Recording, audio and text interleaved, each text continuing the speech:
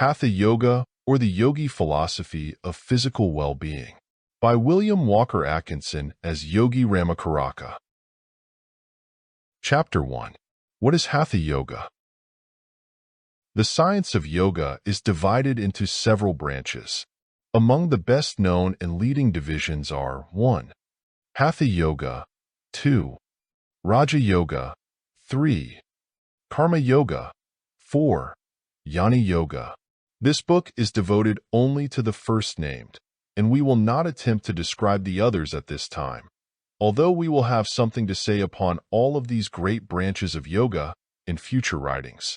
Hatha Yoga is that branch of the yoga philosophy which deals with the physical body, its care, its well-being, its health, its strength, and all that tends to keep it in its natural and normal state of health. It teaches a natural mode of living and voices the cry which has been taken up by many of the Western world. Let us get back to nature, accepting that the yogi does not have to get back, for he is already there. For he has always clung close to nature and her ways, and has not been dazzled and befooled by the mad rush toward externals which has caused the modern civilized races to forget that such a thing as nature existed. Fashions and social ambitions have not reached the yogi's consciousness. He smiles at these things, and regards them as he does the pretenses of childish games. He has not been lured from nature's arms, but continues to cuddle close up to the bosom of his good mother, who has always given him nourishment, warmth, and protection. Hatha Yoga is first, nature, second, nature, and last, nature.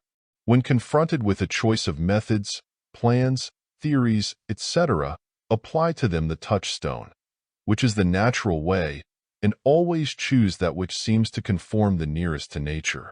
This plan will be a good one for our students to follow when their attention is directed to the many theories, fads, methods, plans, and ideas along health lines with which the Western world is being flooded. For instance, if they are asked to believe that they are in danger of losing their magnetism by coming in contact with the earth, and are advised to wear rubber soles and heels upon their shoes, and to sleep in beds insulated with glass feet, to prevent nature, Mother Earth, from sucking and drawing out of them the magnetism which she has just given them, let the students ask themselves, what does nature say about this? Then, in order to find out what nature says, let them see whether nature's plans could have contemplated the manufacture and wearing of rubber soles and glass feet for beds. Let them see whether the strong magnetic men, full of vitality, do these things.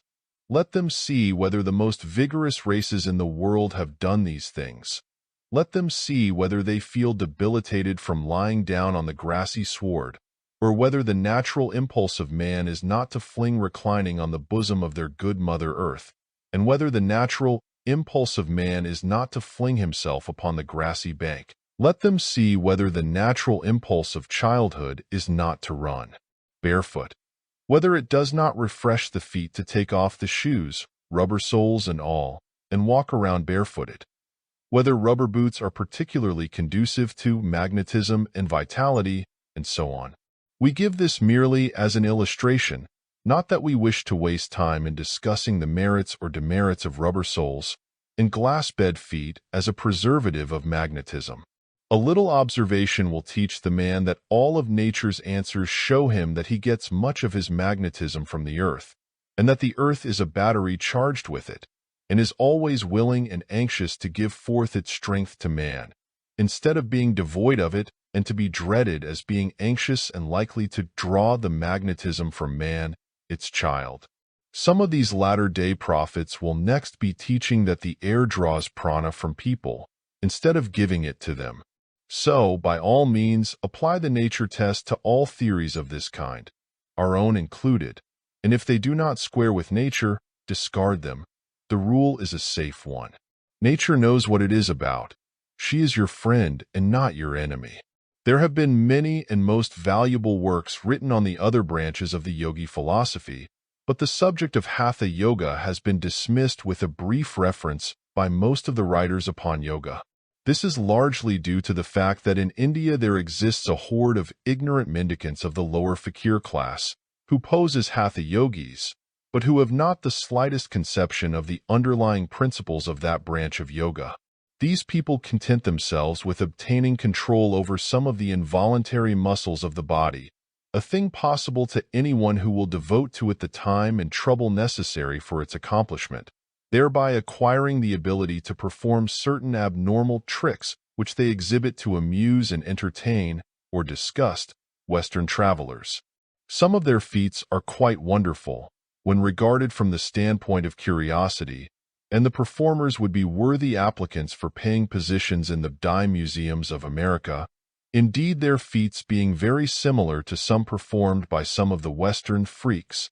We hear of these people exhibiting with pride such tricks and acquired habits as, for instance, the ability to reverse the peristaltic action of the bowels and intestines, and the swallowing movements of the gullet, so as to give a disgusting exhibition of a complete reversal of the normal processes of those parts of the body, so that articles introduced into the colon may be carried upward and ejected from the gullet by this reversed movement of the involuntary muscles, etc. This, from a physician's point of view, is most interesting, but to the layman is a most disgusting thing, and one utterly unworthy of a man. Other feats of these so-called Hatha Yogis are about on a par with the instance which we have reluctantly given, and we know of nothing that they perform which is of the slightest interest or benefit to the man or woman seeking to maintain a healthy, normal, natural body. These mendicants are akin to the class of fanatics in India who assume the title yogi, and who refuse to wash the body for religious reasons, or who sit with uplifted arm until it is withered, or who allow their fingernails to grow until they pierce their hands, or who sit so still that their birds build nests in their hair, or who perform other ridiculous feats in order to pose as holy men before the ignorant multitude, and incidentally, to be fed by the ignorant classes who consider that they are earning a future reward by the act.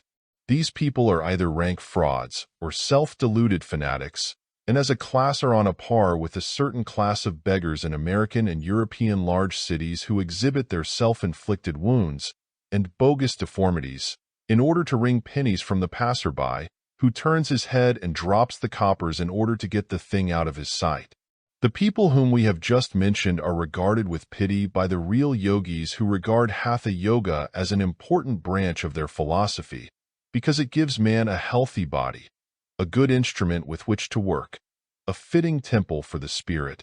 In this little book, we have endeavored to give in a plain, simple form the underlying principles of Hatha Yoga, giving the yogi plan of physical life. And we have tried to give you the reason for each plan.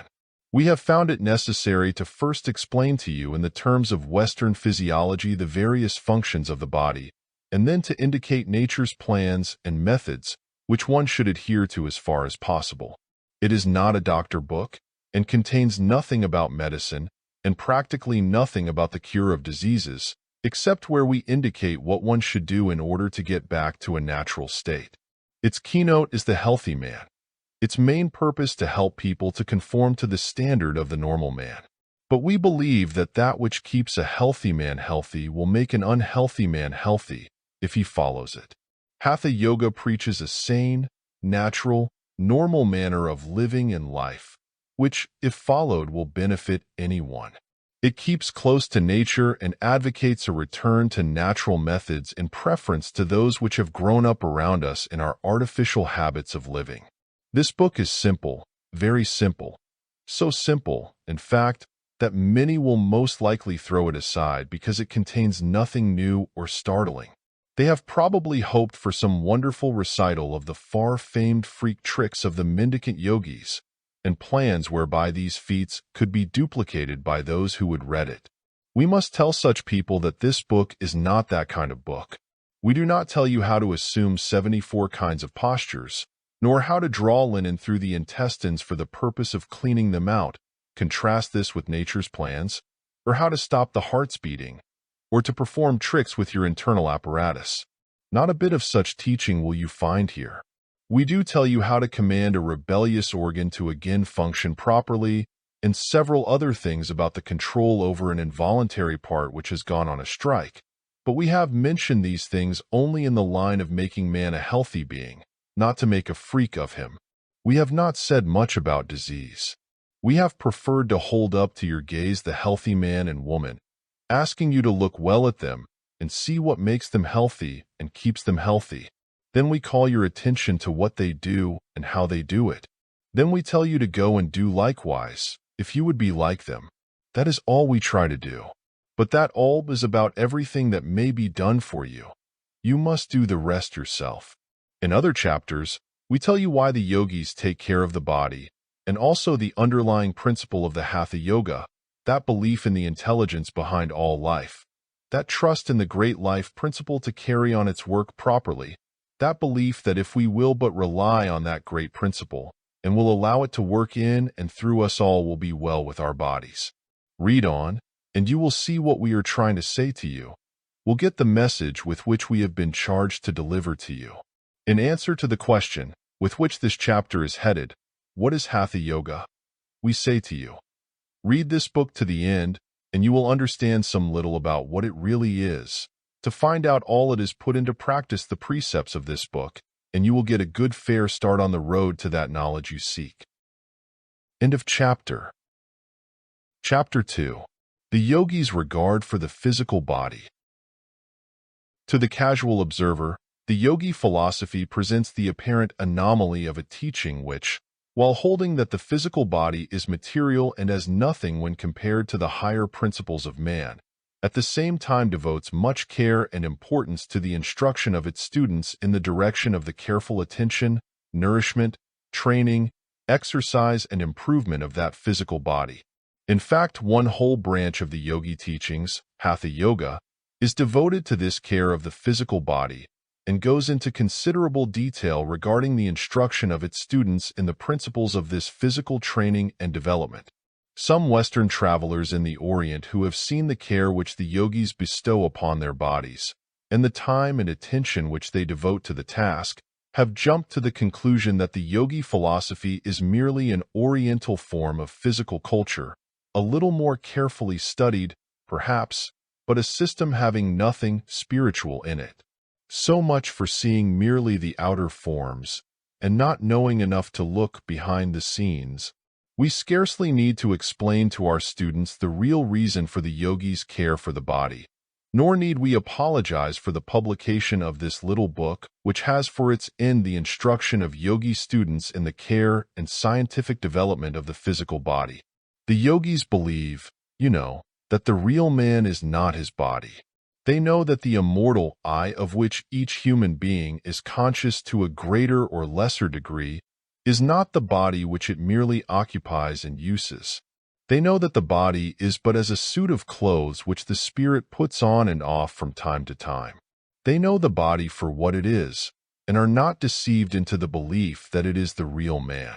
But while knowing these things, they also know that the body is the instrument in which, and by which the spirit manifests and works. They know that the fleshly covering is necessary for man's manifestation and growth in this particular stage of his development. They know that the body is the temple of the spirit, and they, consequently, believe that the care and development of the body is as worthy a task as is the development of some of the higher parts of man. For with an unhealthy and imperfectly developed physical body, the mind cannot function properly, nor can the instrument be used to the best advantage by its master, the spirit. It is true that the yogi goes beyond this point, and insists that the body be brought under the perfect control of the mind, that the instrument be finely tuned so as to be responsive to the touch of the hand of the master.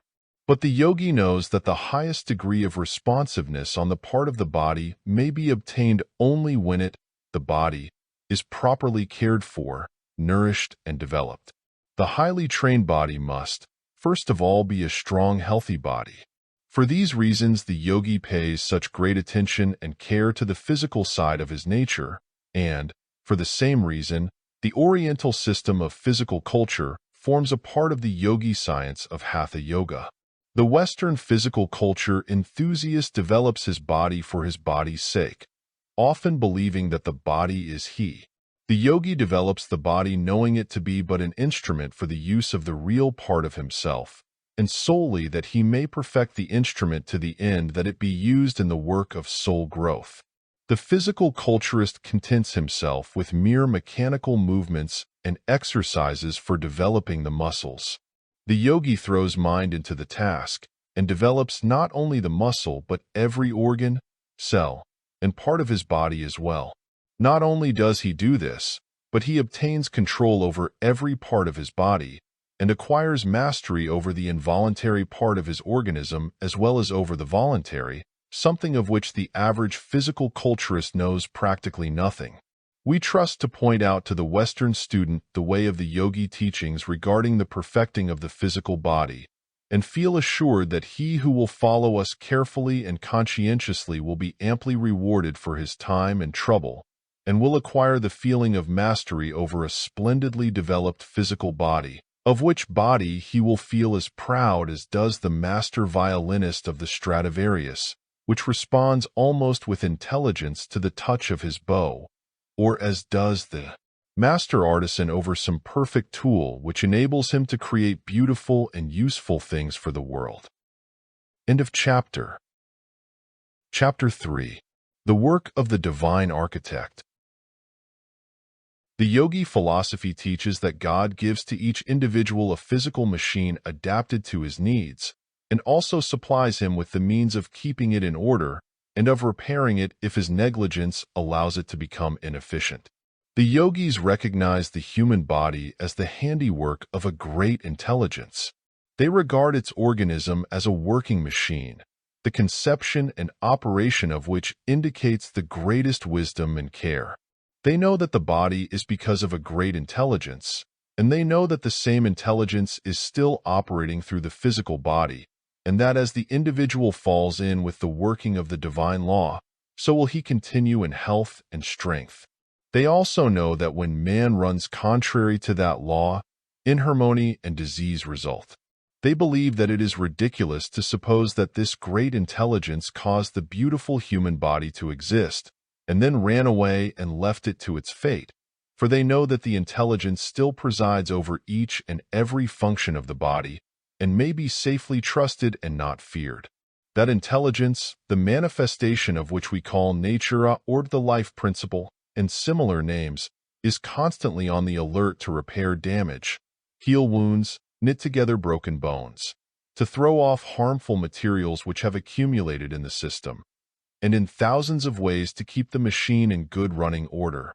Much that we call disease is really a beneficent action of nature, designed to get rid of poisonous substances which we have allowed to enter and remain in our system. Let us see just what this body means. Let us suppose a soul seeking a tenement in which to work out this phase of its existence. Occultists know that in order to manifest in certain ways, the soul has need of a fleshly habitation. Let us see what the soul requires in the way of a body, and then let us see whether nature has given it what it needs. In the first place, the soul needs a highly organized physical instrument of thought and a central station from which it may direct the workings of the body. Nature provides that wonderful instrument, the human brain, the possibilities of which we, at this time, but faintly recognize. The portion of the brain which man uses in this stage of his development is but a tiny part of the entire brain area. The unused portion is awaiting the evolution of the race. Secondly, the soul needs organs designed to receive and record the various forms of impressions from without.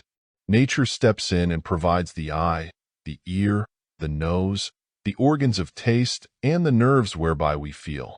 Nature is keeping other senses in reserve until the need of them is felt by the race. Then, means of communication between the brain and the different parts of the body are needed. Nature has wired the body with nerves in a wonderful manner. The brain telegraphs over these wires instructions to all parts of the body, sending its orders to cell and organ, and insisting upon immediate obedience. The brain receives telegrams from all parts of the body, warning it of danger, calling for help, making complaints, etc. Then the body must have means of moving around in the world. It has outgrown the plant-like inherited tendencies and wants to move on. Besides this, it wants to reach out after things and turn them to its own use. Nature has provided limbs and muscles and tendons with which to work the limbs. Then the body needs a framework to keep it in shape, to protect it from shock, to give it strength and firmness, to prop it up, as it were. Nature gives it the bony frame known as the skeleton, a marvelous piece of machinery, which is well worthy of your study. The soul needs a physical means of communication with other embodied souls. Nature supplies the means of communication in the organs of speech and hearing. The body needs a system of carrying repair materials to all of its system to build up, replenish, repair, and strengthen all the several parts. It also needs a similar system whereby the waste, refuse matter may be carried to the crematory, burned up, and sent out of the system. Nature gives us the life-carrying blood, the arteries and veins through which it flows to and fro performing its work, the lungs to oxygenize the blood and to burn up the waste matter. The body needs material from the outside, with which to build up and repair its parts. Nature provides means of eating the food, of digesting it, of extracting the nutritious elements, of converting it into shape for absorption by the system, of excreting the waste portions. And, finally, the body is provided with means of reproducing its kind and providing other souls with fleshly tenements. It is well worth the time of anyone to study something of the wonderful mechanism and workings of the human body. One gets from this study a most convincing realization of the reality of that great intelligence in nature. He sees the great life principle in operation.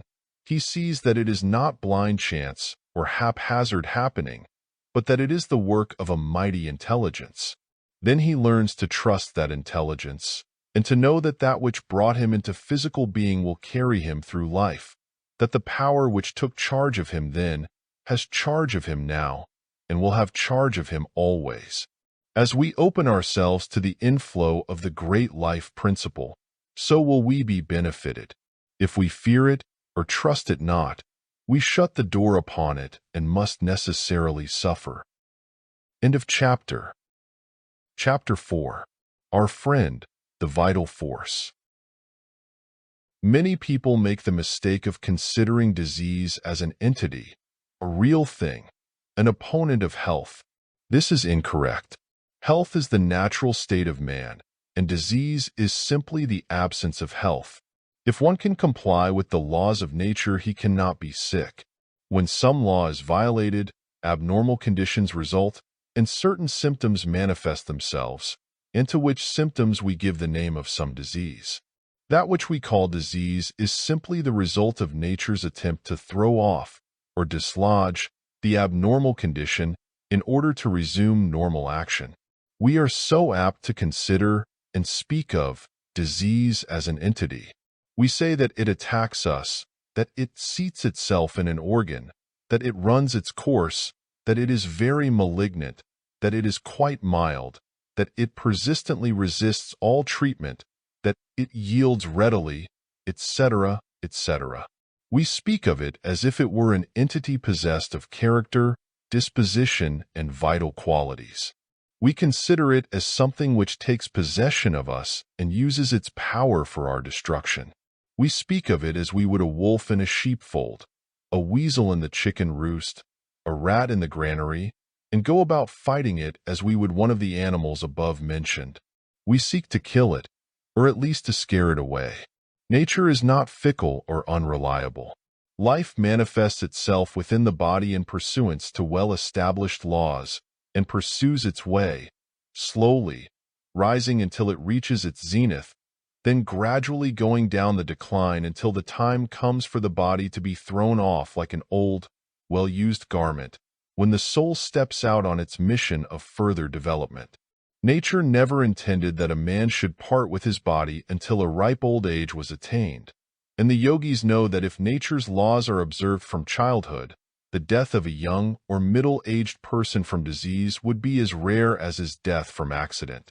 There is within every physical body a certain vital force which is constantly doing the best it can for us, notwithstanding the reckless way in which we violate the cardinal principles of right living. Much of that which we call disease is but a defensive action of this vital force, a remedial effect. It is not a downward action, but an upward action on the part of the living organism. The action is abnormal, because the conditions are abnormal, and the whole recuperative effort of the vital force is exerted toward the restoration of normal conditions. The first great principle of the vital force is self-preservation. This principle is ever in evidence, wherever life exists. Under its action, the male and female are attracted. The embryo and infant are provided with nourishment. The mother is caused to bear heroically the pains of maternity. The parents are impelled to shelter and protect their offspring under the most adverse circumstances. Why? Because all this means the instinct of race preservation. But the instinct of preservation of individual life is equally strong. All that a man hath will he give for his life, said the writer, and while it is not strictly true of the developed man, it is sufficiently true to use for the purpose of illustrating the principle of self-preservation. And this instinct is not of the intellect, but is found down among the foundation stones of being. It is an instinct which often overrules intellect. It makes a man's legs run away with him when he had firmly resolved to stand in a dangerous position. It causes a shipwrecked man to violate some of the principles of civilization, causing him to kill and eat his comrade and drink his blood. It has made wild beasts of men in the terrible black hole, and under many and varying conditions it asserts its supremacy. It is working always for life, for health, more health, and it often makes us sick in order to make us healthier, brings on a disease in order to get rid of some foul matter which our carelessness and folly has allowed to intrude in the system. This principle of self-preservation on the part of the vital force also moves us along in the direction of health, as surely as does the influence within the magnetic needle make it point due north. We may turn aside, not heeding the impulse, but the urge is always there. The same instinct is within us, which, in the seed, causes it to put forth its little shoot, often moving weights 1,000 times heavier than itself in its effort to get to the sunlight. The same impulse causes the sapling to shoot upward from the ground. The same principle causes roots to spread downward and outward. In each case, although the direction is different, each move is in the right direction. If we are wounded, the vital force begins to heal the wound, doing the work with wonderful sagacity and precision. If we break a bone, all that we, or the surgeon may do, is to place the bones into juxtaposition and keep them there, while the great vital force knits the fractured parts together. If we fall, or our muscles or ligaments are torn, all that we can do is to observe certain things in the way of attention, and the vital force starts in to do its work, and drawing on the system for the necessary materials, repairs the damage. All physicians know, and their schools teach, that if a man is in good physical condition, his vital force will cause him to recover from almost any condition excepting when the vital organs are destroyed. When the physical system has been allowed to run down, recovery is much more difficult, if indeed not impossible, as the efficiency of the vital force is impaired and is compelled to work under adverse conditions. But rest assured that it is doing the best it can for you, always, under the existing conditions.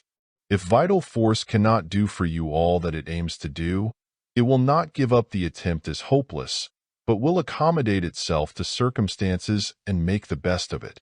Give it a free hand, and it will keep you in perfect health. Restrict it by irrational and unnatural methods of living, and it will still try to pull you through, and will serve you until the end, to the best of its ability, in spite of your ingratitude and stupidity. It will fight for you to the finish. The principle of accommodation is manifested all through all forms of life. A seed dropped into the crevice of a rock, when it begins to grow, either becomes squeezed into the shape of the rock, or, if it be strong enough, splits the rock in twain and attains its normal shape. So, in the case of man, who manages to live and thrive in all climates and conditions, the vital force has accommodated itself to the varying conditions, and, where it could not split the rock, it sent out the sprout in a somewhat distorted shape, but still alive and hardy. No organism can become diseased while the proper conditions for health are observed. Health is but life under normal conditions, while disease is life under abnormal conditions. The conditions which caused a man to grow to a healthy, vigorous manhood are necessary to keep him in health and vigor. Given the right condition, the vital force will do its best work, but given imperfect conditions, the vital force will be able to manifest but imperfectly, and more or less of what we call disease ensues. We are living in a civilization which has forced a more or less unnatural mode of life upon us, and the vital force finds it hard to do as well for us as it would like. We do not eat naturally, drink naturally, sleep naturally, breathe naturally, or dress naturally. We have done those things which we ought not to have done, and we have left undone those things which we ought to have done, and there is no health within us, or, we might add, as little health as we can help. We have dwelt upon the matter of the friendliness of the vital force, for the reason that it is a matter usually overlooked by those who have not made a study of it. It forms a part of the yogi philosophy of Hatha Yoga, and the yogis take it largely into consideration in their lives. They know that they have a good friend and a strong ally in the vital force, and they allow it to flow freely through them and try to interfere as little as possible with its operations. They know that the vital force is ever awake to their well-being and health, and they repose the greatest confidence in it. Much of the success of Hatha Yoga consists of methods best calculated to allow the vital force to work freely and without hindrance, and its methods and exercises are largely devoted to that end. To clear the track of obstructions, and to give the chariot of the vital force the right of way on a smooth, clear road, is the aim of the Hatha Yogi. Follow his precepts, and it will be well with your body. End of chapter. Chapter 5. The Laboratory of the Body. This little book is not intended for a textbook upon physiology, but inasmuch as the majority of people seem to have little or no idea of the nature, functions, and uses of the various bodily organs, we think it is well to say a few words regarding the very important organs of the body which have to do with the digestion and assimilation of the food which nourishes the body, which perform the laboratory work of the system. The first bit of the human machinery of digestion to be considered by us are the teeth. Nature has provided us with teeth to bite our food and grind it into fine bits, thus rendering it of a convenient size and consistency to be easily acted upon by the saliva and the digestive juices of the stomach, after which it is reduced to a liquid form that its nourishing qualities may be easily assimilated and absorbed by the body. This seems to be merely a repetition of an oft-told tale, but how many of our readers really act as if they knew for what purpose their teeth had been given them? They bolt their food just as if teeth were merely for show, and generally act as if nature had provided them with a gizzard, by the aid of which they could like the fowl grind up and break into small bits the food that they had bolted. Remember, friends, that your teeth were given you for a purpose, and also consider the fact that if nature had intended you to bolt your food, she would have provided you with a gizzard instead of with teeth. We will have much to say about the proper use of the teeth as we go along, as it has a very close connection with the vital principle of Hatha Yoga, as you will see after a while. The next organs to be considered are the salivary glands. These glands are 6 in number, of which 4 are located under the tongue and jaw, and 2 in the cheeks and the front of the ears, 1 on each side. Their best known function is to manufacture, generate, or secrete saliva, which, when needed, flows out through numerous ducts in different parts of the mouth and mixes with the food which is being chewed or masticated. The food being chewed into small particles, the saliva is able to more thoroughly reach all portions of it with a correspondingly increased effect. The saliva moistens the food, thus allowing it to be more easily swallowed. This function, however, being a mere incident to its more important ones. Its best known function, And the one which Western science teaches is its most important one, is its chemical offices, which convert the starchy food matter into sugar, thus performing the first step in the process of digestion. Here is another oft-told tale. You all know about the saliva, but how many of you eat in a manner which allows nature to put the saliva to work as she had designed? You bolt your food after a few perfunctory chews and defeat nature's plans, toward which she has gone to so much trouble, and to perform which she has built such beautiful and delicate machinery. But nature manages to get back at you for your contempt and disregard of her plans. Nature has a good memory and always makes you pay your debts. We must not forget to mention the tongue, that faithful friend who is so often made to perform the ignoble task of assisting in the utterance of angry words, retailing of gossip, lying, nagging, swearing, and last but not least, complaining. The tongue has a most important work to perform in the process of nourishing the body with food. Besides a number of mechanical movements which it performs in eating, in which it helps to move the food along, and its similar service in the act of swallowing, it is the organ of taste and passes critical judgment upon the food which asks admittance to the stomach. You have neglected the normal uses of the teeth, the salivary glands, and the tongue, and they have consequently failed to give you the best service. If you but trust them and return to sane and normal methods of eating, you will find them gladly and cheerfully responding to your trust, and will once more give you their full share of service. They are good friends and servants, but need a little confidence, trust, and responsibility to bring out their best points. After the food has been chewed or masticated, and then saturated with saliva, it passes down the throat into the stomach. The lower part of the throat, which is called the gullet, performs a peculiar muscular contraction, which pushes downward the particles of food, which act forms a part of the process of swallowing. The process of converting the starchy portion of the food into sugar, or glucose, which is begun by the saliva in the mouth, is continued as the food passes into and down the gullet, but nearly or entirely ceases when the food once reaches the stomach, which fact must be considered when one studies the subject of the advantage of a deliberate habit of eating, as, if the food is hastily chewed and swallowed, it reaches the stomach only partially affected by the saliva and in an imperfect condition for nature's subsequent work. The stomach itself is a pear-shaped bag with a capacity of about 1 quart or more in some cases. The food enters the stomach from the gullet on the upper left-hand side, just below the heart. The food afterwards leaves the stomach on the lower right hand and enters the small intestine by means of a peculiar sort of valve, which is so wonderfully constructed that it allows the matter from the stomach to pass easily through it, but refuses to allow anything to work back from the intestine into the stomach. This valve is known as the pyloric valve or the pyloric orifice, the word pyloric being derived from the Greek word which means gatekeeper. And indeed, this little valve acts as a most intelligent gatekeeper, always on the watch, never asleep.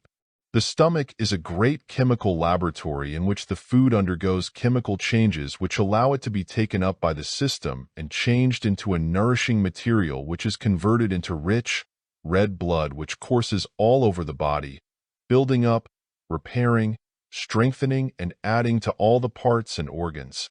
The inside of the stomach is covered with a lining of delicate mucous membrane, which is filled with minute glands, all of which open into the stomach and around which is a very fine network of minute blood vessels with remarkably thin walls, from which is manufactured, or secreted, that wonderful fluid, the gastric juice.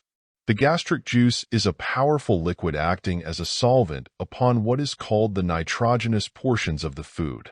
It also acts upon the sugar or glucose which has been manufactured from the starchy food by the saliva, as above described.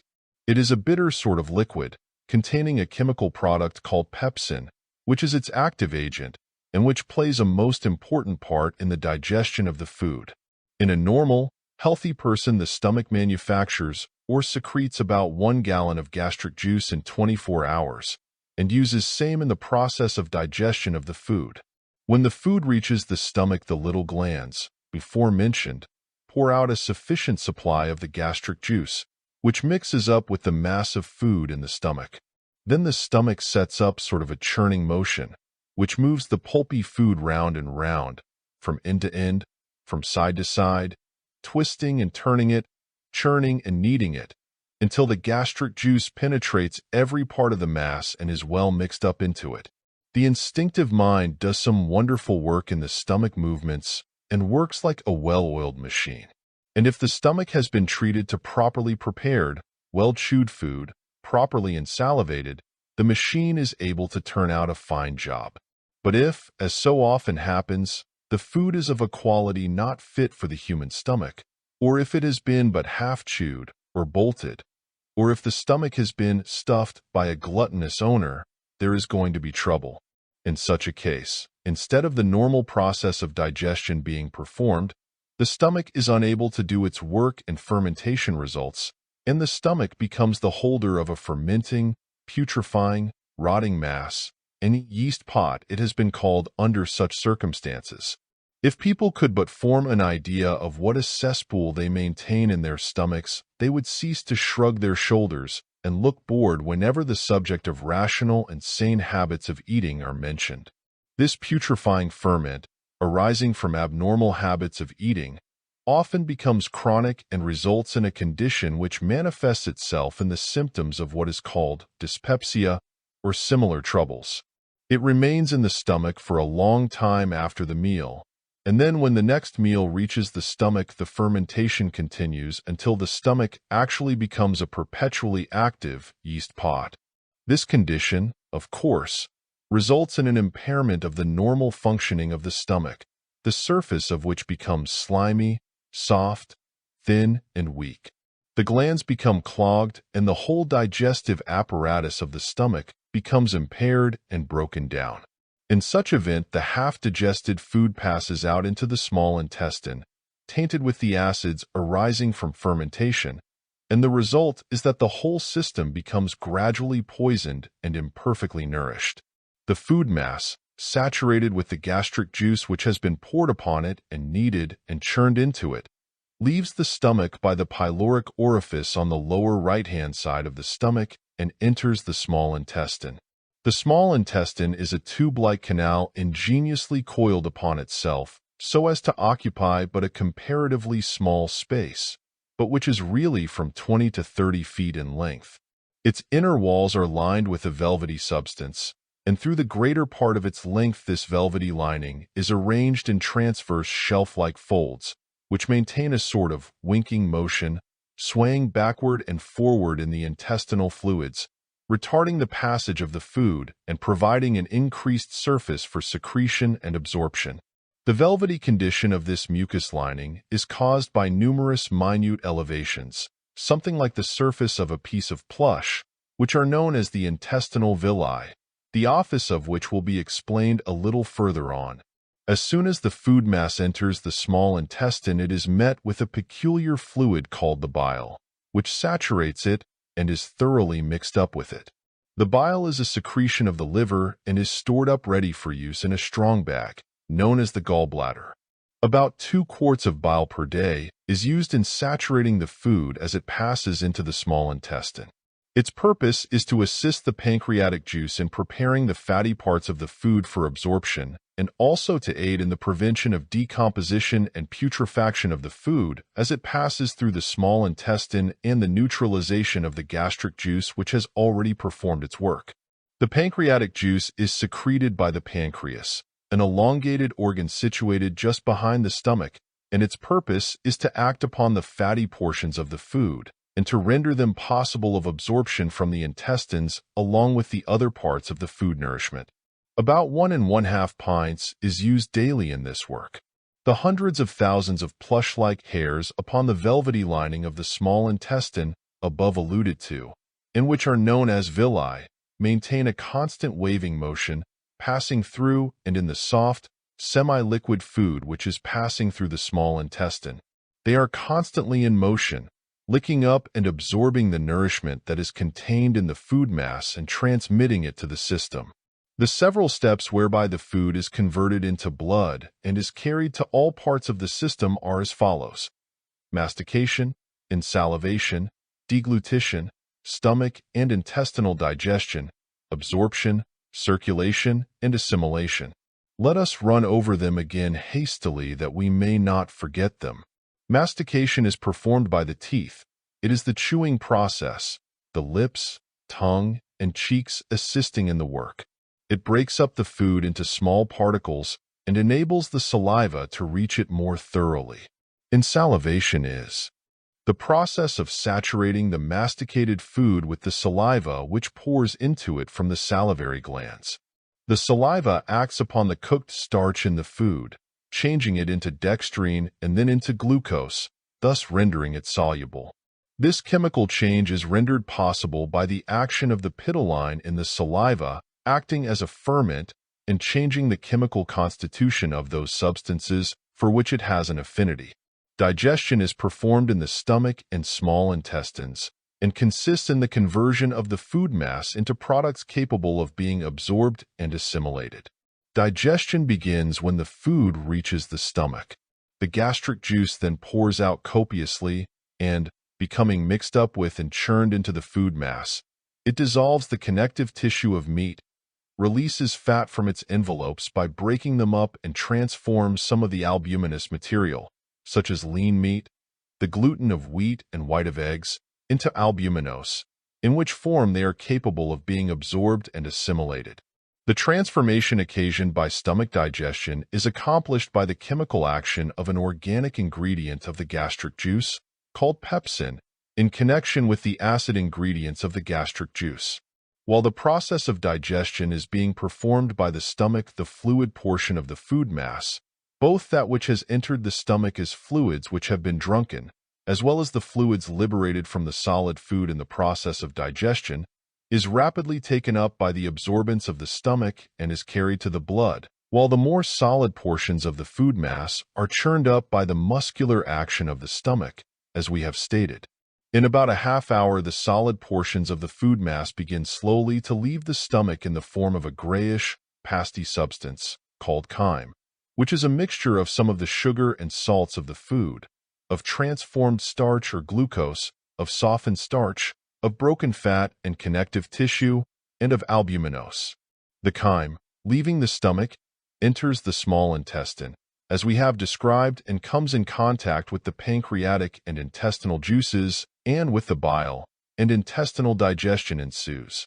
These fluids dissolve most of the food that has not already been softened.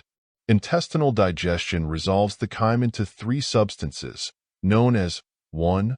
Peptone, from the digestion of albuminous particles, 2. Chyle, from the emulsion of the fats, 3. Glucose, from the transformation of the starchy elements of the food. These substances are, to a large extent, carried into the blood and become a part of it, while the undigested food passes out of the small intestine through a trapdoor-like valve into the large bowel called the colon, of which we shall speak by and by. Absorption, by which name is known the process by which the above-named products of the food, resulting from the digestive process, are taken up by the veins and lacteals, is affected by endosmosis. The water and the fluids liberated from the food mass by the stomach digestion are rapidly absorbed and carried away by the blood in the portal vein to the liver. The peptone and glucose from the small intestines also reaches the portal vein to the liver through the blood vessels of the intestinal villi, which we have described. This blood reaches the heart after passing through the liver, where it undergoes a process which we will speak of when we reach the subject of the liver. The chyle, which is the remaining product of the food mass in the intestines after the peptone and glucose have been taken up and carried to the liver, is taken up and passes through the lacteals into the thoracic duct and is gradually conveyed to the blood, as will be further described in our chapter on the circulation. In our chapter on the circulation, we will explain how the blood carries the nutriment derived from the digested food to all parts of the body, giving to each tissue, cell, organ, and part the material by which it builds up and repairs itself, thus enabling the body to grow and develop. The liver secretes the bile, which is carried to the small intestine, as we have stated. It also stores up a substance called glycogen, which is formed in the liver from the digested materials brought to it by the portal vein, as above explained. Glycogen is stored up in the liver and is afterwards gradually transformed, in the intervals of digestion, into glucose or a substance similar to grape sugar. The pancreas secretes the pancreatic juices, which it pours into the small intestine to aid in intestinal digestion, where it acts chiefly upon the fatty portions of the food. The kidneys are located in the loins, behind the intestines. They are 2 in number and are shaped like beans. They purify the blood by removing from it a poisonous substance called urea and other waste products. The fluid secreted by the kidneys is carried by 2 tubes, called ureters, to the bladder. The bladder is located in the pelvis and serves as a reservoir for the urine, which consists of waste fluids carrying with it refuse matter of the system. Before leaving this part of the subject, we wish to call the attention of our readers to the fact that when the food enters the stomach and small intestines improperly masticated and insalivated, when the teeth and salivary glands have not been given a chance to do their work properly, digestion is interfered with and impeded, and the digestive organs are overworked and are rendered unable to accomplish what is asked of them. It is like asking one set of workmen to do their own work in addition to the work which should have been previously performed by another set of men. It is asking the railroad engineer to perform the duties of fireman as well as his own, to keep the fire going on an upgrade and run the locomotive on a dangerous bit of road at the same time. The absorbents of the stomach and intestines must absorb something. That is their business. And if you do not give them the proper materials, they will absorb the fermenting and putrefying mass in the stomach and pass it along to the blood. The blood carries this poor material to all parts of the body, including the brain, and it is no wonder that people complain of biliousness, headache, etc., when they are being self-poisoned in this way. End of chapter. Chapter 6. The Life Fluid. In our last chapter, we gave you an idea of how the food we eat is gradually transformed and resolved into substances capable of being absorbed and taken up by the blood, which carries the nourishment to all parts of the system, where it is used in building up, repairing, and renewing the several parts of the physical man. In this chapter, we will give you a brief description of how this work of the blood is carried on. The nutritive portions of the digested food is taken up by the circulation and becomes blood. The blood flows through the arteries to every cell and tissue of the body that it may perform its constructive and recuperative work. It then returns through the arteries, carrying with it the broken down cells and other waste matter of the system, that the waste may be expelled from the system by the lungs and other organs performing the casting out work of the system. This flow of the blood to and from the heart is called the circulation. The engine which drives this wonderful system of physical machinery is, of course, the heart. We will not take up your time describing the heart, but will instead tell you something of the work performed by it. Let us begin at the point at which we left off in our last chapter, the point at which the nourishment of the food, taken up by the blood which assimilates it, reaches the heart, which sends it out on its errand of nourishing the body. The blood starts on its journey through the arteries, which are a series of elastic canals, having divisions and subdivisions, beginning with the main canals which feed the smaller ones, which in turn feed still smaller ones until the capillaries are reached. The capillaries are very small blood vessels measuring about 1/3000th of an inch in diameter. They resemble very fine hairs, which resemblance gives them their name. The capillaries penetrate the tissues and meshes of network, bringing the blood in close contact with all the parts. Their walls are very thin, and the nutritious ingredients of the blood exude through their walls and are taken up by the tissues. The capillaries not only exude the nourishment from the blood, but they also take up the blood on its return journey, as we will see presently, and generally fetch and carry for the system, including the absorption of the nourishment of the food from the intestinal villi, as described in our last chapter. Well, to get back to the arteries. They carry the rich, red, pure blood from the heart, laden with health-giving nutrition and life, distributing it through large canal into smaller, from smaller into still smaller, until finally the tiny hair-like capillaries are reached and the tissues take up the nourishment and use it for building purposes, the wonderful little cells of the body doing this work most intelligently. We shall have something to say regarding the work of these cells by and by. The blood, having given up a supply of nourishment, begins its return journey to heart, taking with it the waste products, dead cells, broken down tissue, and other refuse of the system.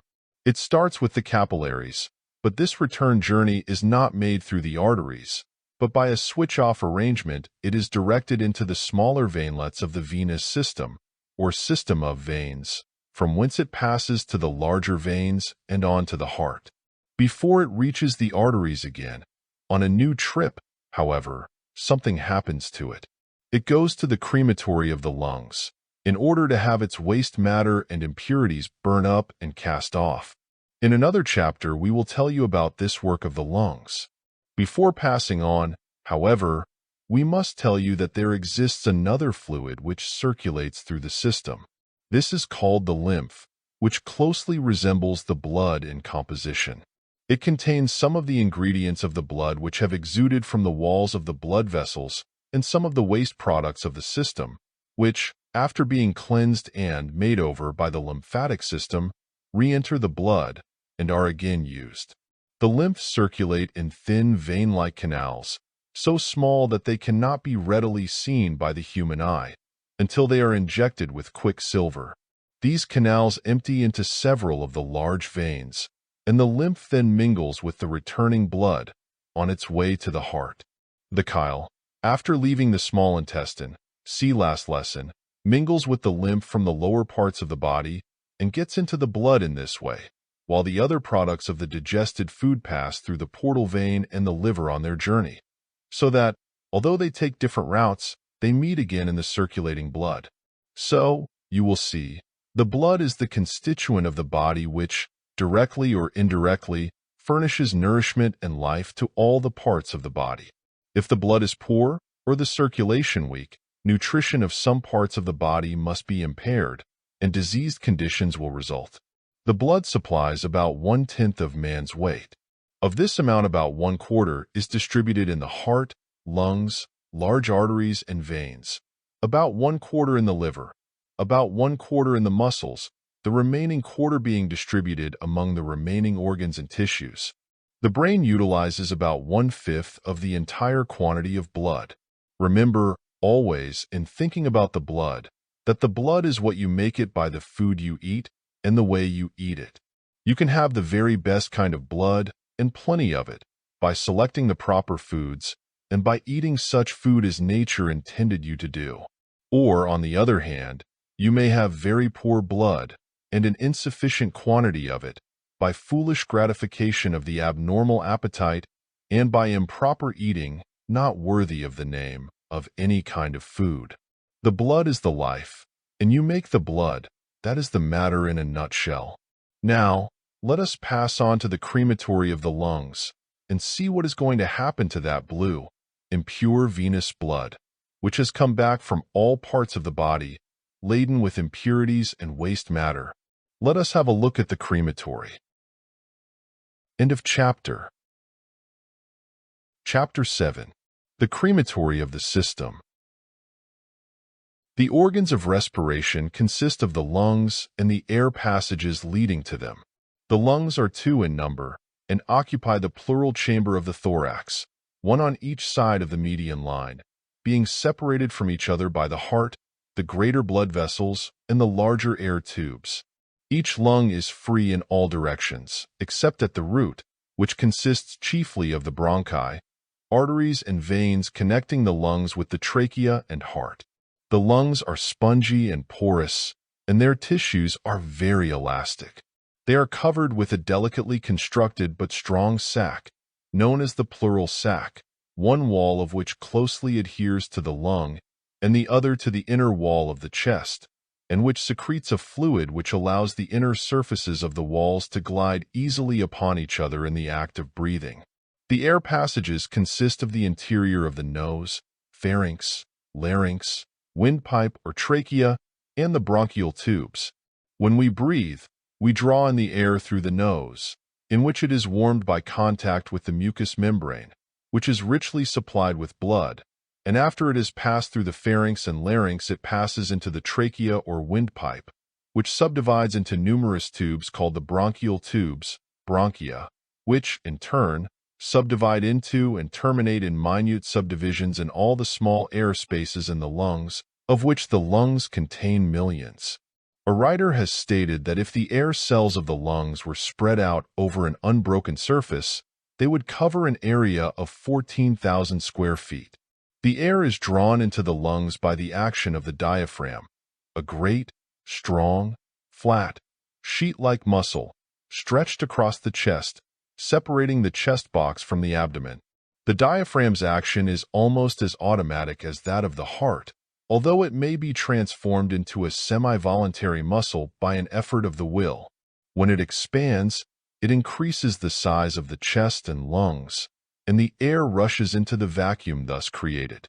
When it relaxes, the chest and lungs contract and the air is expelled from the lungs. Now, before considering what happens to the air in the lungs, let us look a little into the matter of the circulation of the blood. The blood, as you know, is driven by the heart through the arteries into the capillaries, thus reaching every part of the body, which it vitalizes, nourishes, and strengthens. It then returns by means of the capillaries by another route, the veins, to the heart, from whence it is drawn to the lungs. The blood starts on its arterial journey, bright red and rich, laden with life-giving qualities and properties. It returns by the venous route, poor, blue, and dull, being laden down with the waste matter of the system. It goes out like a fresh stream from the mountains. It returns as a stream of sewer water. This foul stream goes to the right auricle of the heart. When this auricle becomes filled, it contracts and forces the stream of blood through an opening in the right ventricle of the heart, which in turn sends it on to the lungs, where it is distributed by millions of hair-like blood vessels to the air cells of the lungs, of which we have spoken. Now, let us take up the story of the lungs at this point. The foul stream of blood is now distributed among the millions of tiny air cells in the lungs. A breath of air is inhaled and the oxygen of the air comes in contact with the impure blood through the thin walls of the hair-like blood vessels of the lungs, which walls are thick enough to hold the blood, but thin enough to admit the oxygen to penetrate them. When the oxygen comes in contact with the blood, a form of combustion takes place, and the blood takes up oxygen and releases carbonic acid gas generated from the waste products and poisonous matter which has been gathered up by the blood from all parts of the system. The blood, thus purified and oxygenated, is carried back to the heart, again rich, red and bright, and laden with life-giving properties and qualities. Upon reaching the left auricle of the heart, it is forced into the left ventricle, from whence it is again forced out through the arteries on its mission of life to all parts of the system. It is estimated that in a single day of 24 hours, 35,000 pints of blood traverse the capillaries of the lungs, the blood corpuscles passing in single file and being exposed to the oxygen of the air on both of their surfaces. When one considers the minute details of the process alluded to, he is lost in wonder and admiration at nature's infinite care and intelligence.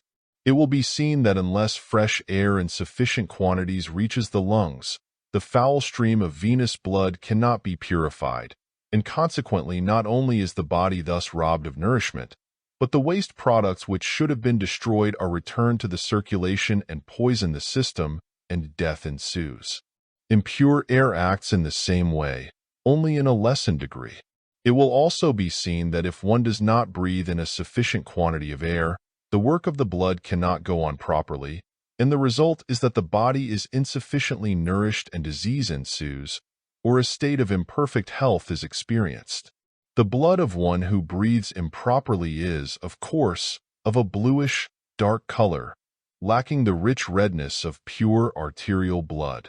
This often shows itself in a poor complexion. Proper breathing, and a consequent good circulation, results in a clear, bright complexion. A little reflection will show the vital importance of correct breathing. If the blood is not fully purified by the regenerative process of the lungs, it returns to the arteries in an abnormal state, insufficiently purified and imperfectly cleansed of the impurities which it took up on its return journey. These impurities, if returned to the system, will certainly manifest in some form of disease, either in a form of blood disease or some disease resulting from impaired functioning of some insufficiently nourished organ or tissue. The blood, when properly exposed to the air in the lungs, not only has its impurities consumed and parts with its noxious carbonic acid gas, but it also takes up and absorbs a certain quantity of oxygen which it carries to all parts of the body, where it is needed in order that nature may perform her processes properly. When the oxygen comes in contact with the blood, it unites with the hemoglobin of the blood and is carried to every cell, tissue, muscle, and organ, which it invigorates and strengthens, replacing the worn-out cells and tissue by new materials which nature converts to her use. Arterial blood, properly exposed to the air, contains about 25% of free oxygen. Not only is every part vitalized by the oxygen, but the act of digestion depends materially upon a certain amount of oxygenation of the food, and this is only accomplished by the oxygen in the blood coming in contact with the food and producing a certain form of combustion. It is therefore necessary that a proper supply of oxygen be taken through the lungs. This accounts for the fact that weak lungs and poor digestion are so often found together. To grasp the full significance of this statement, one must remember that the entire body receives nourishment from the food assimilated, and that imperfect assimilation always means an imperfectly nourished body. Even the lungs themselves depend upon the same source for nourishment, and if through imperfect breathing the assimilation becomes imperfect, and the lungs in turn become weakened, they are rendered still less able to perform their work properly, and so in turn the body becomes further weakened. Every particle of food and drink must be oxygenated before it can yield us the proper nourishment, and before the waste products of the system can be reduced to the proper condition to be eliminated from the system. Lack of sufficient oxygen means imperfect nutrition, imperfect elimination, and imperfect health. Verily, breath is life. The combustion arising from the change in the waste products generates heat and equalizes the temperature of the body. Good breathers are not apt to take cold, and they generally have plenty of good warm blood which enables them to resist the changes in the outer temperature. In addition to the above-mentioned important processes, the act of breathing gives exercise to the internal organs and muscles, which feature is generally overlooked by the Western writers on the subject, but which the yogis fully appreciate. In imperfect or shallow breathing, only a portion of the lung cells are brought into play, and a great portion of the lung capacity is lost, the system suffering in proportion to the amount of underoxygenation. The lower animals, in their native state, breathe naturally, and primitive man undoubtedly did the same. The abnormal manner of living adopted by civilized man, the shadow that follows upon civilization, has robbed us of our natural habit of breathing, and the race has greatly suffered thereby. Man's only physical salvation is to get back to nature. End of chapter. Chapter 8. Nourishment. The human body is constantly undergoing change. Atoms of bone, tissue, flesh, muscle, fat, and fluids are constantly being worn out and removed from the system, and new atoms are constantly being manufactured in the wonderful laboratory of the body, and then sent to take the place of the worn-out and discarded material. Let us consider the physical body of man and its mechanism as a plant, and indeed, it is akin to the life of the plant in its nature. What does the plant require to bring it up from seed to sprout, from sprout to plant, with flower, seed, and fruit? The answer is simple: fresh air, sunlight, water, and nourishing soil. These things, and all of them, must it have in order to grow to healthy maturity. And man's physical body requires just the same things, all of them, in order to be healthy, strong, and normal. Remember the requisites: fresh air, sunlight, water, and food. We will consider the matter of air, sunlight, and water in other chapters, and we'll consider the matter of nourishing food first. Just as the plant grows slowly but steadily, so does this great work of discarding worn-out material and the substitution of new material go on constantly, day and night. We are not conscious of this mighty work, as it belongs to that great subconscious part of man's nature. It is a part of the work of the instinctive mind. The whole of the body and all its parts depend for health, strength, and vigor upon this constant renewal of material. If this renewal were stopped, disintegration and death would ensue. The replacing of the worn-out and discarded material is an imperative necessity of our organism and therefore is the first thing to be considered when we think of the healthy man. The keynote of this subject of food in the Hatha Yoga philosophy is the Sanskrit word, the English equivalent of which is nourishment. We print the word in capital letters that it may make an impression upon your minds. We wish our students to associate the thought of food with the thought of nourishment. To the yogi, food does not mean something to tickle the abnormal palate, but instead it means, first, nourishment, second, nourishment, and third, nourishment. Nourishment first, last, and always. To many of the Western people, the ideal yogi is a lean, lank, scrawny, half-starved, emaciated being who thinks so little of food that he goes for days without eating. One who considers food to be too material for his spiritual nature. Nothing can be further from the truth. The yogis, at least those who are well grounded in Hatha Yoga, regard nourishment as his first duty towards his body, and he is always careful to keep that body properly nourished, and to see that the supply of new, fresh material is always at least equal to the worn-out and discarded matter. It is quite true that the yogi is not a gross eater, nor is he inclined to rich and fancy dishes. On the contrary, he smiles at the folly of such things, and goes to his plain and nourishing meal, knowing that he will obtain their full nourishment without the waste and harmful matter contained in the more elaborate dishes of his brother who is ignorant of the real meaning of food. A maxim of Hatha Yoga is, "It is not what a man eats, but the amount that he assimilates that nourishes him." There is a world of wisdom in this old maxim, and it contains that which writers upon health subjects have taken volumes to express. We will show you, later on, the yogi method of extracting the maximum amount of nourishment from the minimum amount of food. The yogi method lies in the middle of the road, the two opposite sides of which road are traveled, respectively, by the two differing Western schools, namely the food-stuffers and starvationists, each of whom loudly proclaim the merits of their own cult and decry the claims of the opposing sect. The simple yogi may be pardoned for smiling good-naturedly at the disputes raging between those who, preaching the necessity of sufficient nutrition, teach that stuffing is necessary to obtain it on the one hand, and at those of the opposing school, who, recognizing the folly of stuffing and overeating, have no remedy to offer but a semi-starvation, accompanied with long-continued fasts, which, of course, has brought many of its followers down to weakened bodies, impaired vitality, and even death.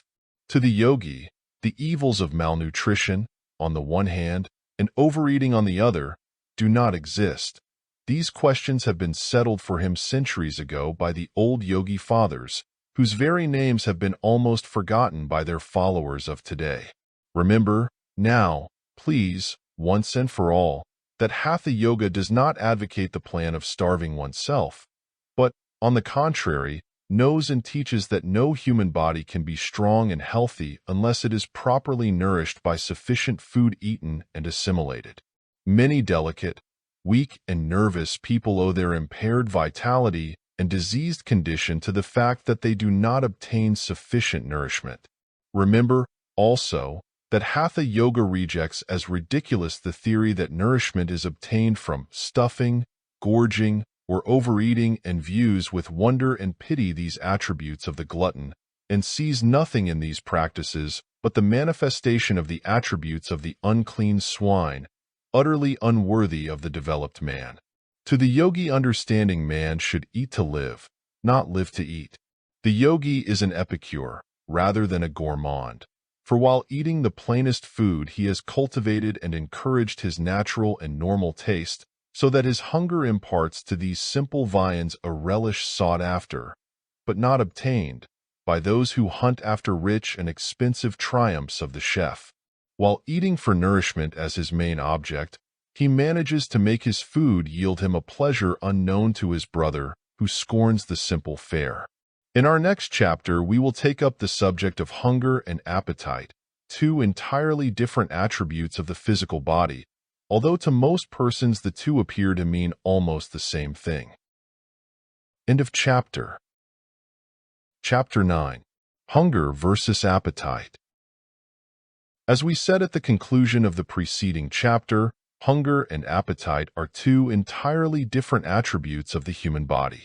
Hunger is the normal demand for food, appetite the abnormal craving.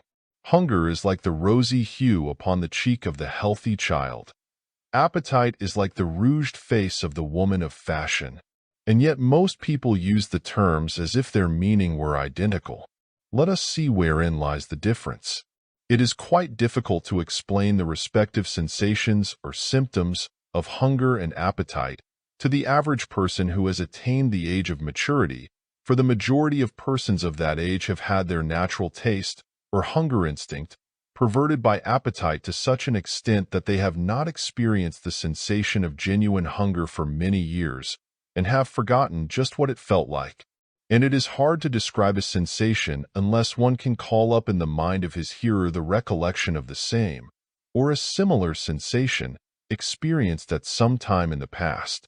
We can describe a sound to the person of normal hearing by comparing it with something he has heard, but imagine the difficulty of conveying an intelligent idea of a sound to a man who was born stone-deaf, or of describing a color to a man born blind, or of giving an intelligent description of an odor to one born without the sense of smell. To one who has emancipated himself from the thrall of appetite, the respective sensations of hunger and appetite are quite different and readily distinguished one from the other, and the mind of such a one readily grasps the precise meaning of each term. But to the ordinary civilized man, hunger means the source of appetite, and appetite the result of hunger. Both words are misused. We must illustrate this by familiar examples. Let us take thirst, for instance. All of us know the sensation of a good, natural thirst, which calls for a draught of cool water. It is felt in the mouth and throat, and can be satisfied only with that which nature intended for it, cool water. Now, this natural thirst is akin to natural hunger. How different is this natural thirst from the craving which one acquires for sweetened, flavored soda water, ice cream soda, ginger ale, pop, soft drinks, etc., etc. And how different from the thirst which one feels for beer, alcoholic liquors, etc., after the taste has once been acquired. Do you begin to see what we mean? We hear people say that they are so thirsty for a glass of soda water, or others say that they are thirsty for a drink of whiskey. Now, if these people were really thirsty, or in other words, if nature was really calling for fluids, pure water would be just what they would first seek for, and pure water would be the thing which would best gratify the thirst. But no, water will not satisfy this soda water or whiskey thirst. Why? Simply because it is a craving of an appetite which is not a natural thirst, but which is, on the contrary, an abnormal appetite, a perverted taste. The appetite has been created, the habit acquired, and it is asserting the mastery. You will notice that the victims of these abnormal thirsts will occasionally experience a real thirst, at which time water alone will be sought, and the tipple of the appetite not thought of.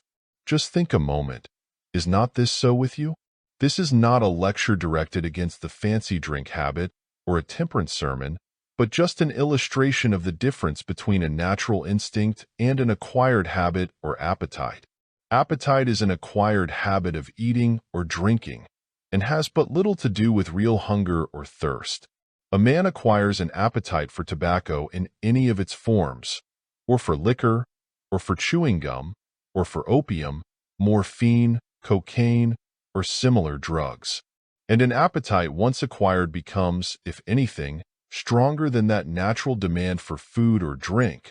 For men have been known to die of starvation because they had spent all of their money for drink or narcotics. Men have sold their babies' stockings for drink, have stolen and even murdered in order to gratify their appetite for narcotics. And yet who would think of calling this terrible craving of appetite by the name of hunger? And yet we continue to speak of and think of every craving for something to put into the stomach as hunger, while many of these cravings are as much a symptom of appetite as is the craving or desire for alcohol or narcotics. The lower animal has a natural hunger until it is spoiled by contact with man or woman, who tempts it with candies and similar articles, miscalled food. The young child has a natural hunger until it is spoiled in the same way. In the child, natural hunger is more or less replaced by acquired appetites, the degree depending largely upon the amount of wealth its parents possess. The greater the wealth, the greater the acquirement of false appetite. And as it grows older, it loses all recollection of what real hunger means. In fact, people speak of hunger as a distressing thing, rather than as a natural instinct. Sometimes men go out camping, and the open air, exercise, and natural life gives them again a taste of real hunger, and they eat like schoolboys and with a relish they have not known for years. They feel hungry in earnest, and eat because they have to, not for mere habit, as they do when they are home and are overloading their stomachs continually. We recently read of a party of wealthy people who were shipwrecked while on a yachting pleasure trip. They were compelled to live on the most meager fare for about 10 days. When rescued, they looked the picture of health, rosy, bright-eyed, and possessed of the precious gift of a good, natural hunger. Some of the party had been dyspeptics for years, but the 10 days' experience with food scarce and at a premium had completely cured them of their dyspepsia and other troubles. They had obtained sufficient to properly nourish them, and had gotten rid of the waste products of the system which had been poisoning them. Whether or not they stayed cured depended upon whether they again exchanged hunger for appetite. Natural hunger, like natural thirst, expresses itself through the nerves of the mouth and throat. When one is hungry, the thought or mention of food causes a peculiar sensation in the mouth, throat, and salivary glands. The nerves of those parts manifest a peculiar sensation. The saliva begins to flow, and the whole of the region manifests a desire to get to work. The stomach gives no symptoms whatever and is not at all in evidence at such times. One feels that the taste of good wholesome food would be most pleasurable. There is none of those feelings of faintness, emptiness, gnawing, all-goneness, etc., in the region of the stomach. These last-mentioned symptoms are all characteristic of the appetite habit, which is insisting that the habit must be continued. Did you ever notice that the drink habit calls forth just such symptoms? The craving and all-gone feeling is characteristic of both forms of abnormal appetite. The man who is craving a smoke or a chew of tobacco feels the same way. A man often wonders why he cannot get a dinner such as mother used to cook. Do you know why he cannot get it? Simply because he has replaced his natural hunger by an abnormal appetite, and he does not feel satisfied unless he gratifies that appetite, which renders the homely fare of the past an impossibility. If the man were to cultivate a natural hunger by a return to first principles, he would have restored to him the meals of his youth. He would find many cooks just as good as mother was, for he would be a boy again. You are probably wondering what all this has to do with Hatha Yoga, are you not? Well, just this. The yogi has conquered appetite and allows hunger to manifest through him. He enjoys every mouthful of food, even to the crust of dry bread, and obtains nourishment and pleasure from it. He eats it in a manner unknown to most of you, which will be described a little further on, and so far from being a half-starved anchorite, he is a well-fed, properly nourished enjoyer of the feast, for he has possessed himself of that most piquant of all sauces, hunger. End of chapter. Chapter 10. The Yogi Theory and Practice of Prana Absorption from Food. Nature's shrewdness in combining several duties into one, and also in rendering necessary duties pleasant and thereby likely to be performed, is illustrated in numberless ways. One of the most striking examples of this kind will be brought out in this chapter. We will see how she manages to accomplish several things at the same time, and how she also renders pleasant several most necessary offices of the physical system. Let us start with the statement of the yogi theory of the absorption of prana from food. This theory holds that there is contained in the food of man and the lower animals a certain form of prana which is absolutely necessary for man's maintenance of strength and energy, and that such form of prana is absorbed from the food by the nerves of the tongue, mouth, and teeth. The act of mastication liberates this prana by separating the particles of the food into minute bits, thus exposing as many atoms of prana to the tongue, mouth, and teeth as possible.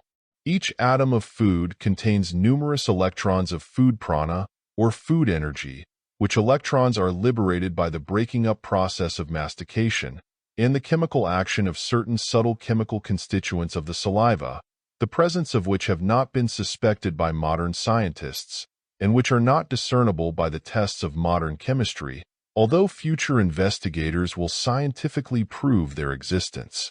Once liberated from the food, this food prana flies to the nerves of the tongue, mouth, and teeth, passing through the flesh and bone readily, and is rapidly conveyed to numerous storage houses of the nervous system, from whence it is conveyed to all parts of the body, where it is used to furnish energy and vitality to the cells. This is a bare statement of the theory, the details of which we will endeavor to fill in as we proceed. The student will probably wonder why it is necessary to extract this food prana, as the air is heavily charged with prana, and it may seem like a waste of effort on the part of nature to use so much energy in order to extract the prana from the food. But here is the explanation. Just as all electricity is electricity, so is all prana simply prana. But just as there are several forms of the electric current, manifesting widely different effects upon the human body, so are there several manifestations or forms of prana, each of which performs certain work in the physical body, and all of which are needed for the different kinds of work. The prana of the air fulfills certain offices, that of the water others, and that derived from the food still a third set of duties. To go into the minute details of the yogi theory would be foreign to the purposes of this work, and we must rest content with the general statements here given. The main subject before us is the fact that the food contains food prana, which the human body needs, in which it can extract only in the manner above stated, i.e. by mastication of the food, and the absorption of the prana by the nervous system by means of the nerves of the tongue, mouth, and teeth. Now, let us consider nature's plan in combining two important offices in the act of masticating and in salivating. In the first place, nature intended every particle of food to be thoroughly masticated and insalivated before it was swallowed, and any neglect in this respect is sure to be followed by imperfect digestion. Thorough mastication is a natural habit of man which has been neglected owing to the demands of artificial habits of living which have grown up around our civilization.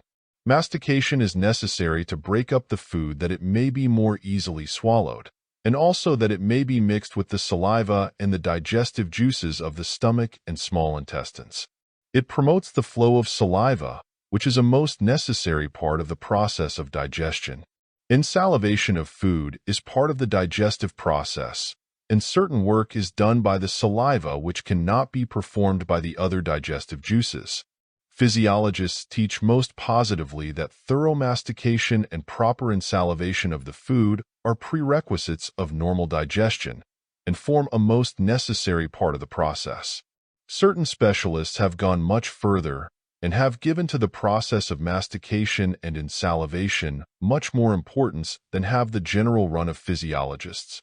One particular authority, Mr. Horace Fletcher, an American writer, has written most forcibly upon this subject and has given startling proofs of the importance of this function and process of the physical body.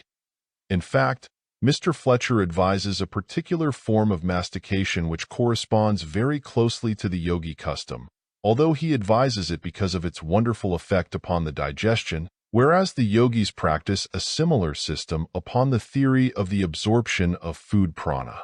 The truth is that both results are accomplished, it being a part of nature's strategy that the grinding of the food into small bits, the digestive process attending the insalivation, and the absorption of food prana are accomplished at the same time. An economy of force most remarkable. In the natural state of man, mastication was a most pleasant process, and so it is in the case of the lower animals and the children of the human race today. The animal chews and munches his food with the greatest relish, and the child sucks, chews and holds in the mouth the food much longer than does the adult, until it begins to take lessons from its parents and acquires the custom of bolting its food. Mr. Fletcher, in his books on the subject, takes the position that it is taste which affords the pleasure of this chewing and sucking process. The yogi theory is that while taste has much to do with it, still there is a something else, an indescribable sense of satisfaction obtained from holding the food in the mouth, rolling it around with the tongue, masticating it and allowing it to dissolve slowly and be swallowed almost unconsciously. Fletcher holds that while there remains a particle of taste in the food, nourishment is there to be extracted, and we believe this to be strictly correct. But we hold that there is that other sensation which, when we allow it to manifest itself, gives us a certain satisfaction in the non-swallowing, and which sensation continues until all, or nearly all, the food prana is extracted from the food. You will notice if you follow the yogi plan of eating, even partially, that you will be loath to part with the food, and that, instead of bolting it at once, you will allow it to gradually melt away in the mouth until suddenly you realize that it is all gone. And this sensation is experienced from the plainest kinds of food, which do not appeal particularly to the taste, as well as to those foods which are special favorites of your particular taste. To describe this sensation is almost impossible, for we have no English words coined for it, as its existence has not been fully recognized by the Western races. The best we can do is to compare it by other sensations at the risk of being accused of presenting a ridiculous comparison or illustration. Here is what we mean. You know the sensation which one sometimes feels when in the presence of a highly magnetic person, that indescribable feeling of the absorption of strength or vitality. Some people have so much prana in their system that they are continually running over and giving it out to others, the result being that other persons like to be in their company and dislike to leave it, being almost unable to tear themselves away. This is one instance. Another is the sensation which one obtains from being close to another whom one loves. In this case, there is an interchange of magnetism, thought charged with prana, which is quite exhilarating. A kiss from the loved one is so filled with magnetism that it thrills one from head to toe. This gives an imperfect illustration of what we are trying to describe. The pleasure that one obtains from proper and normal eating is not alone a matter of taste, but is largely derived from that peculiar sensation of the absorption of magnetism or prana, which is very much akin to the examples above mentioned, although, until one realizes the similar character of the two manifestations of energy, the illustration may evoke a smile, or possibly ridicule. When one has overcome the false appetite, so often mistaken for hunger, he will masticate a dry crust of whole wheat bread and not only obtain a certain satisfaction of taste from the nourishment contained within it, but will enjoy the sensation of which we have spoken very keenly. It takes a little practice in order to get rid of the false appetite habit and to return to nature's plants. The most nourishing of foods will yield the most satisfaction to the normal taste, and it is a fact to be remembered that food prana is contained in food in direct proportion to its percentage of nourishment, another instance of nature's wisdom. The yogi eats his food slowly, masticating each mouthful so long as he feels like it. That is, so long as it yields him any satisfaction. In the majority of cases, this sensation lasts so long as there remains any food in the mouth, as nature's involuntary processes gradually causes the food to be slowly dissolved and swallowed. The yogi moves his jaws slowly and allows the tongue to caress the food and the teeth to sink into it lovingly, knowing that he is extracting the food prana from it by means of the nerves of the mouth, tongue, and teeth, and that he is being stimulated and strengthened, and that he is replenishing his reservoir of energy. At the same time, he is conscious that he is preparing his food in the proper way for the digestive processes of the stomach and small intestines, and is giving his body good material needed for the building up of the physical body. Those who follow the yogi plan of eating will obtain a far greater amount of nourishment from their food than does the ordinary person, for every ounce is forced to yield up the maximum nourishment, while in the case of the man who bolts his food half-masticated and insufficiently insalivated, much goes to waste, and is passed from the system in the shape of a decaying, fermenting mass. Under the yogi plan, nothing is passed from the system as waste except the real waste matter, every particle of nourishment being extracted from the food, and the greater portion of the food prana being absorbed from its atoms. The mastication breaks up the food into small particles, allowing the fluids of the saliva to interpenetrate it, the digestive juices of the saliva performing their necessary work, and the other juices, mentioned above, acting upon the atoms of food in such a way as to liberate the food prana, thus allowing it to be taken up by the nervous system. The motion imparted to the food by the action of the jaws, tongue, and cheeks in the act of mastication causes it to present new atoms to the nerves ready to extract the food prana. The yogis hold the food in the mouth, masticating it slowly and thoroughly, and allowing it to be slowly swallowed by the involuntary process above alluded to, and they experience to the full the enjoyment attendant upon the extraction of prana. You may get an idea of this by taking into the mouth some particle of food, when you have plenty of time for the experiment, and then slowly masticating it, allowing it to gradually melt away in the mouth, as you would a lump of sugar. You will be surprised to find how thoroughly this work of involuntary swallowing is performed. The food gradually yields up its food prana and then melts slowly away and reaches the stomach. Take a crust of bread, for example, and masticate it thoroughly, with the idea of seeing how long it will last without being swallowed. You will find that it will never be swallowed in the usual way, but will gradually disappear in the manner we have just mentioned, after being reduced to a pasty, creamy mass by degrees. And that little mouthful of bread will have yielded you about twice as much nourishment as a piece of equal size, eaten in the ordinary way, and about 3 times the amount of food prana. Another interesting example is had in the case of milk. Milk is a fluid and, of course, needs no breaking up, as does solid food. Yet the fact remains, and is well established by careful experiments, that a quart of milk simply allowed to flow down the throat yields not over half the nourishment or food prana that is derived from the same quantity of milk sipped slowly and allowed to remain in the mouth a moment until it melts away, the tongue being moved through it.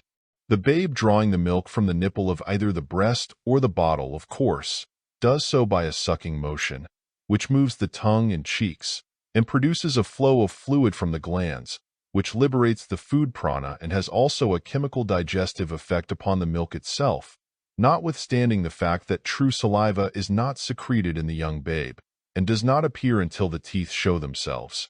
We advise our students to experiment with themselves along the lines just pointed out. Choose an opportunity when you have plenty of time. Then, masticating slowly, allow the food to gradually melt away, instead of making a deliberate attempt to swallow. This melting away of the food can only be possible when the food is masticated into a cream-like paste, thoroughly saturated with saliva, and the particles thereby converted into a semi-digested state, and having had the food prana extracted therefrom. Try eating an apple in this way, and you will be surprised at the feeling of having eaten a fair-sized meal, and at the sensation of increased strength which has come to you. We understand fully that it is quite a different thing for the yogi to take his time and eat in this way, and for the hurried Western man of business to do the same, and we do not expect all of our readers to change the habit of years all at once. But we feel sure that a little practice in this method of eating food will cause quite a change to come over one. And we know that such occasional practice will soon result in quite an improvement in the everyday method of masticating the food. We know, also, that the student will find a new delight, an additional relish in eating, and will soon learn to eat lovingly, that is, to feel loath to let the mouthful of food pass away. A new world of taste is opened up to the man who learns to follow this plan, and he will get far more pleasure from eating than ever before, and will have, besides, a much better digestion and much more vitality, for he will obtain a greater degree of nourishment and an increased amount of food prana. It is possible for one who has the time and opportunity to follow this plan to its extreme limit, to obtain an almost unbelievable amount of nourishment and strength from a comparatively small amount of food, as there will be practically no waste, as may be proven by an observation of the waste matter which is passed from the system. Those suffering from malnutrition and impaired vitality will find it profitable to at least partially follow this plan. The yogis are known as small eaters, and yet they understand fully the necessity and value of perfect nutrition, and always keep the body well nourished and provided with building material. The secret, as you will readily see, is that they waste practically none of the nourishment in the food, as they extract practically all that it contains. They do not burden their system with waste material, which clogs up the machinery and causes a waste of energy in order that it may be thrown off. They obtain a maximum of nourishment from a minimum of food, a full supply of food prana from a small amount of material. While you may not be able to follow this matter up to the extreme, you may work a great improvement in yourself by following the methods above given. We merely give you the general principles. Work the rest out for yourself. Experiment for yourself. That is the only way to learn anything, anyway. We have stated several times in this book that the mental attitude aids materially in the process of absorbing prana. This is true not only of the prana absorbed from the air, but also of the food prana. Hold the thought that you are absorbing all the prana contained in a mouthful of food, combining that thought with that of nourishment, and you will be able to do much more than you can without so doing. End of chapter. Chapter 11. About food.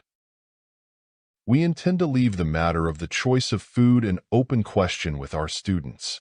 While, personally, we prefer certain kinds of food, believing that the best results are obtained from the use thereof, we recognize the fact that it is impossible to change the habits of a lifetime, yes, of many generations, in a day, and man must be guided by his own experience and his growing knowledge, rather than by dogmatic utterances of others.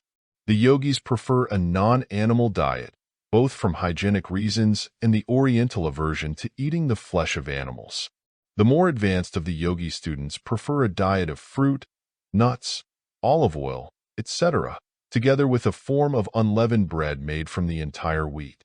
But when they travel among those who follow different dietary rules from themselves, they do not hesitate to adapt themselves to the changed conditions, to a greater or less extent, and do not render themselves a burden to their hosts, knowing that if they follow the yogi plan of masticating their food, slowly their stomachs will take good care of what they eat.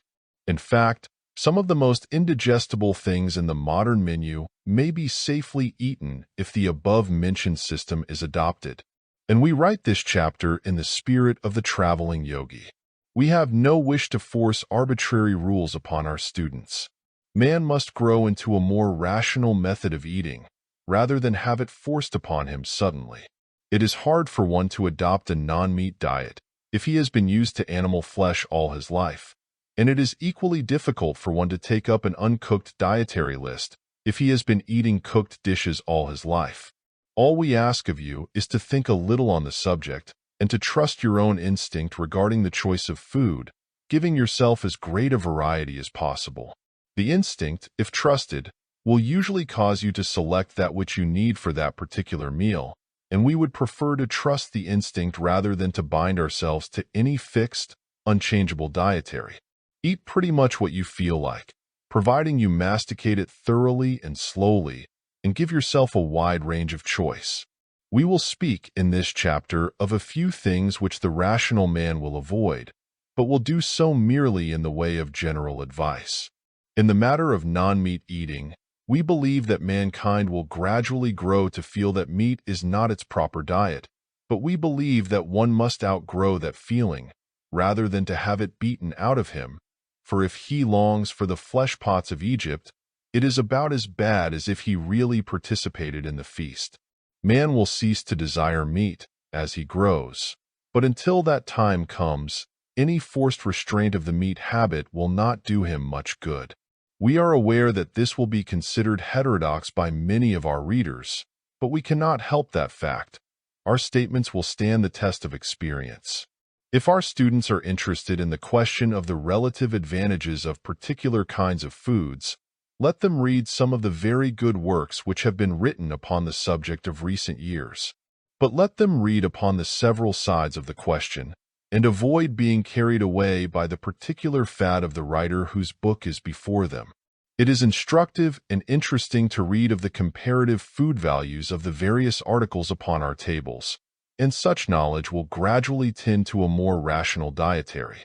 But such changes must be the result of thought and experience, rather than upon the mere say-so of some person writing a hobby. We suggest that our students consider whether or not they are eating too much meat, whether they are living upon too much fat and grease, whether they are eating enough fruit, whether whole wheat bread would not be a good addition to their bill of fare, whether they are not indulging in too much pastry and made dishes. If we were asked to give them a general rule regarding eating, we would be apt to say, eat a variety of foods, avoid rich dishes, do not eat too much fat, beware of the frying pan, do not eat too much meat, avoid especially pig meat and veal. Let your general habit of eating tend toward the simple, plain fare, rather than towards the elaborate dishes. Go slow on pastry. Cut out hot cakes from your list. Masticate thoroughly and slowly, according to the plan we have given you. Don't be afraid of food. If you eat it properly, it will not hurt you, providing you do not fear it.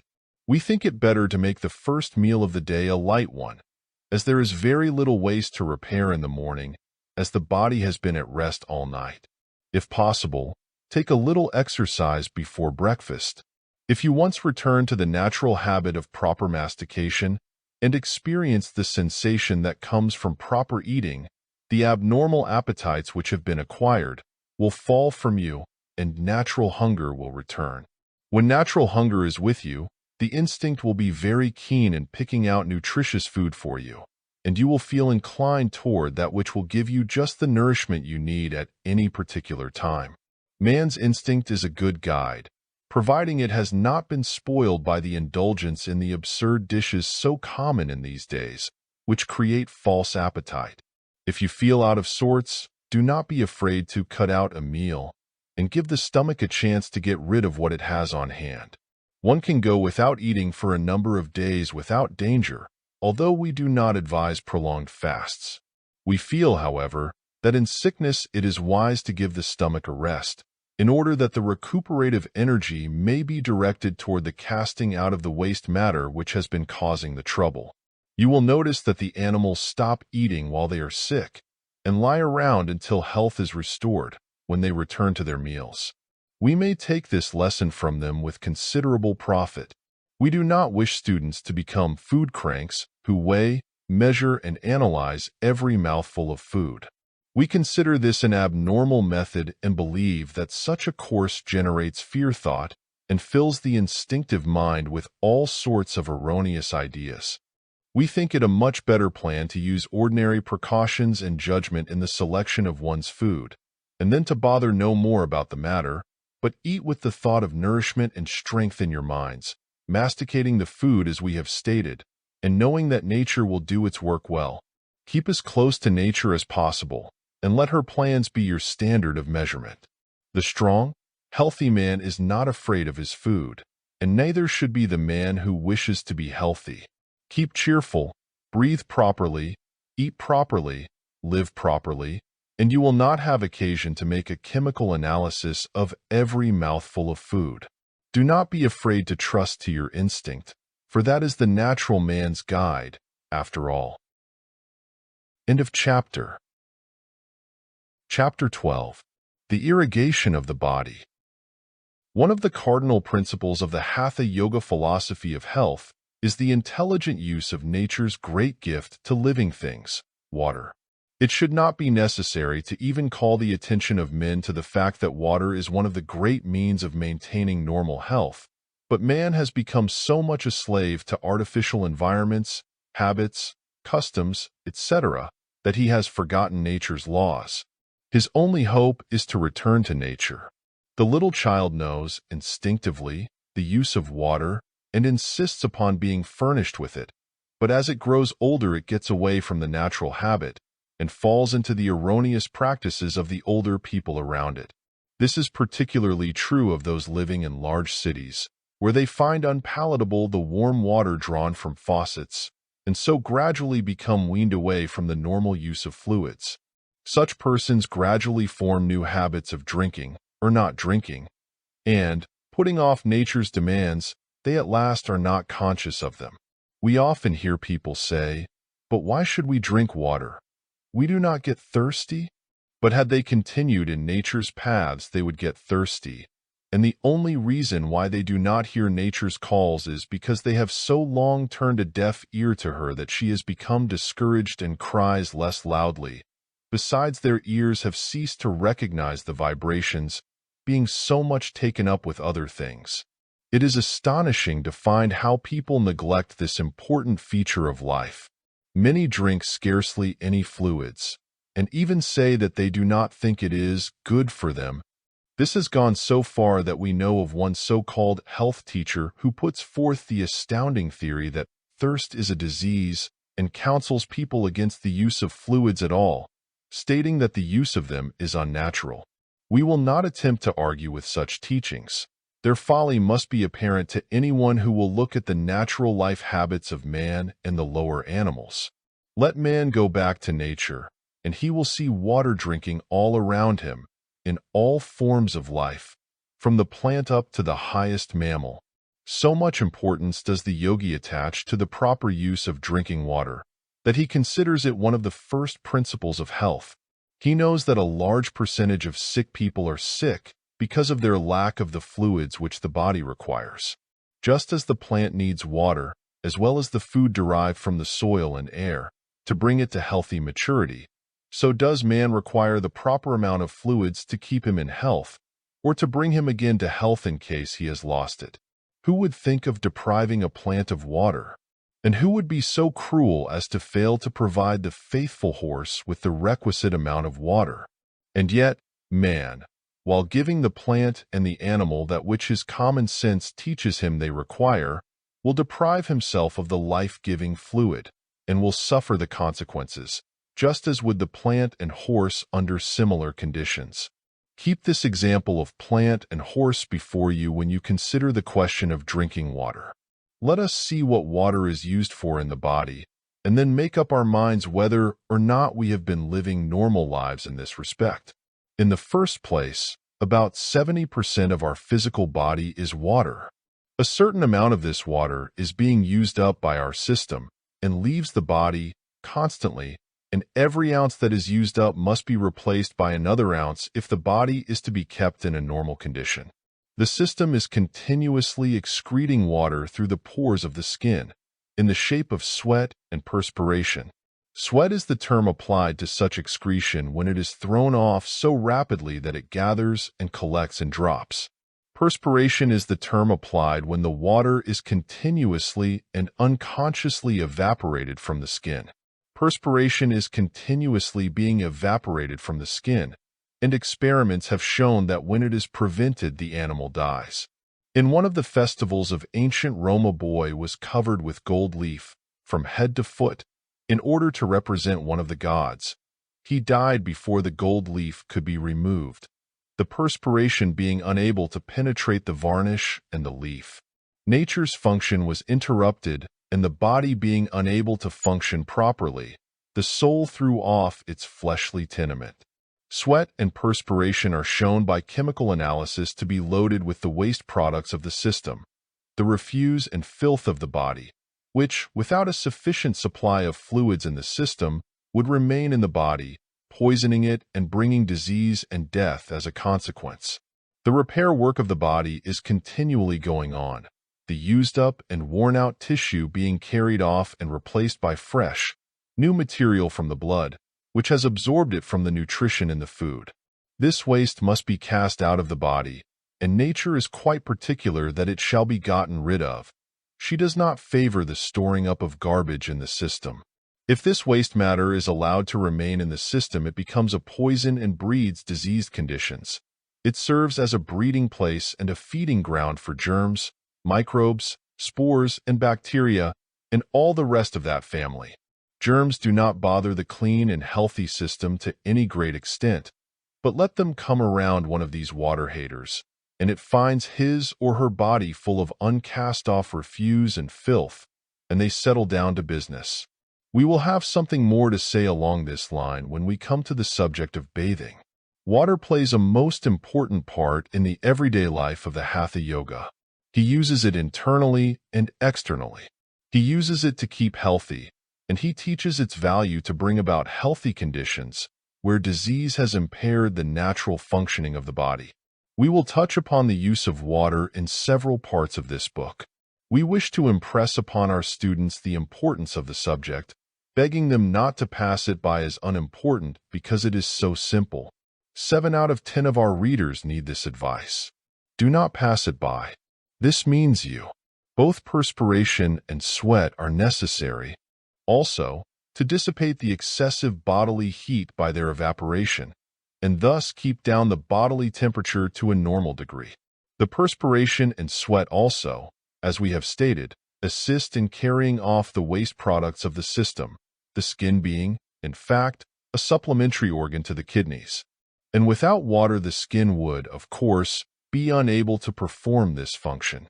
The normal adult excretes about 1 1/2 to 2 pints of water in 24 hours, in the shape of sweat and perspiration, but men working in rolling mills, etc., excrete much greater quantities. One can endure a much greater degree of heat in a dry atmosphere than in a moist one, because in the former the perspiration is evaporated so rapidly that the heat is more readily and rapidly dissipated. Quite a quantity of water is exhaled through the lungs. The urinary organs pass off a large quantity, in performing their functions, about 3 pints in 24 hours being the amount voided by the normal adult. And all this has to be replenished in order to keep the physical machinery going right. Water is needed by the system for a number of purposes. One of its purposes, as above stated, is to counteract and regulate the combustion constantly going on in our bodies, arising from the chemical action of the oxygen extracted by the lungs from the air, coming in contact with the carbon arising from the food. This combustion going on in millions of cells produces the animal heat. The water passing through the system regulates this combustion, so that it does not become too intense. Water is also used by the body as a common carrier. It flows through the arteries and veins and conveys the blood corpuscles and elements of nutrition to the various parts of the body that they may be used in the building up process, which we have described. Without fluids in the system, the quantity of blood must decrease. On the return trip of the blood through the veins, the fluids take up the waste matter, much of which would be a rank poison if allowed to remain in the system, and carries it to the excretory organism of the kidneys, the pores of the skin, and lungs, where the poisonous dead material and waste of the system is thrown off. Without sufficient fluids, this work cannot be accomplished as nature intended. And this a most important matter, without sufficient water, the waste portions of the food, the ashes of the system, cannot be kept sufficiently moist to easily pass through the colon and out of the body, and constipation, with all of its attendant evils, result. The yogis know that 9/10 of the cases of chronic constipation arise from this cause. They also know that 9/10 of the cases of chronic constipation may be speedily cured by the returning to the natural habit of drinking water. We will devote a special chapter to this subject, but we wish to direct the attention of the reader to its importance as often as possible. Yes, A sufficient supply of water is needed to aid in the proper stimulation and circulation of the blood, in the elimination of the waste products of the system, and in the normal assimilation of nourishment by the system. Persons who do not drink sufficient fluids almost invariably are deficient in their supply of blood. They are often bloodless-looking creatures, pale, sallow, bloodless-looking anemic creatures. Their skin is often dry and feverish, and they perspire but little. They have an unhealthy appearance and remind one of dried fruit, needing a good soaking to make them look plump and normal. They are nearly always sufferers from constipation, and constipation brings with it a myriad of other disorders, as we will show you in another chapter. Their large intestines, or colon, are unclean, and the system is continually absorbing the products of the waste stored away there, and endeavoring to get rid of it by means of foul breath, strong, sweaty perspiration, and unnatural urine. This is not pleasant reading, but it is necessary to use plain words when calling your attention to these things. And all this for the lack of a little water. Just think of it. You who are so particular to keep yourselves clean on the outside, allow yourselves to remain filthy within. Man's body needs water all over its inner parts. It needs constant irrigation, and if that irrigation is denied, the body suffers just as does the land, denied its natural supply of water. Every cell, tissue, and organ needs water in order to be healthy. Water is a universal solvent and enables the system to assimilate and distribute the nourishment obtained from the food and to get rid of the waste products of the system. It is often said that the blood is the life, and if this is so, what must the water be called? For without water the blood would be but dust. Water is needed also for the purpose of enabling the kidneys to perform their functions of carrying off the urea, etc. It is needed in order to be manufactured into saliva, bile, pancreatic juice, gastric juices, and all the other valuable juices of the system, without which digestion would be impossible. Shut off your supply of fluids, and you decrease your supply of all of these necessary things. Do you realize that? If you doubt these facts, thinking them to be but theories of the yogis, you have but to refer to any good scientific work upon physiology, written by any of the Western authorities upon the subject. You will find all that we have told you fully corroborated there. A well-known Western physiologist has said that so much water exists in the tissues of a normal system that it may be asserted as an axiom that all organisms live in water, and if there is no water, there can be no life or health. You have been shown that the kidneys secrete about 3 pints of urine in 24 hours, which is passed off from the system, carrying in solution waste products and poisonous chemical substances which have been gathered up from the system by the kidneys. In addition to this, we have shown you that the skin excretes from 1 1/2 pints to 2 pints of water, in the shape of sweat and perspiration, in the same time. In addition to this, there is a moderate quantity, average 10 to 15 ounces, given off by the lungs in exhalation during the same time. Besides, a certain amount passes off through the excretions from the bowels, and a small amount is passed from the system in the shape of tears and other secretions and excretions of the body. Now, how much water is needed to renew this waste? Let us see. A certain amount of fluids is taken into the system with the food, particularly when certain kinds of food are eaten. But this is only a comparatively small portion of what has been thrown off from the system in its cleansing functions. The best authorities agree that from 2 quarts to 5 pints of water is the amount necessary to be taken daily by the average, normal man and woman, in order to make up the waste. If that amount is not supplied to the body, it will withdraw fluids from the system until the person assumes that dried-up state of which we have spoken, with the consequence that all the physical functions are impaired, the persons being dried up inside as well as on the surface, the machinery of the body being deprived of its lubricating and cleansing material. 2 quarts a day. Just think of that. You people who have been taking about 1 pint, or even less, each day. Do you wonder why you are afflicted with sorts of bodily ailments? No wonder you are dyspeptic, constipated, bloodless, nervous, and generally all out of sorts. Your bodies are filled with all sorts of poisonous substances which nature has not been able to eliminate and throw off through the kidneys and skin because you have shut off her water supply. No wonder your colons are filled with impacted waste matter, which is poisoning your system, and which nature has been unable to pass off in the regular way because you did not give her water with which to flush her sewers. No wonder that your saliva and gastric juices are deficient. How do you suppose nature can manufacture them without sufficient water? No wonder your blood is deficient in quantity. Where do you suppose nature is going to get the fluids from to make the blood? No wonder that your nerves are out of condition with all this abnormal going on. Poor nature does the best she can, even though you be foolish. She draws a little water from the system in order that the machinery shall not entirely stop, but she dare not draw too much, so she compromises. She does just as you do when the water in the spring is nearly exhausted. You try to make a little do the work of much, and must rest content with doing things only halfway right. The yogis are not afraid to drink a sufficient amount of water each day. They are not afraid of thinning the blood, as are some of these dried-up people. Nature throws off the surplus quantity, if it be taken, very readily and rapidly. They do not crave ice water, an unnatural product of civilization. Their favorite temperature is about 60 degrees. They drink when they are thirsty, and they have a normal thirst which does not have to be restored as does that of the dried-up people. They drink frequently, but mark ye this, they do not drink large quantities at any one time. They do not pour the water down, believing that such a practice is abnormal and unnatural and injurious.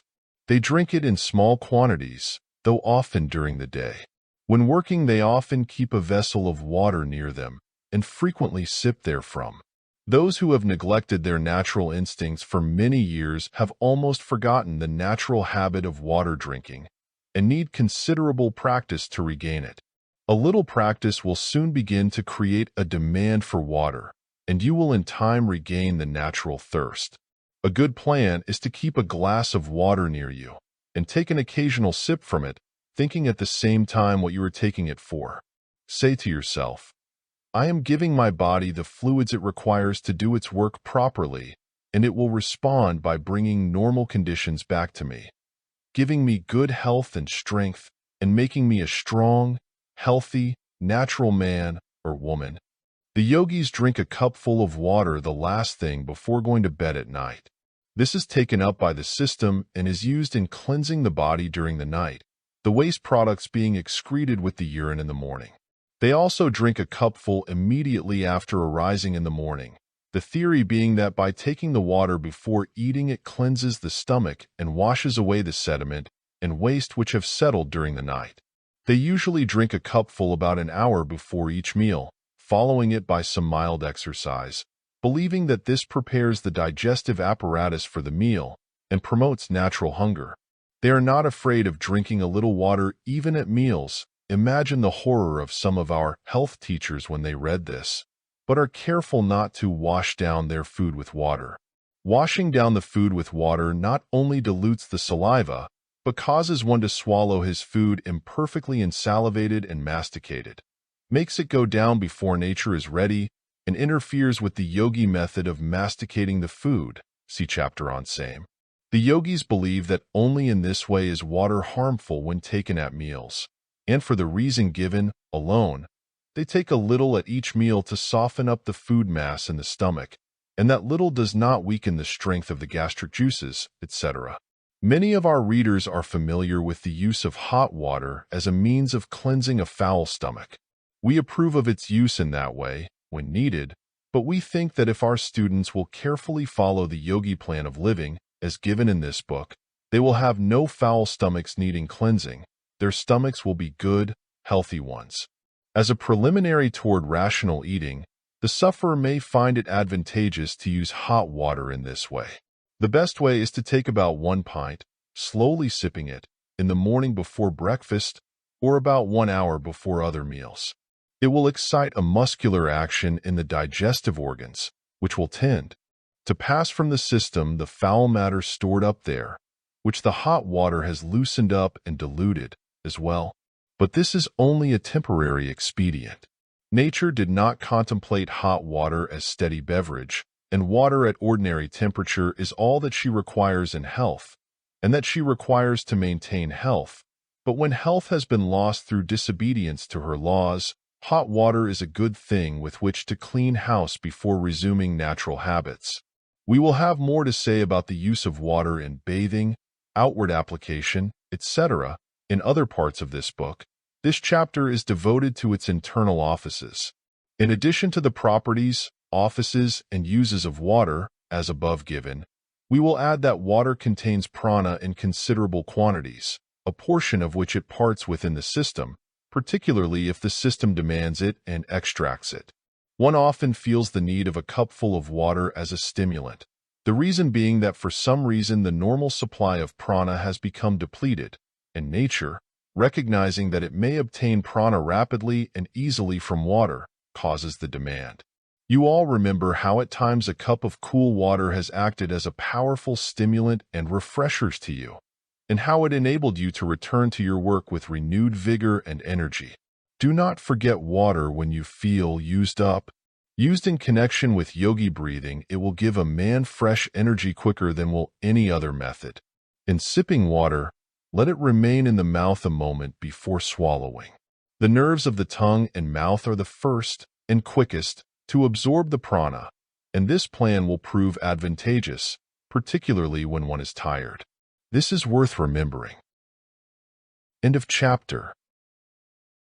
Chapter 13. The Ashes of the System. This will not be a pleasant chapter to those of you who are still bound with the old notions of the impurity of the body, or any part of it, if there chance to be such among our students. Those of you who prefer to ignore the existence of certain important functions of the physical body and feel a sense of shame at the thought that certain physical functions are a part of their everyday lives will not relish this chapter, and may even regard it as a blot upon the book, a thing which we should have omitted, something which we should have ignored. To such we would say that we can see no use, and much harm, in following the policy of the ostrich in the old tale, who, dreading his hunters, would stick his head in the sand, and, shutting the hated things from sight, would ignore their existence until they overtook and captured him. We have such respect for the entire human body and all its parts and functions that we are unable to see anything impure or unnice about it. And we can see nothing but folly in the policy which refuses to consider and discuss the functions referred to, or any others. The result of this conventional policy of dodging the unpleasant subjects has been that many of the race are suffering from diseases and ill health brought about by this folly. To many who read this chapter, what we say will come as a new revelation. Others who are already acquainted with that of which we speak will welcome the voicing of the truth in this book, knowing that many will be benefited by having their attention called to it. We purpose giving you a plain talk about the ashes of the system, the cast-off waste of the body. That such a talk is needed is evidenced by the fact that at least 3/4 of the modern people are sufferers from a greater or lesser degree of constipation and its baneful results. This is all contrary to nature, and the cause is so easily removed that one can scarcely imagine why this state of affairs is allowed to continue. There can be but one answer: ignorance of the cause and cure. If we are able to aid in the work of removing this curse of the race, and in thus restoring normal conditions by bringing people back to nature, we will not mind the disgusted expression upon the faces of some who glance at this chapter and turn to some more pleasant subject, these very people being the ones who need this advice the most of any of our readers. Those who have read the chapter in this book upon the digestive organs will remember that we left the subject at the stage where the food was in the small intestines, being absorbed and taken up by the system. Our next point is to consider what becomes of the waste products of the food after the system has taken up all the nourishment it can from it, the material which it cannot use. Right here it will be as well to state that those who follow the yogi plan of eating their food, as given in other chapters, will have a much less amount of this waste matter than the average man or woman who allows his or her food to reach the stomach only partially prepared for digestion and assimilation. The average person wastes at least half of what he eats, the waste matter of those who follow the yogi practice being comparatively small and much less offensive than that of the average person. In order to understand our subject, we must take a look at the organs of the body having to do with it. The large intestine of the colon, the large bowel, is the part of the body to be considered. The colon is a large canal nearly 5 feet in length, passing up from the lower right-hand side of the abdomen, then passing over to the upper left-hand side, then passing down again to the lower left-hand side, where it makes sort of a twist or curve and grows smaller, terminating in the rectum or exit of the waste matter of the system. The small intestine empties into the colon by means of a small trapdoor arrangement on the lower right-hand side of the abdomen. This trapdoor is so arranged that it allows matter to pass out, but will not allow it to pass back. The vermiform appendix, the seat of appendicitis, is just below this entrance. The colon rises straight up on the right-hand side of the abdomen, then makes a curve and passes right over to the upper left-hand side, then descends straight to the lower left-hand side, where the peculiar twist or curve called the sigmoid flexure occurs, following which is the rectum or smaller canal leading to the anus, which is the opening in the body through which the waste matter passes out of the body. The colon is a great big sewer through which should pass freely the sewerage of the system. Nature intends this sewage to be removed speedily, and man in his natural state, like the animals, does not long delay this necessary casting off. But as he grows more civilized, he does not find it so convenient, and so he postpones nature's calls until at last she gets tired of calling his attention to the matter and goes off and attends to some of her other numerous duties. Man helps along this abnormal, unnatural state of affairs by neglecting to partake of sufficient water, and not only does not give the colon sufficient fluids to properly moisten, soften, and loosen the waste matter on its way from the system, but he even lets his body run so short of fluids that nature, in desperation, draws back through the walls of the colon some of the water already given it for its use. Failing to get spring water for her work, she must needs use sewer water. Imagine the result. The failure of man to allow a free passage of this refuse matter from the colon results in constipation, which is the source of innumerable cases of ill health, the real nature of which is generally not suspected. Many people who have a movement of the bowels each day are really constipated, although they do not know it. The walls of the colon are encrusted with impacted waste matter, some of which has been there for many days, a small opening in the middle of the mass allowing what is absolutely necessary to pass through. Constipation means a state in which the colon is not perfectly clean and free of impacted fecal matter. A colon filled, or partially filled, with old fecal matter is a source of poison to the whole system. The colon has walls which absorb the contents of the colon. Medical practice demonstrates that nourishment injected into the colon will be absorbed rapidly and carried to the blood. Drugs injected in the same way reach the other parts of the system. And as before stated, the fluid portion of the waste fecal matter is absorbed by the system, the sewage water being used in nature's work because of the shortage of purer fluids in the system. It is almost incredible how long old fecal matter will remain in a constipated colon. Cases are of record showing that when the colon is cleaned, among the masses of old fecal matter has been found cherry stones, etc., eaten several months before.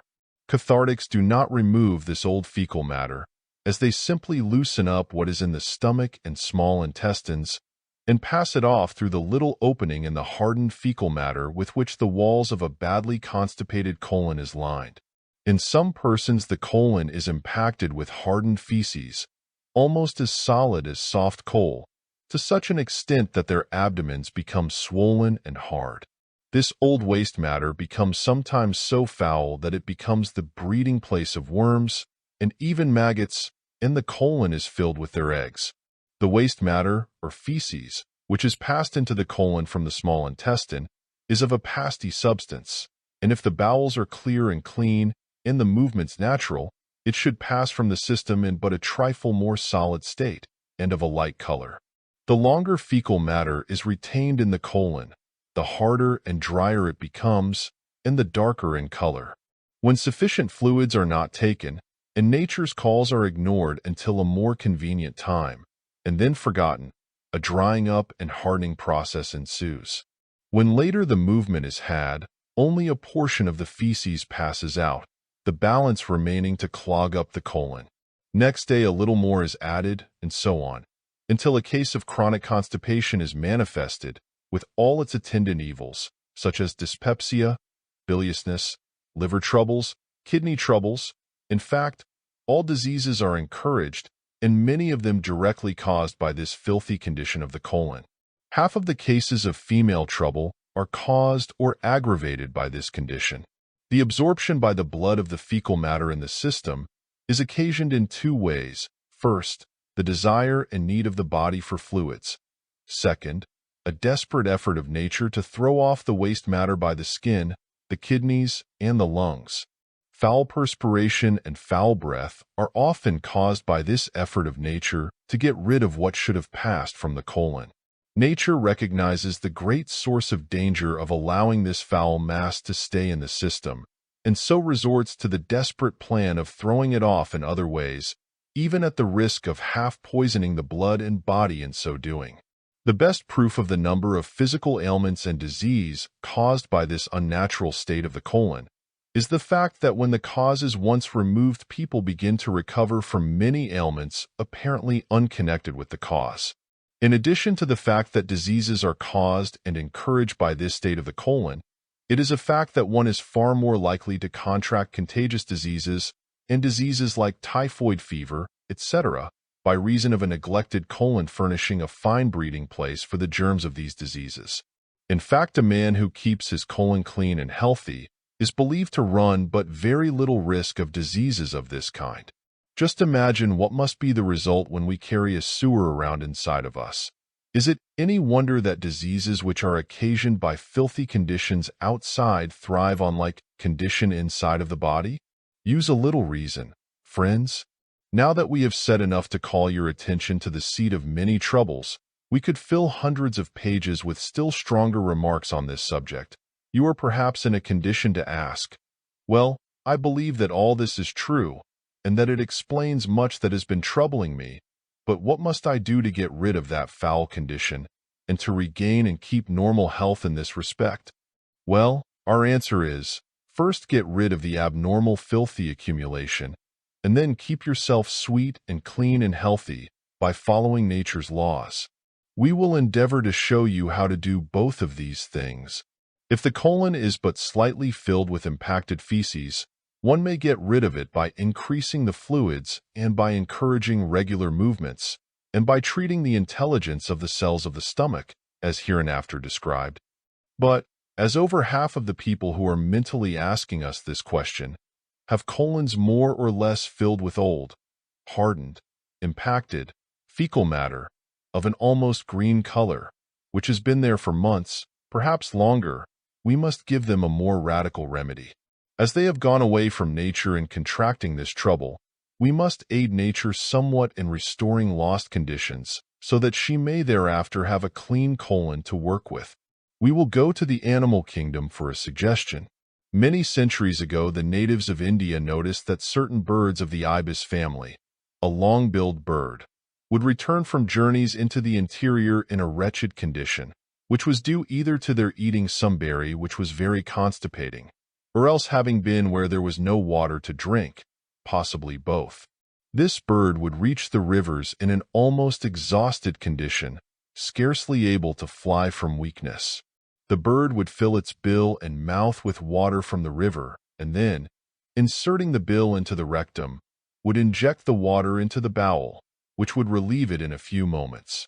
The bird would repeat this several times, until the bowel was completely emptied, and would then sit around and rest for a few minutes until its vitality was restored, when, after drinking freely from the river, it would fly away as strong and active as ever. The chiefs and priests of the tribes, noticing this occurrence, and its wonderful effect upon the birds, began to reason about the matter, and finally someone suggested that it might be tried to advantage upon some of the old men who, by reason of their non-activity and sedentary habits, had departed from nature's normal plan and had become constipated. So they managed to construct a primitive implement resembling a syringe from the reeds, with a sort of blowpipe attachment, would inject warm river water into the bowels of the old men suffering from this complaint. The results were wonderful. The old men took on a new lease of life, took unto themselves young wives, and began to again enter into the active work of the tribe, and to resume their positions as heads of the tribe, much to the amazement of the younger men who had considered the veterans out of the contest. The old men of other tribes heard of the occurrence and began coming in, borne on the shoulders of the young men. They are said to have walked home unaided.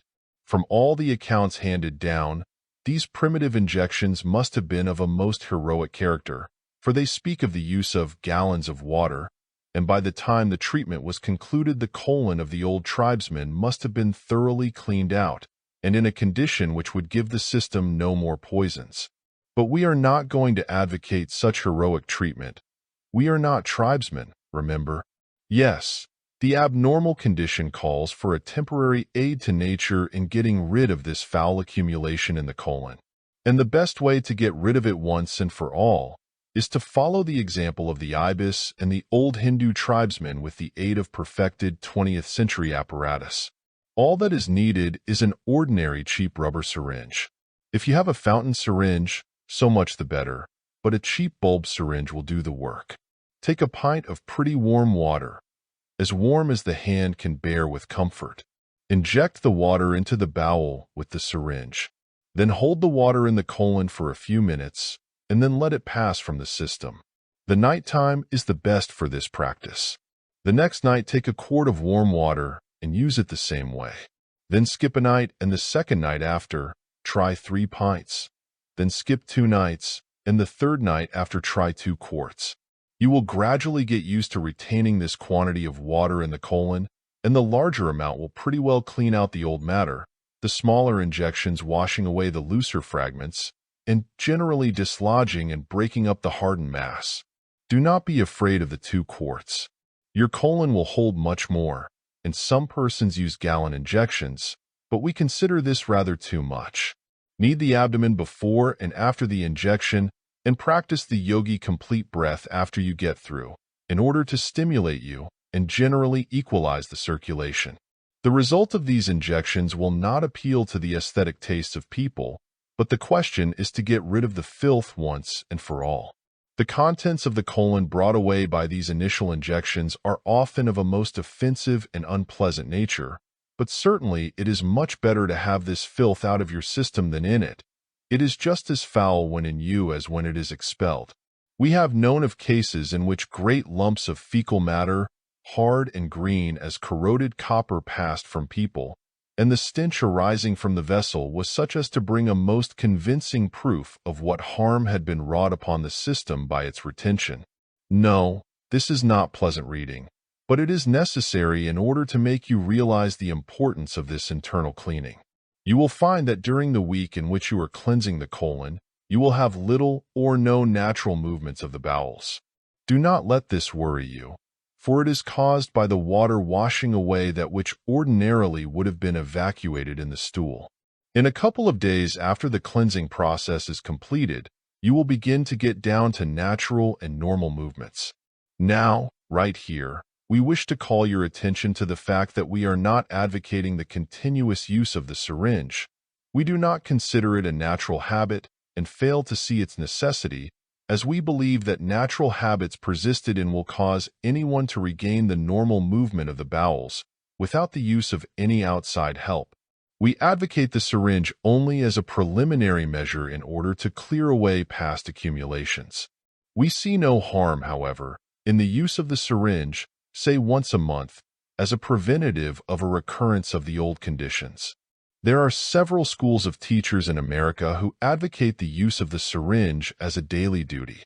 We cannot agree with them, for our motto is, "Get back to nature," and we believe that nature does not call for the daily use of the syringe.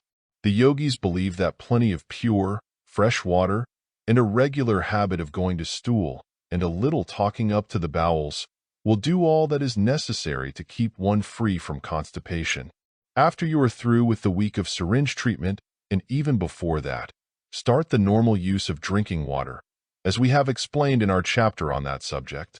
Get the 2 quarts of fluids inside of you each day, and you will find quite an improvement. Then start the habit of going to the stool at the same time each day, whether you feel an inclination or not. You will gradually establish the habit, and nature is fond of falling into habits. Then again, you may really need an evacuation and not be aware of it, for you have deadened your nerve calls by repeated refusals to heed them, and you will have to begin all over again. Don't neglect this. It is simple but effective.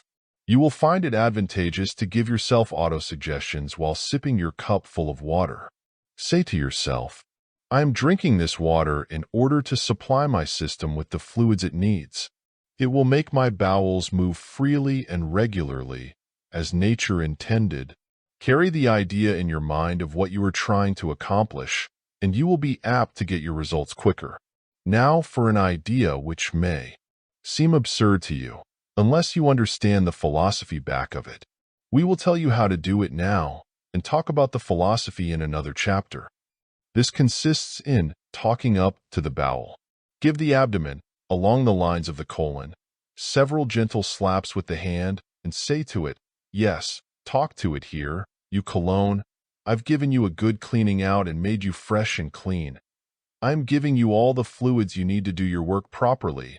I am cultivating a regular habit in order to give you a chance to do your work, and now you got to do it. Slap the region of the colon several times, saying, and now you've got to do it, and you will find that the colon will do it. This seems like child's play to you, probably. You will understand the sense of it when you read the chapter on involuntary control. It is merely a simple way of accomplishing a scientific fact, a plain way of calling into play a mighty force. Now, friends, if you have suffered from constipation, and who has not, you will find the above advice valuable. It will bring back those rosy cheeks and beautiful skin. It will banish that sallowness, that furred tongue, that foul breath, that troublesome liver, and all the rest of the family of symptoms arising from the clogged colon, that stopped-up sewer which has been poisoning the body. Try this plan, and you will begin to enjoy life, and to be a natural, clean, healthy being. And now in closing, fill up your glass with sparkling, clear, cool water, and join us in the toast. Here's to health and lots of it. And while you drink it down slowly, say to yourself, this water is to bring me health and strength. It is nature's own tonic. End of chapter. Chapter 14. Yogi Breathing. Life is absolutely dependent upon the act of breathing. Breath is life. Differ as they may upon details of theory and terminology, the Oriental and the Occidental agree upon these fundamental principles. To breathe is to live, and without breath there is no life. Not only are the higher animals dependent upon breath for life and health, but even the lower forms of animal life must breathe to live, and plant life is likewise dependent upon the air for continued existence. The infant draws in a long, deep breath, retains it for a moment to extract from it its life-giving properties, and then exhales it in a long wail, and lo, its life upon earth has begun. The old man gives a faint gasp, ceases to breathe, and life is over. From the first faint breath of the infant to the last gasp of the dying man, it is one long story of continued breathing. Life is but a series of breaths. Breathing may be considered the most important of all of the functions of the body, for indeed, all the other functions depend upon it. Man may exist some time without eating, a shorter time without drinking, but without breathing his existence may be measured by a few minutes. And not only is man dependent upon breath for life, but he is largely dependent upon correct habits of breathing for continued vitality and freedom from disease. An intelligent control of our breathing power will lengthen our days upon earth by giving us increased vitality and powers of resistance. And on the other hand, Unintelligent and careless breathing will tend to shorten our days by decreasing our vitality and laying us open to disease. Man in his normal state had no need of instruction in breathing. Like the lower animal and the child, he breathed naturally and properly, as nature intended him to do, but civilization has changed him in this and other respects. He has contracted improper methods and attitudes of walking, standing, and sitting, which have robbed him of his birthright of natural and correct breathing. He has paid a high price for civilization. The savage, today, breathes naturally, unless he has been contaminated by the habits of civilized man. The percentage of civilized men who breathe correctly is quite small, and the result is shown in contracted chests and stooping shoulders, and the terrible increase in diseases of the respiratory organs, including that dread monster, consumption, the white scourge. Eminent authorities have stated that one generation of correct breathers would regenerate the race, and disease would be so rare as to be looked upon as a curiosity. Whether looked at from the standpoint of the Oriental or Occidental, the connection between correct breathing and health is readily seen and explained. The Occidental teachings show that the physical health depends very materially upon correct breathing. The Oriental teachers not only admit that their Occidental brothers are right, but say that in addition to the physical benefit derived from correct habits of breathing, man's mental power, happiness, self-control, clear-sightedness, morals, and even his spiritual growth may be increased by an understanding of the science of breath. Whole schools of Oriental philosophy have been founded upon this science, and this knowledge, when grasped by the Western races, and by them put to the practical use which is their strong point, will work wonders among them. The theory of the East, wedded to the practice of the West, will produce worthy offspring. This work will take up the yogi science of breath, which includes not only all that is known to the Western physiologists and hygienists, but the occult side of the subject as well. It not only points out the way to physical health along the lines of what Western scientists have termed deep breathing, etc., but also goes into the less-known phases of the subject. The yogi practices exercises by which he attains control of his body and is enabled to send to any organ or part an increased flow of vital force or prana, thereby strengthening and invigorating the part or organ. He knows all that his Western scientific brother knows about the physiological effect of correct breathing, but he also knows that the air contains more than oxygen and hydrogen and nitrogen, and that something more is accomplished than the mere oxygenating of the blood. He knows something about prana, of which his Western brother is ignorant, and he is fully aware of the nature and manner of handling that great principle of energy, and is fully informed as to its effect upon the human body and mind. He knows that by rhythmical breathing one may bring himself into harmonious vibration with nature and aid in the unfoldment of his latent powers. He knows that by controlled breathing he may not only cure disease in himself and others, but also practically do away with fear and worry and the baser emotions. In the consideration of the question of respiration, we must begin by considering the mechanical arrangements whereby the respiratory movements are affected. The mechanics of respiration manifest through 1. The elastic movements of the lungs, and 2. The activities of the sides and bottom of the thoracic cavity in which the lungs are contained.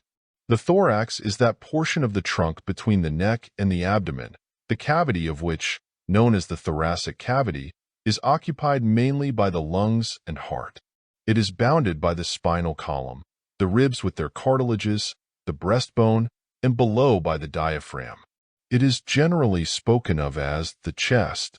It has been compared to a completely shut, conical box, the small end of which is turned upward, the back of the box being formed by the spinal column, the front by the breastbone, and the sides by the ribs.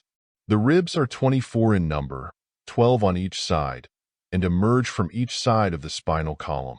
The upper 7 pair are known as true ribs, being fastened to the breastbone direct, while the lower 5 pairs are called false ribs or floating ribs because they are not so fastened, the upper 2 of them being fastened by cartilage to the other ribs, the remainder having no cartilages, their forward ends being free.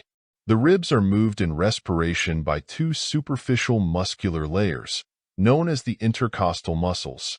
The diaphragm, the muscular partition before alluded to, separates the chest box from the abdominal cavity. In the act of inhalation, the muscles expand the lungs so that a vacuum is created and the air rushes in accordance with the well-known law of physics. Everything depends upon the muscles concerned in the process of respiration, which we may, as, for convenience, term the respiratory muscles. Without the aid of these muscles, the lungs cannot expand, and upon the proper use and control of these muscles, the science of breath largely depends. The proper control of these muscles will result in the ability to attain the maximum degree of lung expansion and to secure the greatest amount of the life-giving properties of the air to the system. The yogis classify respiration into 4 general methods, viz. 1. High breathing, 2. Mid-breathing, 3. Low breathing, 4. Yogi complete breathing. We will give a general idea of the first 3 methods and a more extended treatment of the 4th method, upon which the yogi science of breath is largely based. 1. High breathing. This form of breathing is known to the Western world as clavicular breathing or collarbone breathing. One breathing in this way elevates the ribs and raises the collarbone and shoulders, at the same time drawing in the abdomen and pushing its contents up against the diaphragm, which in turn is raised. The upper part of the chest and lungs, which is the smallest, is used, and consequently but a minimum amount of air enters the lungs. In addition to this, the diaphragm being raised, there can be no expansion in that direction. A study of the anatomy of the chest will convince any student that in this way a maximum amount of effort is used to obtain a minimum amount of benefit. High breathing is probably the worst form of breathing known to man and requires the greatest expenditure of energy with the smallest amount of benefit. It is an energy-wasting, poor returns plan. It is quite common among the Western races, many women being addicted to it, and even singers, clergymen, lawyers, and others, who should know better, using it ignorantly. Many diseases of the vocal organs and organs of respiration may be directly traced to this barbarous method of breathing, and the straining of delicate organs caused by this method often results in the harsh, disagreeable voices heard on all sides. Many persons who breathe in this way become addicted to the disgusting practice of mouth breathing described in a preceding chapter. If the student has any doubts about what has been said regarding this form of breathing, let him try the experiment of expelling all the air from his lungs, then standing erect, with hands at sides, let him raise the shoulders and collarbone and inhale. He will find that the amount of air inhaled is far below normal. Then let him inhale a full breath after dropping the shoulders and collarbone, and he will receive an object lesson in breathing which he will be apt to remember much longer than he would any words, printed or spoken. 2. Mid-breathing. This method of respiration is known to Western students as rib breathing or intercostal breathing, and while less objectionable than high breathing, is far inferior to either low breathing or to the yogi complete breath. In mid-breathing, the diaphragm is pushed upward and the abdomen drawn in. The ribs are raised somewhat and the chest is partially expanded. It is quite common among men who have made no study of the subject. As there are 2 better methods known, we give it only passing notice, and that principally to call your attention to its shortcomings. 3. Low breathing. This form of respiration is far better than either of the 2 preceding forms, and of recent years many Western writers have extolled its merits, and have exploited it under the names of abdominal breathing, deep breathing, diaphragmic breathing, etc., etc., and much good has been accomplished by the attention of the public having been directed to the subject, and many having been induced to substitute it for the inferior and injurious methods above alluded to. Many systems of breathing have been built around low breathing, and students have paid high prices to learn the new systems. But, as we have said, much good has resulted, and after all, the students who paid high prices to learn revamped old systems undoubtedly got their money's worth, if they were induced to discard the old methods of high breathing and low breathing. Although many Western authorities write and speak of this method as the best-known form of breathing, the yogis knew it to be but a part of a system which they have used for centuries and which they know as the complete breath. It must be admitted, however, that one must be acquainted with the principles of low breathing before he can grasp the idea of complete breathing. Let us again consider the diaphragm. What is it? We have seen that it is the great partition muscle, which separates the chest and its contents from the abdomen and its contents. When at rest, it presents a concave surface to the abdomen. That is, the diaphragm as viewed from the abdomen would seem like the sky as viewed from the earth, the interior of an arched surface. Consequently, the side of the diaphragm toward the chest organs is like a protruding rounded surface, like a hill. When the diaphragm is brought into use, the hill formation is lowered, and the diaphragm presses upon the abdominal organs and forces out the abdomen. In low breathing, the lungs are given freer play than in the methods already mentioned, and consequently more air is inhaled. This fact has led the majority of Western writers to speak and write of low breathing, which they call abdominal breathing, as the highest and best method known to science. But the Oriental yogi has long known of a better method, and some few Western writers have also recognized this fact. The trouble with all methods of breathing, other than yogi complete breathing, is that in none of these methods do the lungs become filled with air. At the best, only a portion of the lung space is filled, even in low breathing. High breathing fills only the upper portion of the lungs. Mid-breathing fills only the middle and a portion of the upper parts. Low breathing fills only the lower and middle parts. It is evident that any method that fills the entire lung space must be far preferable to those filling only certain parts. Any method which will fill the entire lung space must be of the greatest value to man in the way of allowing him to absorb the greatest quantity of oxygen and to store away the greatest amount of prana. The complete breath is known to the yogis to be the best method of respiration known to science. The Yogi Complete Breath. Yogi Complete Breathing includes all the good points of high breathing, mid-breathing, and low breathing, with the objectionable features of each eliminated. It brings into play the entire respiratory apparatus, every part of the lungs, every air cell, every respiratory muscle. The entire respiratory organism responds to this method of breathing, and the maximum amount of benefit is derived from the minimum expenditure of energy. The chest cavity is increased to its normal limits in all directions, and every part of the machinery performs its natural work and functions.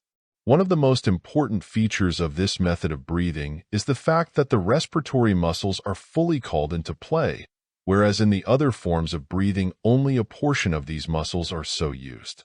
In complete breathing, among other muscles, those controlling the ribs are actively used, which increases the space in which the lungs may expand, and also gives the proper support to the organs when needed, nature availing herself of the perfection of the principle of leverage in this process. Certain muscles hold the lower ribs firmly in position, while other muscles bend them outward. Then again, in this method, the diaphragm is under perfect control and is able to perform its functions properly and in such manner as to yield the maximum degree of service. In the rib action, above alluded to, the lower ribs are controlled by the diaphragm, which draws them slightly downward, while other muscles hold them in place and the intercostal muscles force them outward, which combined action increases the mid-chest cavity to its maximum. In addition to this muscular action, the upper ribs are also lifted and forced outward by the intercostal muscles, which increases the capacity of the upper chest to its fullest extent. If you have studied the special features of the four given methods of breathing, you will at once see that the complete breathing comprises all the advantageous features of the three other methods, plus the reciprocal advantages accruing from the combined action of the high chest, mid-chest, and diaphragmic regions, and the normal rhythm thus obtained. The Yogi Complete Breath is the fundamental breath of the entire yogi science of breath, and the student must fully acquaint himself with it, and master it perfectly before he can hope to obtain results from the other forms of breath mentioned and given in this book. He should not be content with half learning it, but should go to work in earnest until it becomes his natural method of breathing. This will require work, time, and patience, but without these things nothing is ever accomplished. There is no royal road to the science of breath, and the student must be prepared to practice and study in earnest if he expects to receive results. The results obtained by a complete mastery of the science of breath are great, and no one who has attained them would willingly go back to the old methods, and he will tell his friends that he considers himself amply repaid for all his work. We say these things now, that you may fully understand the necessity and importance of mastering this fundamental method of yogi breathing, instead of passing it by and trying some of the attractive-looking variations given later on in this book. Again, we say to you, start right, and right results will follow, but neglect your foundations and your entire building will topple over sooner or later. Perhaps the better way to teach you how to develop the yogi complete breath would be to give you simple directions regarding the breath itself, and then follow up the same with general remarks concerning it, and then later on giving exercises for developing the chest, muscles, and lungs which have been allowed to remain in an undeveloped condition by imperfect methods of breathing. Right here we wish to say that this complete breath is not a forced or abnormal thing, but on the contrary is a going back to first principles, a return to nature. The healthy adult savage and the healthy infant of civilization both breathe in this manner, but civilized man has adopted unnatural methods of living, clothing, etc., and has lost his birthright. And we wish to remind the reader that the complete breath does not necessarily call for the complete filling of the lungs at every inhalation. One may inhale the average amount of air, using the complete breathing method and distributing the air inhaled, be the quantity large or small, to all parts of the lungs. But one should inhale a series of full complete breaths several times a day, whenever opportunity offers, in order to keep the system in good order and condition. The following simple exercise will give you a clear idea of what the complete breath is. 1. Stand or sit erect.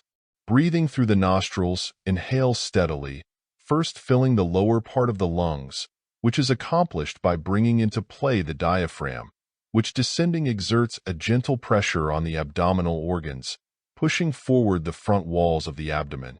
Then fill the middle part of the lungs, pushing out the lower ribs, breastbone, and chest.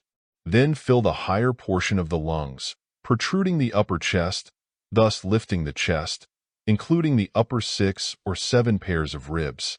In the final movement, the lower part of the abdomen will be slightly drawn in, which movement gives the lungs a support and also helps to fill the highest part of the lungs.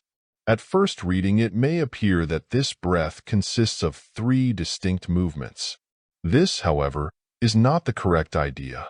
The inhalation is continuous, the entire chest cavity from the lower diaphragm to the highest point of the chest in the region of the collarbone, being expanded with a uniform movement. Avoid a jerky series of inhalations, and strive to attain a steady, continuous action. Practice will soon overcome the tendency to divide the inhalation into 3 movements, and will result in a uniform, continuous breath. You will be able to complete the inhalation in a couple of seconds after a little practice. 2. Retain the breath a few seconds. 3. Exhale quite slowly, holding the chest in a firm position, and drawing the abdomen in a little and lifting it upward slowly as the air leaves the lungs. When the air is entirely exhaled, relax the chest and abdomen. A little practice will render this part of the exercise easy, and the movement once acquired will be afterwards performed almost automatically. It will be seen that by this method of breathing all parts of the respiratory apparatus is brought into action, and all parts of the lungs, including the most remote air cells, are exercised. The chest cavity is expanded in all directions. You will also notice that the complete breath is really a combination of low, mid, and high breaths, succeeding each other rapidly in the order given, in such a manner as to form one uniform, continuous, complete breath. You will find it quite a help to you if you will practice this breath before a large mirror, placing the hands lightly over the abdomen so that you may feel the movements. At the end of the inhalation, it is well to occasionally slightly elevate the shoulders, thus raising the collarbone and allowing the air to pass freely into the small upper lobe of the right lung, which place is sometimes the breeding place of tuberculosis. At the beginning of practice, you may have more or less trouble in acquiring the complete breath, but a little practice will make perfect, and when you have once acquired it, you will never willingly return to the old methods. End of chapter. Chapter 15. Effect of correct breathing.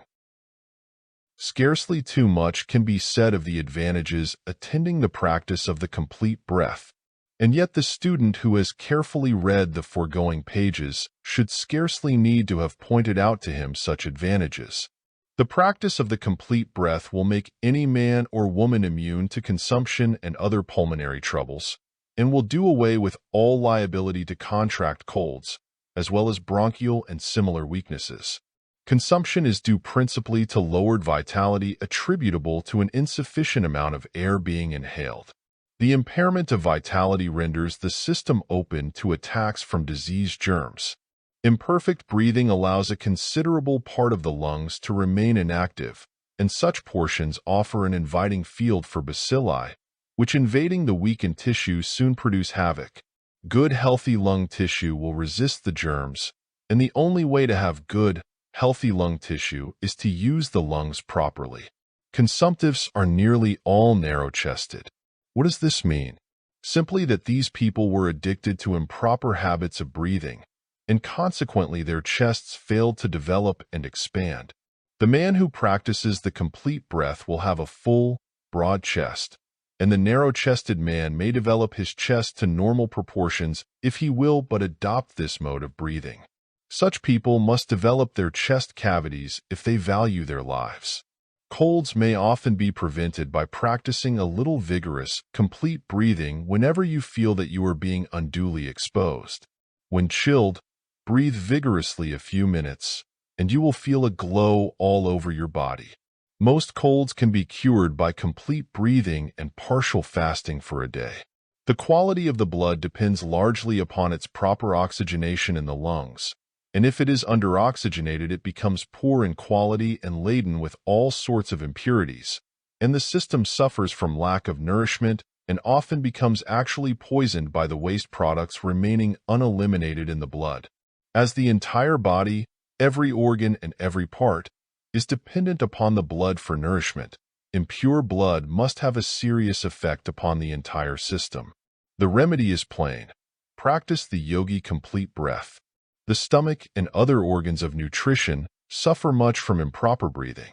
Not only are they ill-nourished by reason of the lack of oxygen, but as the food must absorb oxygen from the blood and become oxygenated before it can be digested and assimilated, it is readily seen how digestion and assimilation is impaired by incorrect breathing. And whenever assimilation is not normal, the system receives less and less nourishment, the appetite fails, bodily vigor decreases, and energy diminishes, and the man withers and declines. All from the lack of proper breathing. Even the nervous system suffers from improper breathing, inasmuch as the brain, the spinal cord, the nerve centers, and the nerves themselves, when improperly nourished by means of the blood, become poor and inefficient instruments for generating, storing, and transmitting the nerve currents. And improperly nourished they will become if sufficient oxygen is not absorbed through the lungs. There is another aspect of the case whereby the nerve currents themselves, or rather the force from which the nerve currents spring, becomes lessened from want of proper breathing. But this belongs to another phase of the subject which is treated of in other chapters of this book, and our purpose here is to direct your attention to the fact that the mechanism of the nervous system is rendered inefficient as an instrument for conveying nerve force, as the indirect result of a lack of proper breathing. In the practice of the complete breath, during inhalation, the diaphragm contracts and exerts a gentle pressure upon the liver, stomach, and other organs, which in connection with the rhythm of the lungs acts as a gentle massage of these organs and stimulates their actions, and encourages normal functioning. Each inhalation aids in this internal exercise and assists in causing a normal circulation to the organs of nutrition and elimination. In high or mid breathing, the organs lose the benefit accruing from this internal massage. The Western world is paying much attention to physical culture just now, which is a good thing. But in their enthusiasm, they must not forget that the exercise of the external muscles is not everything. The internal organs also need exercise, and nature's plan for this exercise is proper breathing. The diaphragm is nature's principal instrument for this internal exercise. Its motion vibrates the important organs of nutrition and elimination, and massages and kneads them at each inhalation and exhalation, forcing blood into them, and then squeezing it out and imparting a general tone to the organs. Any organ or part of the body which is not exercised gradually atrophies and refuses to function properly, and lack of the internal exercise afforded by the diaphragmatic action leads to diseased organs. The complete breath gives the proper motion to the diaphragm, as well as exercising the middle and upper chest. It is indeed complete in its action. From the standpoint of Western physiology alone, without reference to the Oriental philosophies and science, this yogi system of complete breathing is of vital importance to every man, woman, and child who wishes to acquire health and keep it. Its very simplicity keeps thousands from seriously considering it, while they spend fortunes in seeking health through complicated and expensive systems. Health knocks at their door and they answer not. Verily, the stone which the builders reject is the real cornerstone of the temple of health. End of chapter. Chapter 16. Breathing Exercises. We give below 3 forms of breath, quite popular among the yogis. The first is the well-known yogi cleansing breath, to which is attributed much of the great lung endurance found among the yogis. They usually finish up a breathing exercise with this cleansing breath, and we have followed this plan in this book. We also give the yogi nerve vitalizing exercise, which has been handed down among them for ages, and which has never been improved on by Western teachers of physical culture, although some of them have borrowed it from teachers of yogi. We also give the yogi vocal breath, which accounts largely for the melodious, vibrant voices of the better class of the Oriental yogis. We feel that if this book contained nothing more than these 3 exercises, it would be invaluable to the Western student. Take these exercises as a gift from your Eastern brothers and put them into practice. The yogi cleansing breath. The yogis have a favorite form of breathing which they practice when they feel the necessity of ventilating and cleansing the lungs. They conclude many of their other breathing exercises with this breath, and we have followed this practice in this book. This cleansing breathing ventilates and cleanses the lungs, stimulates the cells, and gives a general tone to the respiratory organs, and is conducive to their general healthy condition. Besides this effect, it is found to greatly refresh the entire system. Speakers, singers, etc. will find this breath especially restful after having tired the respiratory organs. 1. Inhale a complete breath. 2. Retain the air a few seconds. 3. Pucker up the lips as if for a whistle, but do not swell out the cheeks. Then exhale a little air through the opening with considerable vigor. Then stop for a moment, retaining the air, and then exhale a little more air. Repeat until the air is completely exhaled. Remember that considerable vigor is to be used in exhaling the air through the opening in the lips. This breath will be found quite refreshing when one is tired and generally used up. A trial will convince the student of its merits. This exercise should be practiced until it can be performed naturally and easily, as it is used to finish up a number of other exercises given in this book, and it should be thoroughly understood. The yogi nerve vitalizing breath. This is an exercise well known to the yogis, who consider it one of the strongest nerve stimulants and invigorants known to man.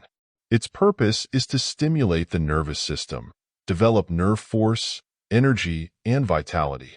This exercise brings a stimulating pressure to bear on important nerve centers, which in turn stimulate and energize the entire nervous system and send an increased flow of nerve force to all parts of the body. 1. Stand erect. 2. Inhale a complete breath and retain same. 3. Extend the arms straight in front of you, letting them be somewhat limp and relaxed, with only sufficient nerve force to hold them out. 4. Slowly draw the hands back toward the shoulders, gradually contracting the muscles and putting force into them, so that when they reach the shoulders, the fists will be so tightly clenched that a tremulous motion is felt. 5. Then, keeping the muscles tense, push the fists slowly out, and then draw them back rapidly, still tense, several times. 6. Exhale vigorously through the mouth. 7. Practice the cleansing breath. The efficiency of this exercise depends greatly upon the speed of the drawing back of the fists and the tension of the muscles, and of course, upon the full lungs. This exercise must be tried to be appreciated. It is without equal as a bracer, as our Western friends put it. The Yogi vocal breath. The yogis have a form of breathing to develop the voice. They are noted for their wonderful voices, which are strong, smooth, and clear, and have a wonderful trumpet-like carrying power. They have practiced this particular form of breathing exercise, which has resulted in rendering their voices soft, beautiful, and flexible, imparting to it that indescribable, peculiar floating quality, combined with great power. The exercise given below will in time impart the above-mentioned qualities, or the yogi voice, to the student who practices it faithfully. It is to be understood, of course, that this form of breath is to be used only as an occasional exercise and not as a regular form of breathing. 1. Inhale a complete breath very slowly but steadily through the nostrils, taking as much time as possible in the inhalation. 2.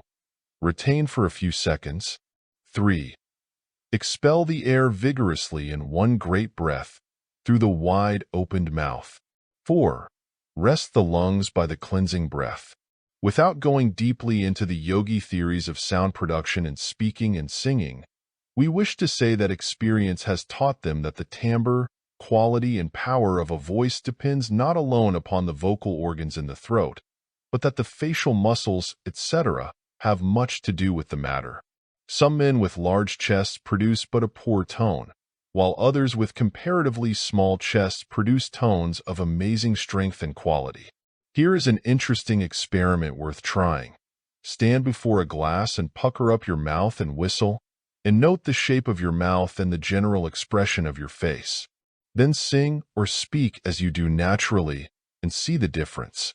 Then start to whistle again for a few seconds, and then, without changing the position of your lips or face, sing a few notes and notice what a vibrant, resonant, clear, and beautiful tone is produced.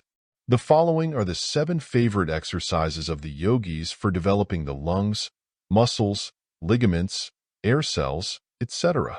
They are quite simple but marvelously effective.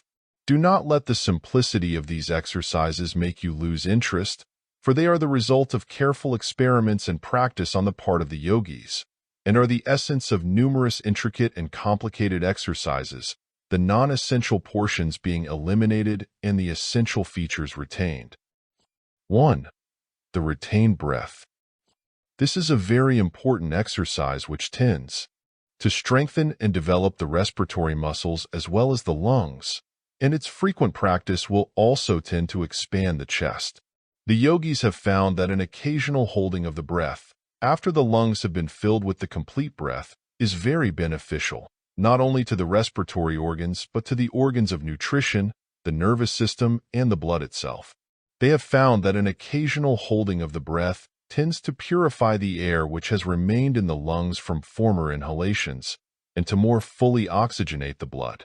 They also know that the breath so retained gathers up all the waste matter, and when the breath is expelled it carries with it the effete matter of the system, and cleanses the lungs just as a purgative does the bowels. The yogis recommend this exercise for various disorders of the stomach, liver, and blood, and also find that it frequently relieves bad breath, which often arises from poorly ventilated lungs. We recommend students to pay considerable attention to this exercise, as it has great merits. The following directions will give you a clear idea of the exercise. 1. Stand erect. 2. Inhale a complete breath. 3. Retain the air as long as you can comfortably. 4. Exhale vigorously through the open mouth. 5. Practice the cleansing breath. At first, you will be able to retain the breath only a short time, but a little practice will also show a great improvement. Time yourself with a watch if you wish to note your progress. 2. Lung cell stimulation. This exercise is designed to stimulate the air cells in the lungs, but beginners must not overdo it, and in no case should it be indulged in too vigorously. Some may find a slight dizziness resulting from the first few trials, in which case let them walk around a little and discontinue the exercise for a while. 1. Stand erect, with hands at sides. 2. Breathe in very slowly and gradually. 3. While inhaling, gently tap the chest with the fingertips, constantly changing position. 4. When the lungs are filled, retain the breath and pat the chest with the palms of the hands. 5. Practice the cleansing breath. This exercise is very bracing and stimulating to the whole body and is a well-known yogi practice. Many of the air cells of the lungs become inactive by reason of incomplete breathing and often become almost atrophied. One who has practiced imperfect breathing for years will find it not so easy to stimulate all these ill-used air cells into activity all at once by the complete breath, but this exercise will do much toward bringing about the desired result and is worth study and practice. 3. Rib stretching. We have explained that the ribs are fastened by cartilages, which admit of considerable expansion. In proper breathing, the ribs play an important part, and it is well to occasionally give them a little special exercise in order to preserve their elasticity. Standing or sitting in unnatural positions, to which many of the Western people are addicted, is apt to render the ribs more or less stiff and inelastic, and this exercise will do much to overcome same. 1. Stand erect. 2. Place the hands one on each side of the body, as high up under the armpits as convenient, the thumbs reaching toward the back, the palms on the side of the chest and fingers to the front over the breast. 3. Inhale a complete breath. 4. Retain the air for a short time. 5. Then gently squeeze the sides, at the same time slowly exhaling. 6. Practice the cleansing breath. Use moderation in this exercise and do not overdo it. 4. Chest expansion. The chest is quite apt to be contracted from bending over one's work. This exercise is very good for the purpose of restoring natural conditions and gaining chest expansion. 1. Stand erect. 2. Inhale a complete breath. 3. Retain the air. 4.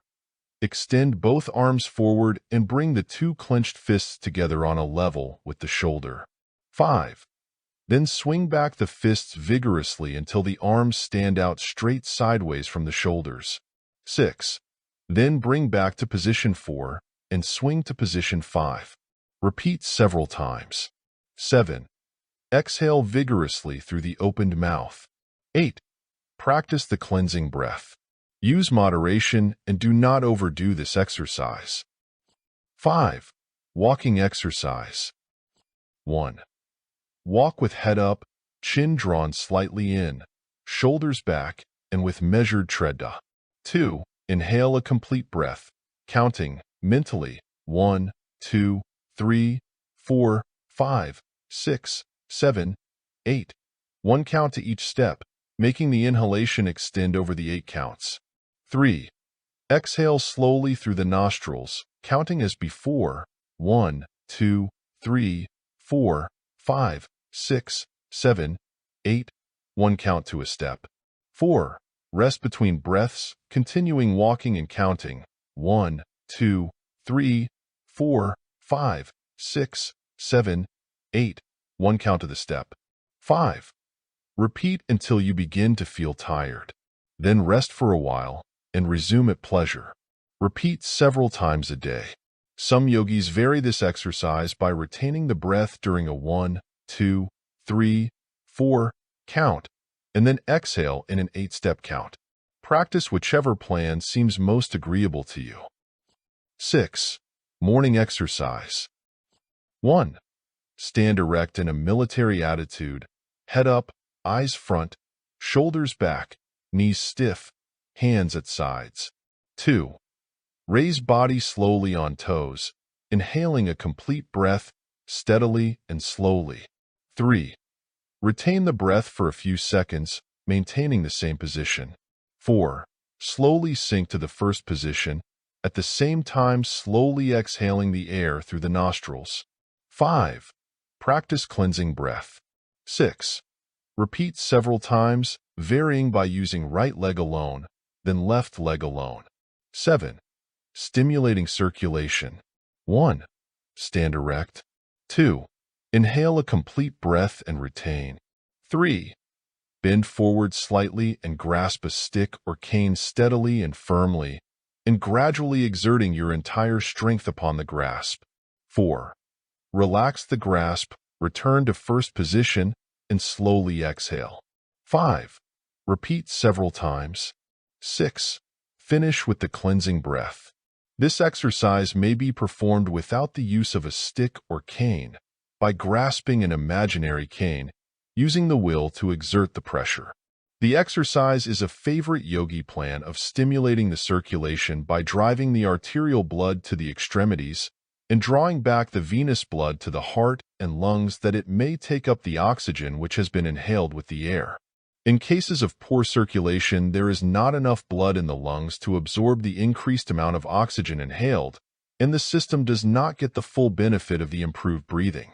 In such cases, particularly, it is well to practice this exercise, occasionally with the regular complete breathing exercise. End of chapter. Chapter 17. Nostril breathing versus mouth breathing.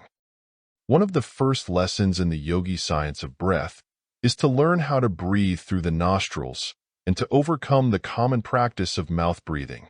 The breathing mechanism of man is so constructed that he may breathe either through the mouth or nasal tubes, but it is a matter of vital importance to him which method he follows, as one brings health and strength and the other disease and weakness.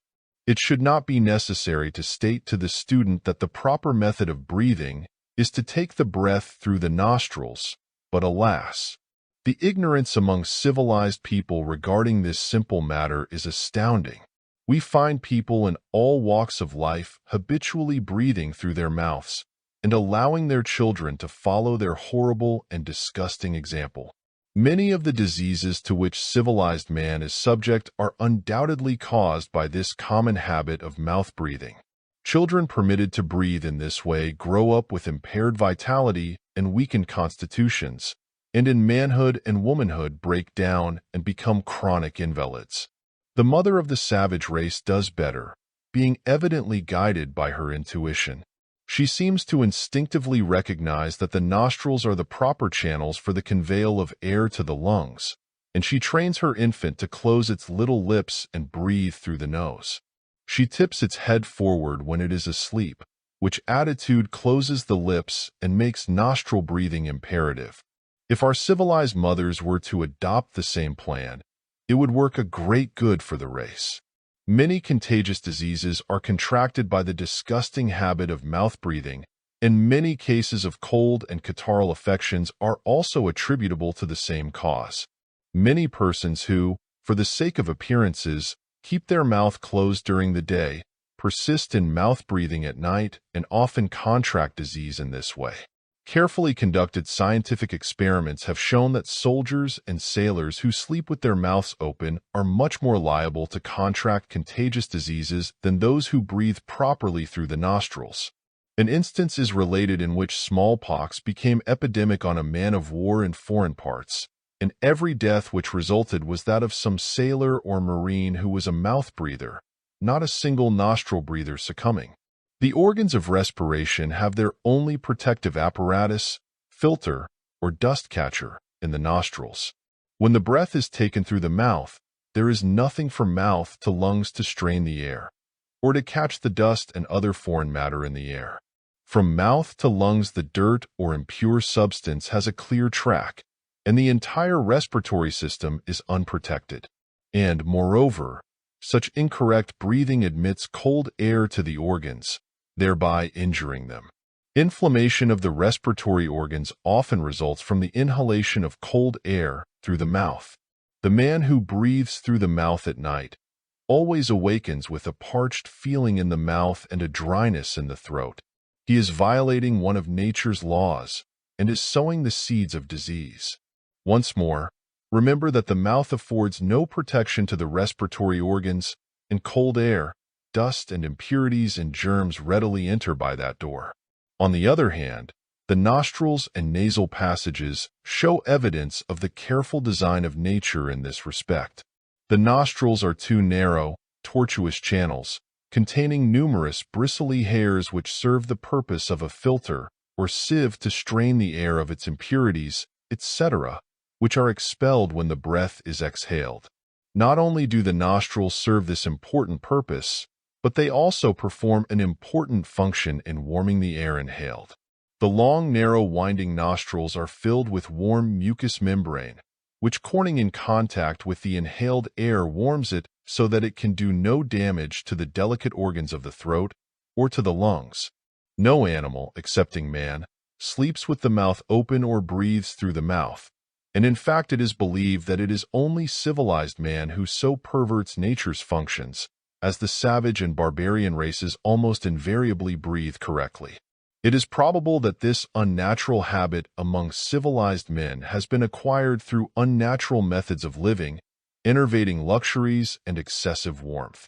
The refining, filtering, and straining apparatus of the nostrils renders the air fit to reach the delicate organs of the throat and the lungs, and the air is not fit to so reach these organs until it has passed through nature's refining process. The impurities which are stopped and retained by the sieves and mucous membrane of the nostrils are thrown out again by the expelled breath in exhalation, and in case they have accumulated too rapidly or have managed to escape through the sieves and have penetrated forbidden regions, nature protects us by producing a sneeze which violently ejects the intruder. The air, when it enters the lungs, is as different from the outside air as is distilled water different from the water of the cistern. The intricate purifying organization of the nostrils, arresting and holding the impure particles in the air, is as important as is the action of the mouth in stopping cherry stones and fish bones and preventing them from being carried on to the stomach. Man should no more breathe through his mouth than he would attempt to take food through his nose. Another feature of mouth breathing is that the nasal passages, being thus comparatively unused, consequently fail to keep themselves clean and clear, and become clogged up and unclean, and are apt to contract local diseases. Like abandoned roads that soon become filled with weeds and rubbish, unused nostrils become filled with impurities and foul matter. One who habitually breathes through the nostrils is not likely to be troubled with clogged or stuffy nostrils, but for the benefit of those who have been more or less addicted to the unnatural mouth breathing, and who wish to acquire the natural and rational method, it may perhaps be well to add a few words regarding the way to keep their nostrils clean and free from impurities. A favorite Oriental method is to snuff a little water up the nostrils, allowing it to run down the passage into the throat. From thence it may be ejected through the mouth. Some Hindu yogis immerse the face in a bowl of water, but this latter method requires considerable practice, and the first-mentioned method is equally efficacious and much more easily performed. Another good plan is to open the window and breathe freely, closing one nostril with the finger or thumb, sniffing up the air through the open nostril. Then repeat the process on the other nostril. Repeat several times, changing nostrils. This method will usually clear the nostrils of obstructions. We urge upon the student the necessity of acquiring this method of breathing if he has it not, and caution him against dismissing this phase of the subject as unimportant. End of chapter. Chapter 18. The Little Lives of the Body. Hatha Yoga teaches that the physical body is built up of cells, each cell containing within it a miniature life, which controls its action. These lives are really bits of intelligent mind of a certain degree of development, which enable the cells to do their work properly. These bits of intelligence are, of course, subordinate to the control of the central mind of man, and readily obey orders given from headquarters, consciously or unconsciously. These cell intelligences manifest a perfect adaptation for their particular work. The selective action of the cells, extracting from the blood the nourishment required, and rejecting that which is not needed, is an instance of this intelligence. The process of digestion, assimilation, etc., shows the intelligence of the cells, either separately or collectively, in groups. The healing of wounds, the rush of the cells to the points where they are most needed, and hundreds of other examples known to the investigators, all mean to the yogi student examples of the life within each atom. Each atom is to the yogi a living thing, leading its own independent life. These atoms combine into groups for some end, and the groups manifest a group intelligence, so long as it remains a group. These groups again combining in turn and forming bodies of a more complex nature, which serve as vehicles for higher forms of consciousness. When death comes to the physical body, the cells separate and scatter, and that which we call decay sets in. The force which has held the cells together is withdrawn, and they become free to go their own way and to form new combinations. Some go into the body of the plants in the vicinity and eventually find themselves in the body of an animal. Others remain in the organism of the plant. Others remain in the ground for a time, but the life of the atom means incessant and constant change. As a leading writer has said, death is but an aspect of life, and the destruction of one material form is but a prelude to the building up of another. We will give our students a brief idea of the nature and work of this cell life, the life of these little lives of the body. The cells of the body have three principles. 1. Matter, which they obtain from the food. 2.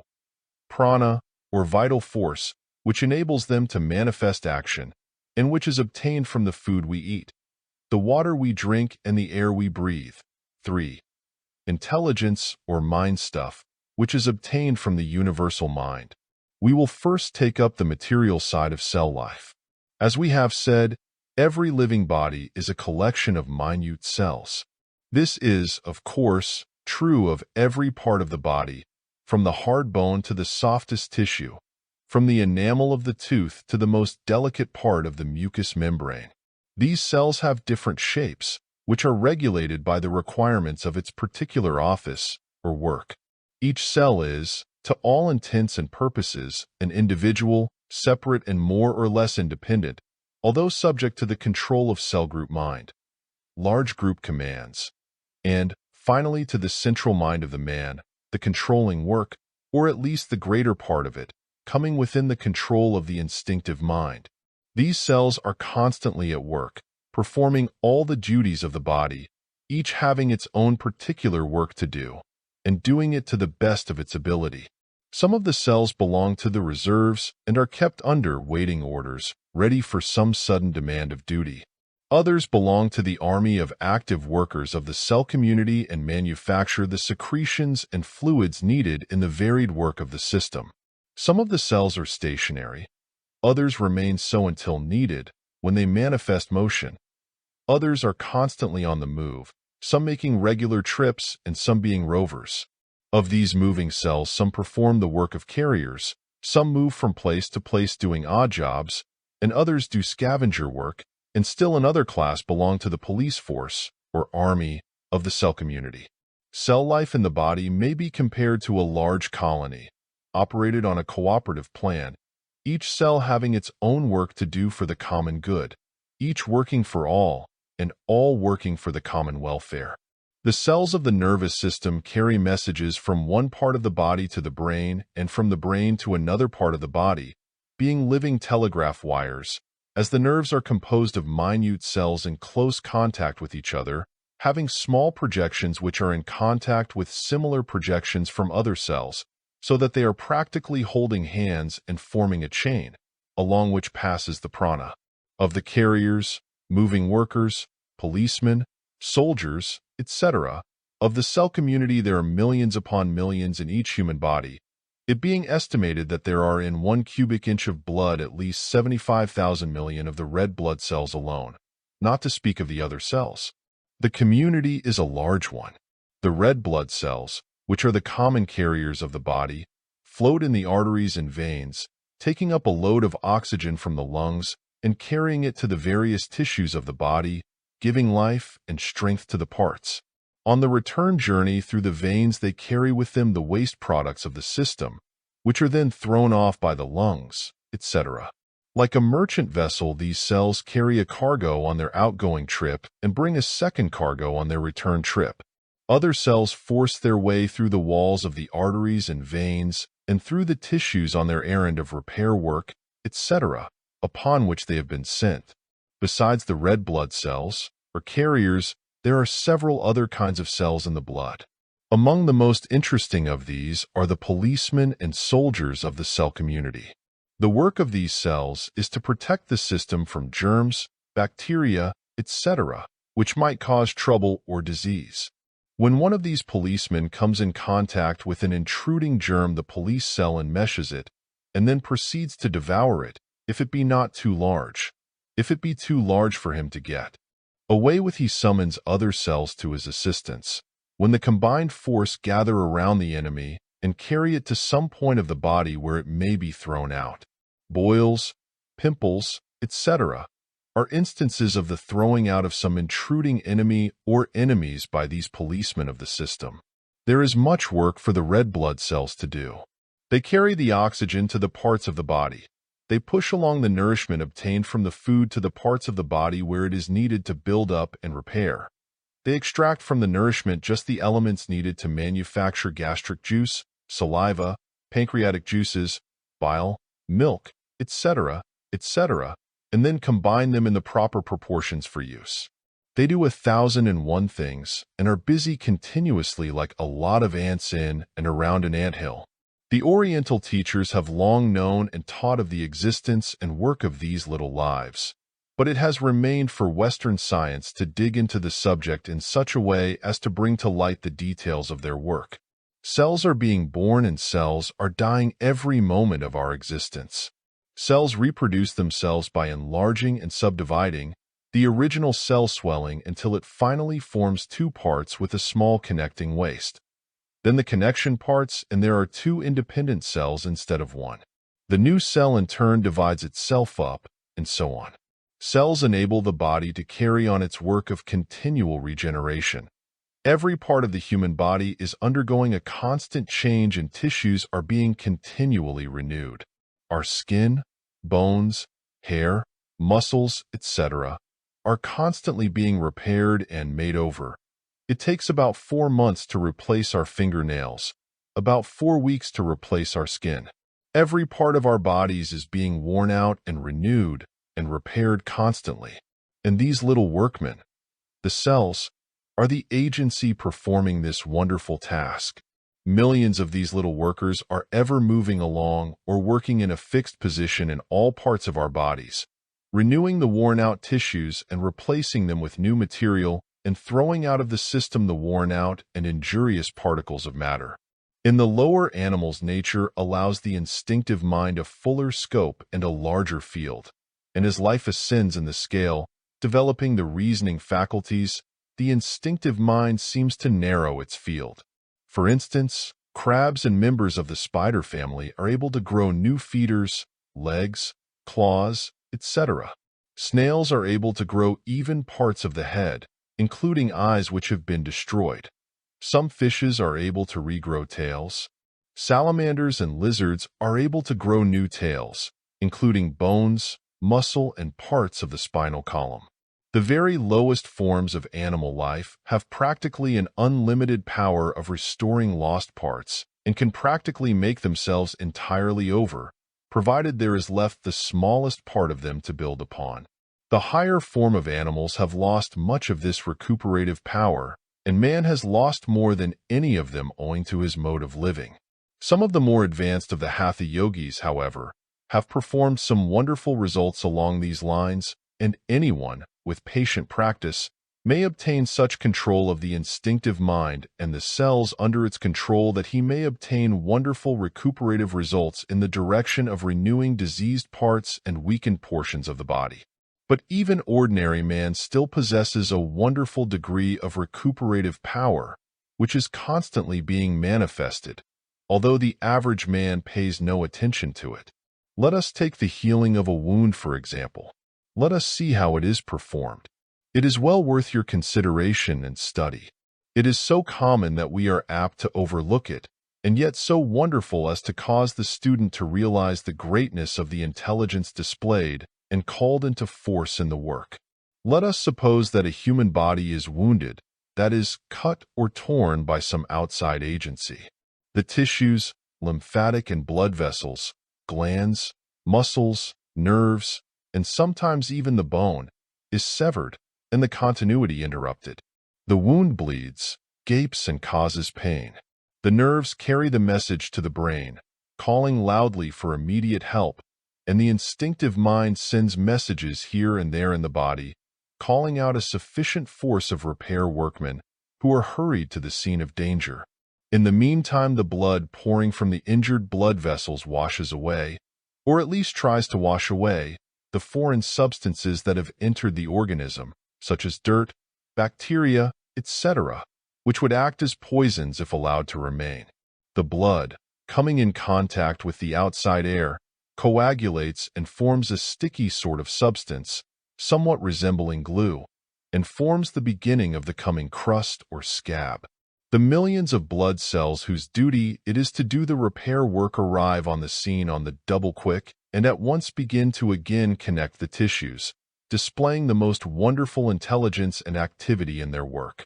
The cells of the tissues, nerves, blood vessels, on both sides of the wound, begin to increase and multiply, bringing into being millions of new cells, which, advancing from both sides, finally meet in the center of the wound. This forming of new cells bears all the appearance of a disorderly, purposeless effort, but in a short time the hand of the commanding intelligence and of its subordinate centers of influence begins to show itself. The new cells of the blood vessels connect with the same kind of cells on the opposite side of the wound, forming new tubes through which the blood may flow. The cells of what is known as the connective tissue unite with others of their kind and draw together the wound. New nerve cells form on each of the severed ends, and, sending out filaments, gradually repair the broken wires, until at last the message passes again without interruption. After all this inside work is completed and blood vessel, nerve, and connective tissue are fully repaired, the cells of the skin start in to finish the task, and new epidermis cells spring into existence. And new skin is formed over the wound, which has healed by that time, all orderly, showing discipline and intelligence. The healing of a wound, apparently so simple, brings the careful observer face to face with the intelligence which pervades all of nature, lets him see creation in active operation. Nature is ever willing to draw aside the veil and allow us to peep a little into the sacred chamber beyond. But we poor ignorant creatures heed not her invitation, but pass by unheeding and waste our mind force on silly things and hurtful pursuits. So much for the work of the cell. The cell mind is supplied from the universal mind, the great storehouse of mind stuff, and is kept in touch and directed by the mind of the cell centers, which are in turn controlled by higher centers, until the central instinctive mind is reached. But the cell mind is not able to express itself without both of two other principles, matter and prana. It needs the fresh material supplied by the well-digested food, in order to make for itself a medium of expression. It also needs a supply of prana, or vital force, in order to move and have action.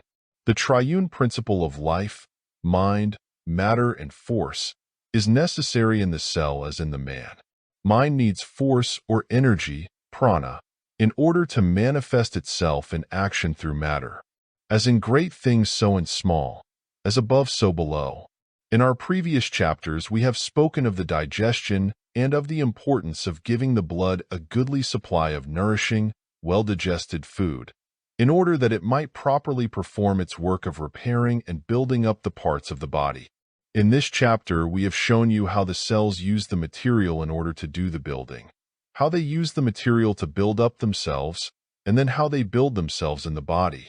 Remember, the cells, which are used as building bricks, surround themselves with the material obtained from the food, making themselves bodies, as it were. Then take up a supply of prana or vital energy and are then carried or pushed to where they are needed, where they build themselves and are built up into new tissue, bone, muscle, etc. Without proper material with which to form themselves bodies, these cells cannot carry out their mission. In fact, cannot exist. Persons who have allowed themselves to run down and who are suffering from imperfect nutrition have not nearly the normal amount of blood cells and are consequently unable to have the work of the system properly carried on. The cells must have material with which to make bodies, and there is only one way in which they can receive this material, by means of nourishment in the food. And unless there is sufficient prana in the system, these cells cannot manifest sufficient energy to do their work, and lack of vitality is manifested throughout the whole system. Sometimes the instinctive mind is so badgered and browbeaten by the intellect of man that it takes on the absurd notions and fears of the latter and fails to perform its accustomed work properly, and the cells are not properly generaled. In such cases, when the intellect once grasps the true idea, it seeks to repair its past mistakes and begins to reassure the instinctive mind that it understands its duties thoroughly and will be allowed to govern its own kingdom hereafter. And this is followed up with words of encouragement and praise and confidence until the instinctive mind recovers its equilibrium and again manages its own household. Sometimes the instinctive mind has been so influenced by the previous adverse notions of its owner, or by those of outsiders, that it is so confused that it takes it a long time to recover its normal poise and control. And in such cases, it often seems that some of the subordinate cell centers have practically rebelled and refused to again submit to dictation from headquarters. In both of these cases, the determined commands of the will are needed to bring about peace and order and proper work in all parts of the body.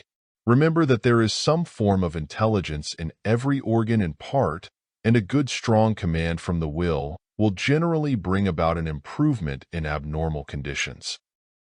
End of chapter. Chapter 19. The Control of the Involuntary System. In the preceding chapter of this book, we have explained to you that the human body is made of millions of tiny cells, each endowed with sufficient matter to enable it to do its work, with sufficient prana to give it the energy it requires, with sufficient mind stuff to give it the degree of intelligence with which to direct its work. Each cell belongs to a cell group or family, and the intelligence of the cell is in close rapport with the intelligence of every other cell in the group or family, the combined intelligence of the cell group resulting in a group mind. These groups, in turn, are each a part of some other larger group of groups, and so on until the whole forms a great republic of cell mind under the direction and control of the instinctive mind. The control of these great groups is one of the duties of the instinctive mind, and it usually does its work well, unless interfered with by the intellect, which sometimes sends it fear thoughts, and in this and other ways demoralizes the instinctive mind. Its work is also sometimes retarded by the intellect insisting that it take up foreign and strange habits of regulating the physical body through the cell intelligence. For instance, in the case of constipation, the intellect being busy with other work will not allow the body to respond to the calls of the instinctive mind, acting in response to a demand from the cells of the colon, nor does it pay attention to the demands for water, and the consequence is that the instinctive mind is unable to execute the proper orders, and both it and certain of the cell groups become demoralized and scarcely know what to do. Bad habits springing up and replacing the natural habit. Sometimes something akin to a rebellion springs up in some of the cell groups, resulting no doubt from some interruption in the natural course of their government, the introduction of strange customs causing a confusion. At times it seems that some of the smaller groups, and even some of the larger on certain occasions, go on a strike, rebelling against unaccustomed and improper work forced upon them, working overtime, and similar causes, such as a lack of proper nourishment. These little cells often act just as would men under the same circumstances. The analogy is often startling to the observer and investigator. These rebellions, or strikes, seem to spread if matters are not arranged, and even when matters are patched up, the cells seem to return to their work in a sullen manner. And instead of doing the best they know how, they will do as little as possible, and just when they feel like it. A restoration of normal conditions, resulting from increased nutrition, proper attention, etc., will gradually bring about a return to normal conditions. But matters may be expedited by giving the cell groups direct orders from the will. It is astonishing how soon order and discipline may be restored in this manner. The higher yogis have a wonderful control over the involuntary system and can act directly upon nearly every cell in their body. And even some of the so-called yogis of the cities of India, those little more than mountebanks, who exhibit their performances for so many coppers from each wandering traveler, are able to give interesting exhibitions of this control, some of the exhibitions, however, being disgusting to persons of fine sensibilities and painful to the real yogis, who mourn to see a noble science prostituted in this way. The trained will is able to act directly upon these cells and groups by a simple process of direct concentration, but this plan requires much training on the part of the student. There are other plans whereby the will is called into operation by the student repeating certain words in order to focus his will. The autosuggestions and affirmations of the Western world act in this way.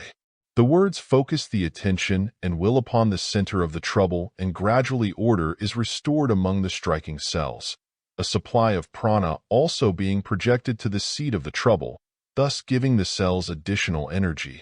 At the same time, the circulation to the affected region is increased, thereby giving the cells more nourishment and building material. One of the simplest plans of reaching the seat of trouble and giving a vigorous order to the cells is the one taught by the Hatha Yogis to their students, to be used by them until they are able to use the concentrated will without any aids. The plan is simply to talk up to the rebellious organ or part, giving it orders just as one would a group of schoolboys or a squad of recruits in the army. Give the order positively and firmly, telling the organ just what you wish it to perform, repeating the command sharply several times. A tapping or mild slapping of the part, or the part of the body over the affected part, will act to attract the attention of the cell group, just as does the tapping of a man on the shoulder cause him to stop, turn around and listen to what you have to say. Now, please do not suppose that we are trying to tell you that the cells have ears and understand the words of the particular language you may be using. What really happens is that the sharply spoken words help you to form the mental image expressed by the words, and this meaning goes right to the spot, over the channels of the sympathetic nervous system operated by the instinctive mind, and is readily understood by the cell groups and even by the individual cells. As we have already said, an additional supply of prana and the increased supply of blood also go to the affected region, being directed there by the concentrated attention of the person sending the command. The commands of a healer may be given in the same way, the instinctive mind of the patient taking up the command and forwarding it to the scene of the cell rebellion. This may seem almost childish to many of our students, but there are good scientific reasons behind it, and the yogis consider it the simplest plan whereby mental commands may reach the cells. So do not discard it as worthless until you have tried it a while. It has stood the test of centuries, and nothing better has been found to do the work. If you wish to try this plan upon some portion of your body, or the body of someone else which is not functioning properly, gently slap the part with the flat palm of the hand, saying to it sharply, for instance, "Here, liver, you must do your work better. You are too sluggish to suit me. I expect you to do better from now on. Get to work, I say, and stop this foolishness." These exact words are not necessary. Use any words which may come to you, so long as they convey a sharp, Positive command that the organ shall do its work.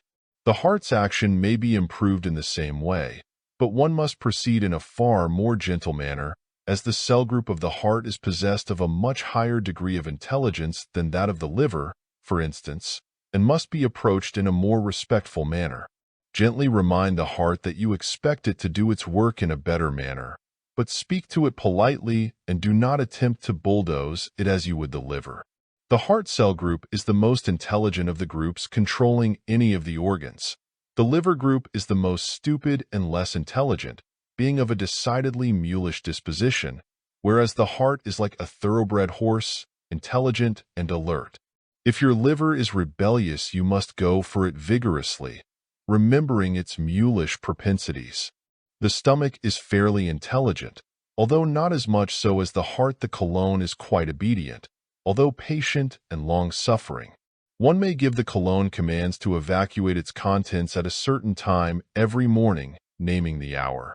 And if you will trust it sufficiently to go to the stool at that particular hour, keep your engagement, in fact, you will find that the colon will in a short time do as you wish it to. But remember that the poor colon has been greatly abused, and it may take a little time to regain its confidence.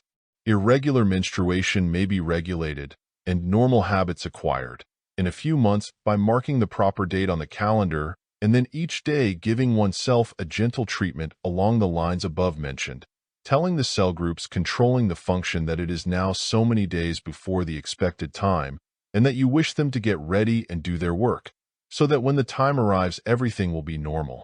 As you near the time, call the group's attention that the time is growing shorter and that it must attend to its business. Do not give the commands in a trifling manner, but as if you really meant them, and you must mean them, and they will be obeyed. We have seen many cases of irregular menstruation relieved in this way in from 1 to 3 months. This may sound ridiculous to you, but all we can say is to try it for yourself. We have not space to point out the method to be employed for each complaint, but you will readily see just what organ or group controls the seat of the trouble from what we have said in other chapters, and then give it its orders.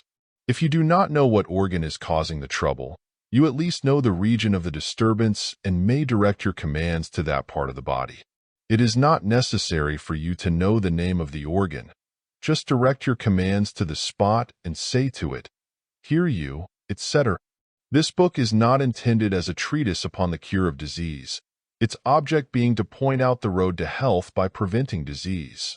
But these little hints at restoring normal functioning to organs which have been misbehaving may help you somewhat. You will be surprised at the measure of control which you may gain over your body by following the above method and variations of the same. You will be able to relieve your headaches by directing the blood to flow downward. You will be able to warm your cold feet by ordering the blood to flow to them in increased quantities, the prana, of course, going along also. You may equalize the circulation, thus stimulating the entire body. You may relieve tired portions of the body.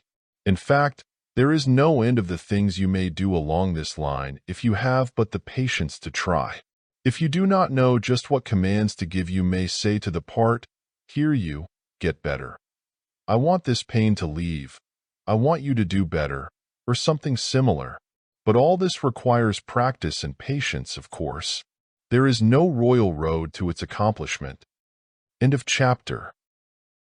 Chapter 20. Pranic Energy.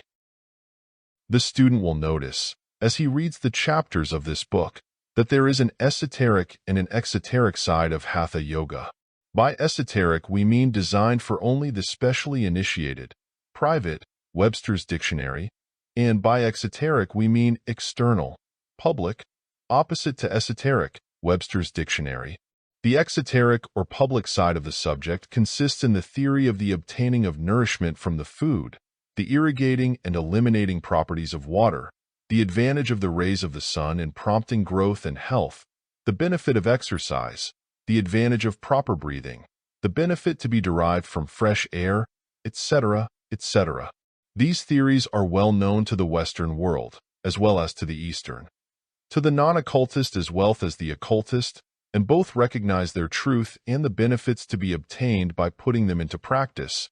But there is another side, quite familiar to the Orientals and to occultists generally, but unfamiliar to the Western world and not generally known among those who pay no attention to occult studies. This esoteric phase of the subject revolves around the subject of what the Orientals know as prana. The latter, and all occultists, know that man obtains prana as well as nourishment from his food, prana as well as a cleansing effect from the water he drinks, prana properly distributed as well as mere muscular development in physical exercise, prana as well as heat from the rays of the sun, prana as well as oxygen from the air he breathes, and so on.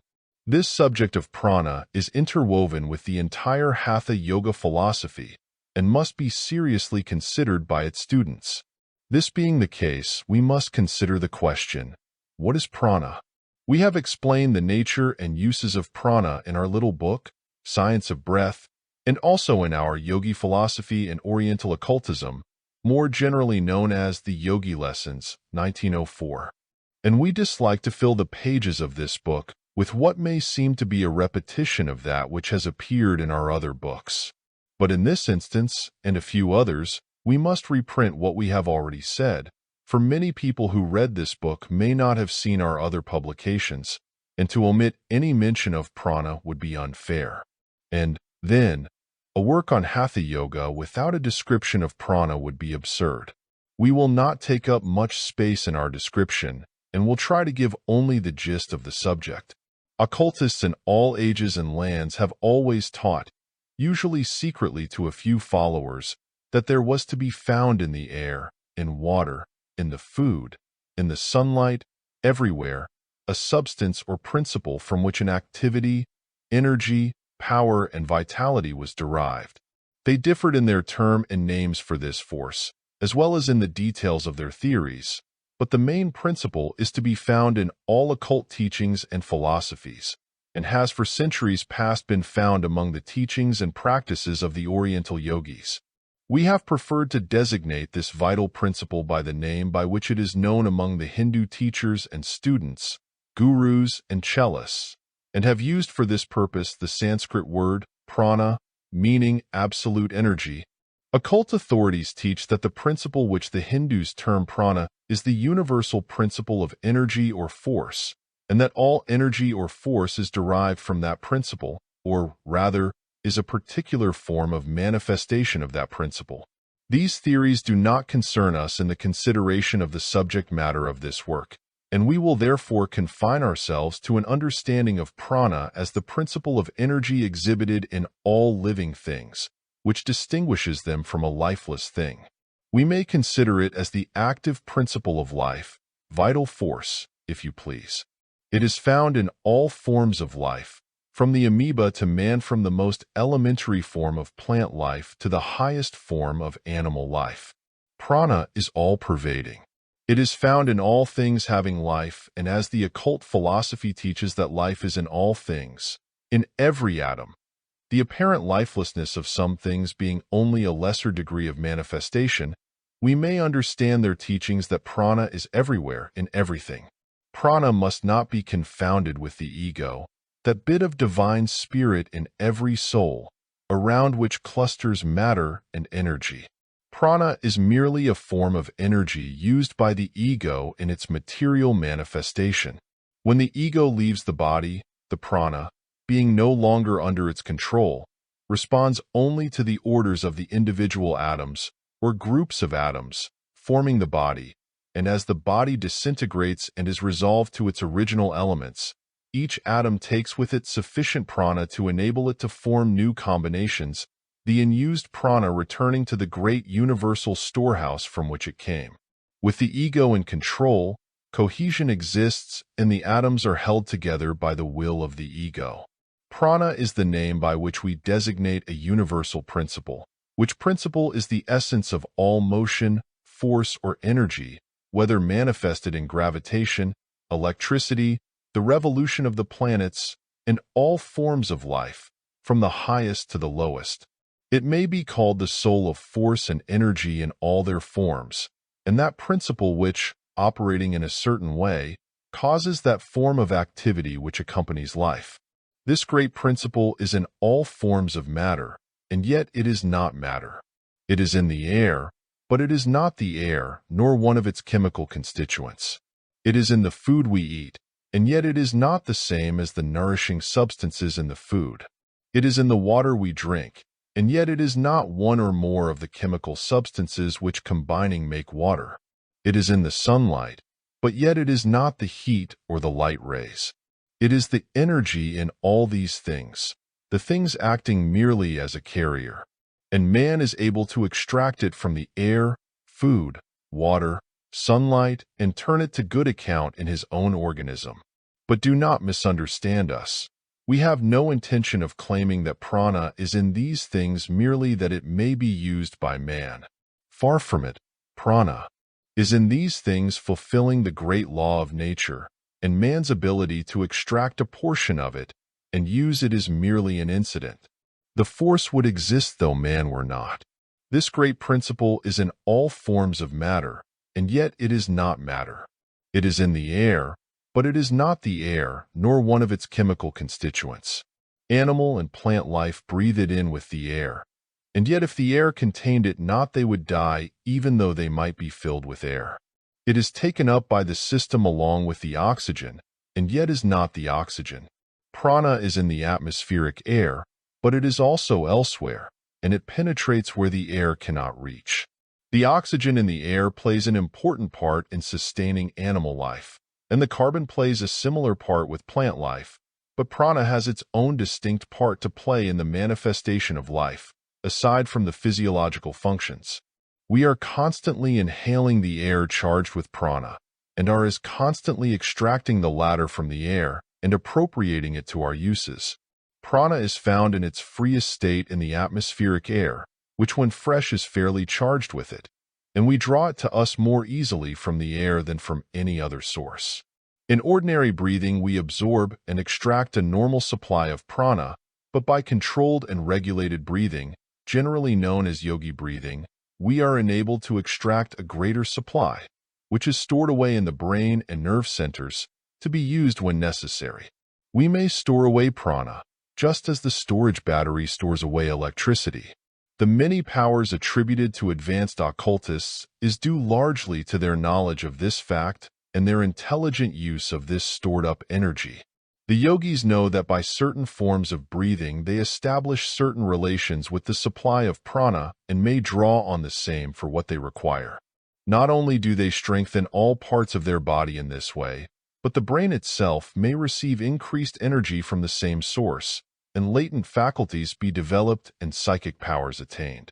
One who has mastered the science of storing away prana, either consciously or unconsciously, often radiates vitality and strength which is felt by those coming in contact with him, and such a person may impart this strength to others and give them increased vitality and health. What is called magnetic healing is performed in this way, although many practitioners are not aware of the source of their power. Western scientists have been dimly aware of this great principle with which the air is charged, but finding that they could find no chemical trace of it, or make it register on any of their instruments, they have generally treated the Oriental theory with disdain. They could not explain this principle, and so denied it.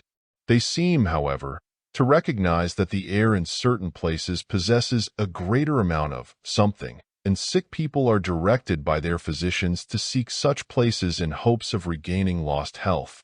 The oxygen in the air is appropriated by the blood and is made use of by the circulatory system. The prana in the air is appropriated by the nervous system and is used in its work. And as the oxygenated blood is carried to all parts of the system, building up and replenishing, so is the prana carried to all parts of the nervous system, adding strength and vitality. If we think of prana as being the active principle of what we call vitality, we will be able to form a much clearer idea of what an important part it plays in our lives. Just as is the oxygen in the blood used up by the wants of the system, so the supply of prana taken up by the nervous system is exhausted by our thinking, willing, acting, etc., and in consequence constant replenishing is necessary. Every thought, every act, every effort of the will, every motion of a muscle, uses up a certain amount of what we call nerve force, which is really a form of prana. To move a muscle, the brain sends out an impulse over the nerves, and the muscle contracts, and so much prana is expended. When it is remembered that the greater portion of prana acquired by man comes to him from the air inhaled, the importance of proper breathing is readily understood. It will be noticed that the Western scientific theories regarding the breath confine themselves to the effects of the absorption of oxygen and its use through the circulatory system, while the yogi theory also takes into consideration the absorption of prana and its manifestation through the channels of the nervous system. Before proceeding further, it may be as well to take a hasty glance at the nervous system. The nervous system of man is divided into two great systems, viz., the cerebrospinal system and the sympathetic system. The cerebrospinal system consists of all that part of the nervous system contained within the cranial cavity and the spinal canal, viz., the brain and the spinal cord, together with the nerves which branch off from the same. This system presides over the functions of animal life known as volition, sensation, etc. The sympathetic system includes all that part of the nervous system located principally in the thoracic, abdominal, and pelvic cavities, and which is distributed to the internal organs. It has control over the involuntary processes, such as growth, nutrition, etc.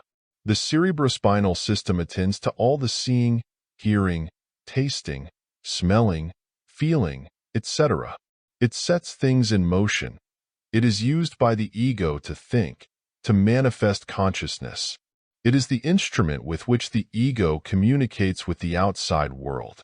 This system may be likened to a telephone system, with the brain as the central office, and the spinal column and nerves as cable and wires respectively.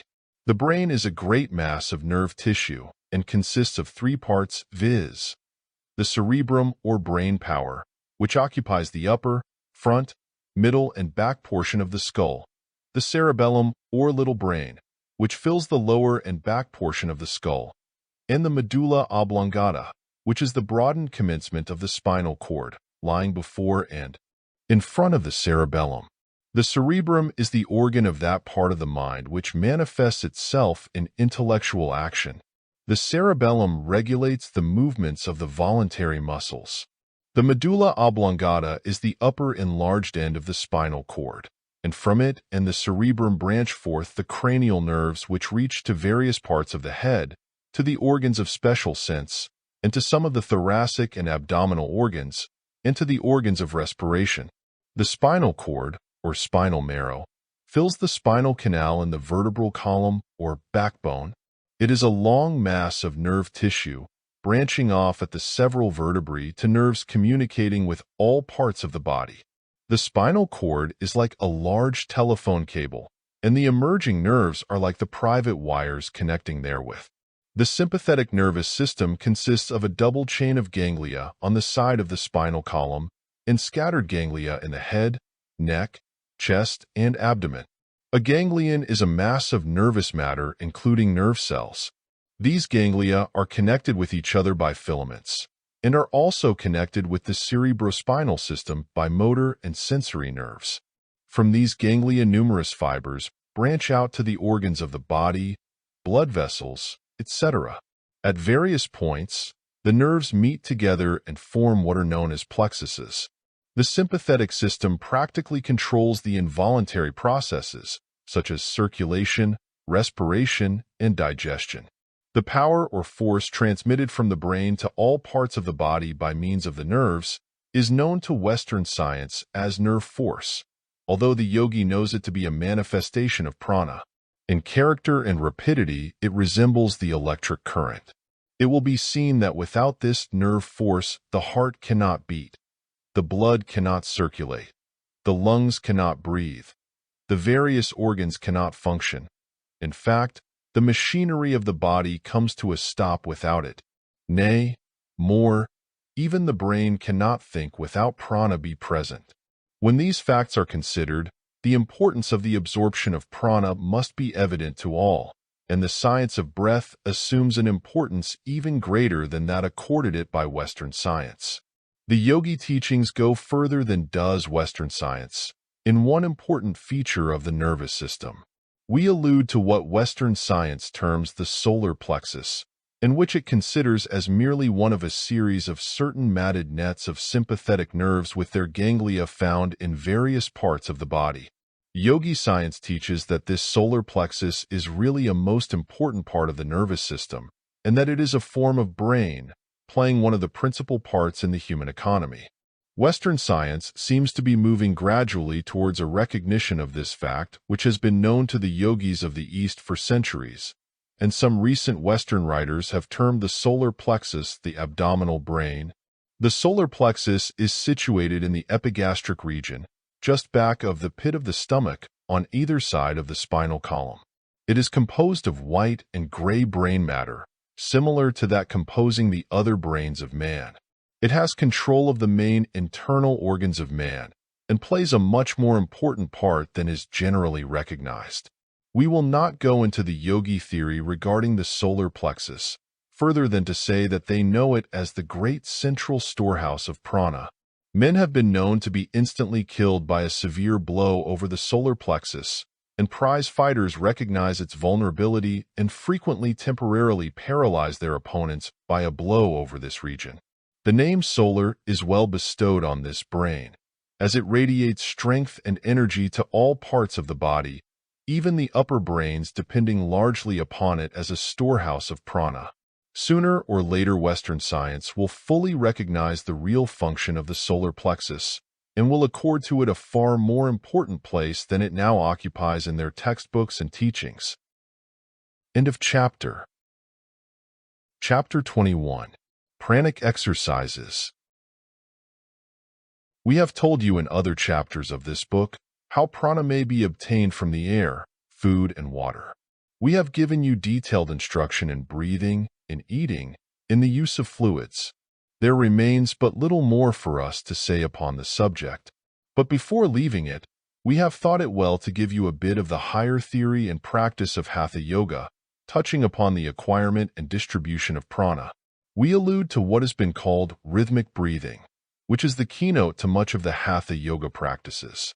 All is in vibration, from the tiniest atom to the greatest sun. Everything is in a state of vibration. There is nothing in absolute rest in nature.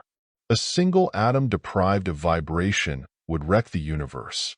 In incessant vibration, the universal work is performed. Matter is being constantly played upon by energy, and countless forms and numberless varieties result. And yet even the forms and varieties are not permanent.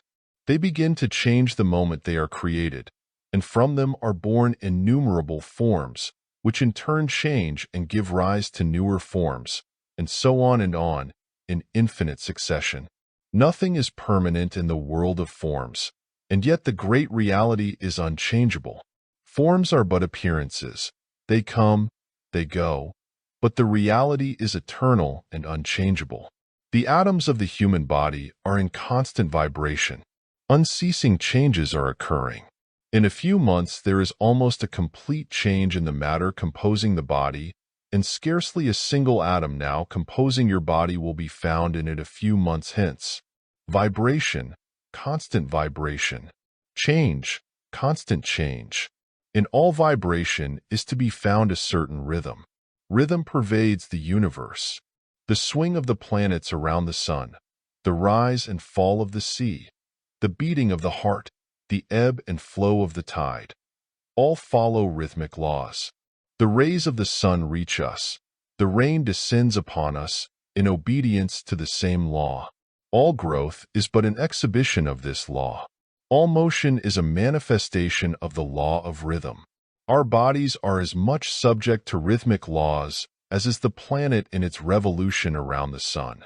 Much of the esoteric side of the yogi science of breath is based upon this known principle of nature. By falling in with the rhythm of the body, the yogi manages to absorb a great amount of prana, which he disposes of to bring about results desired by him. We will speak of this at greater length later on. The body which you occupy is like a small inlet running into the land from the sea. Although apparently subject only to its own laws, it is really subject to the ebb and flow of the tides of the ocean. The great sea of life is swelling and receding, rising and falling, and we are responding to its vibrations and rhythm. In a normal condition, we receive the vibration and rhythm of the great ocean of life and respond to it, but at times the mouth of the inlet seems choked up with debris, and we fail to receive the impulse from Mother Ocean, and inharmony manifests within us. You have heard how a note on a violin, if sounded repeatedly and in rhythm, will start into motion vibrations which will in time destroy a bridge. The same result is true when a regiment of soldiers crosses a bridge, the order being always given to break step on such an occasion, lest the vibration bring down both bridge and regiment. These manifestations of the effect of rhythmic motion will give you an idea of the effect on the body of rhythmic breathing.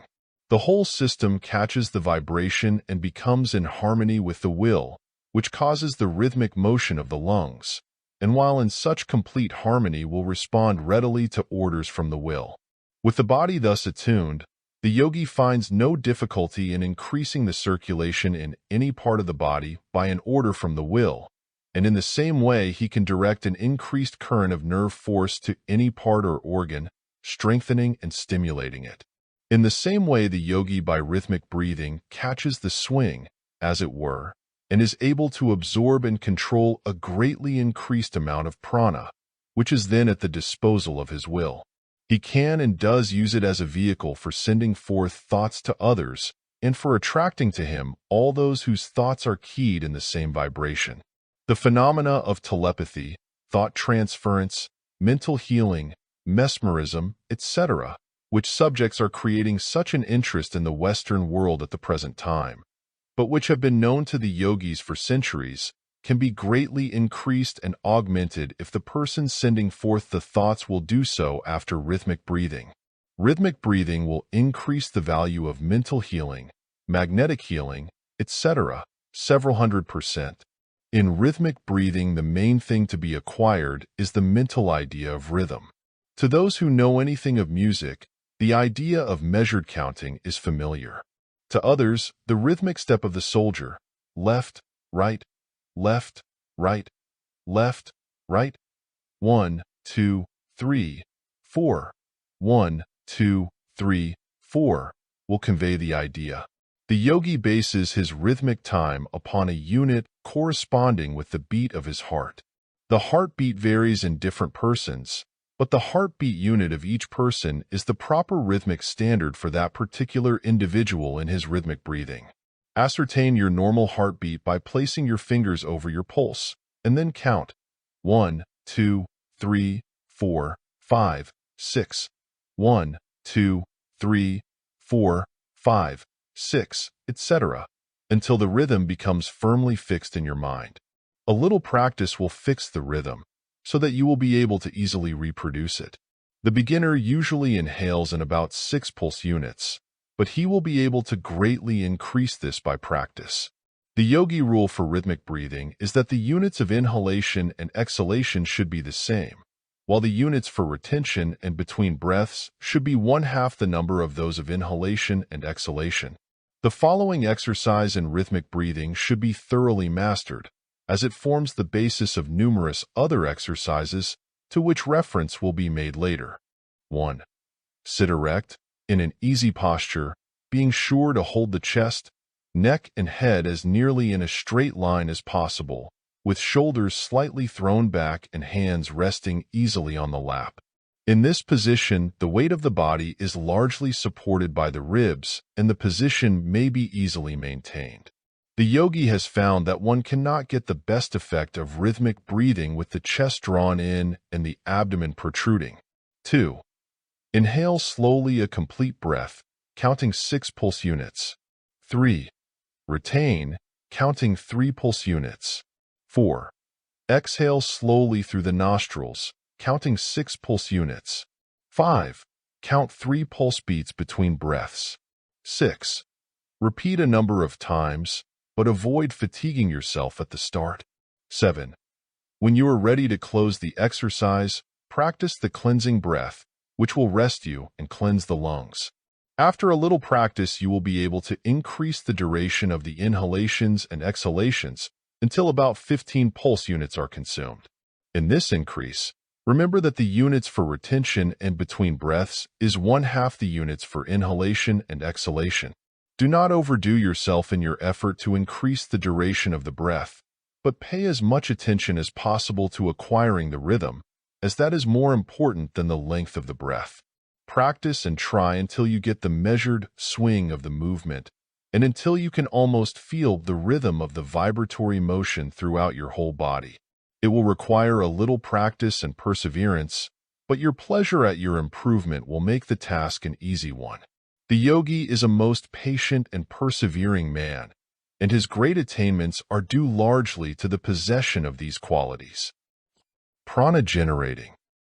Lying flat on the floor or bed, completely relaxed, with hands resting lightly over the solar plexus, over the pit of the stomach, where the ribs begin to separate. Breathe rhythmically. After the rhythm is fully established, will that each inhalation shall draw in an increased supply of prana or vital energy from the universal supply, which will be taken up by the nervous system and stored in the solar plexus. At each exhalation will that the prana or vital energy shall be distributed all over the body, to every organ and part, to every muscle, cell and atom, to nerve, artery and vein, from the top of your head to the soles of your feet, invigorating, strengthening and stimulating every nerve, recharging every nerve center, sending energy, force and strength all over the system. While exercising the will, try to form a mental picture of the inrushing prana, coming in through the lungs and being taken up at once by the solar plexus, then with the exhaling effort, being sent to all parts of the system, down to the fingertips and down to the toes. It is not necessary to use the will with an effort. Simply commanding that which you wish to produce and then making the mental picture of it is all that is necessary. Calm command with the mental picture is far better than forcible willing, which only dissipates force needlessly. The above exercise is most helpful and greatly refreshes and strengthens the nervous system and produces a restful feeling all over the body. It is especially beneficial in cases where one is tired or feels a lack of energy. Changing the circulation. Lying down or sitting erect, breathe rhythmically, and with the exhalations direct the circulation to any part you wish, which may be suffering from imperfect circulation. This is effective in cases of cold feet or in cases of headache, the blood being sent downward in both cases, in the first case warming the feet, and in the latter, relieving the brain from too great pressure. You will often feel a warm feeling in the legs as the circulation moves downward. The circulation is largely under the control of the will, and rhythmic breathing renders the task easier. Recharging.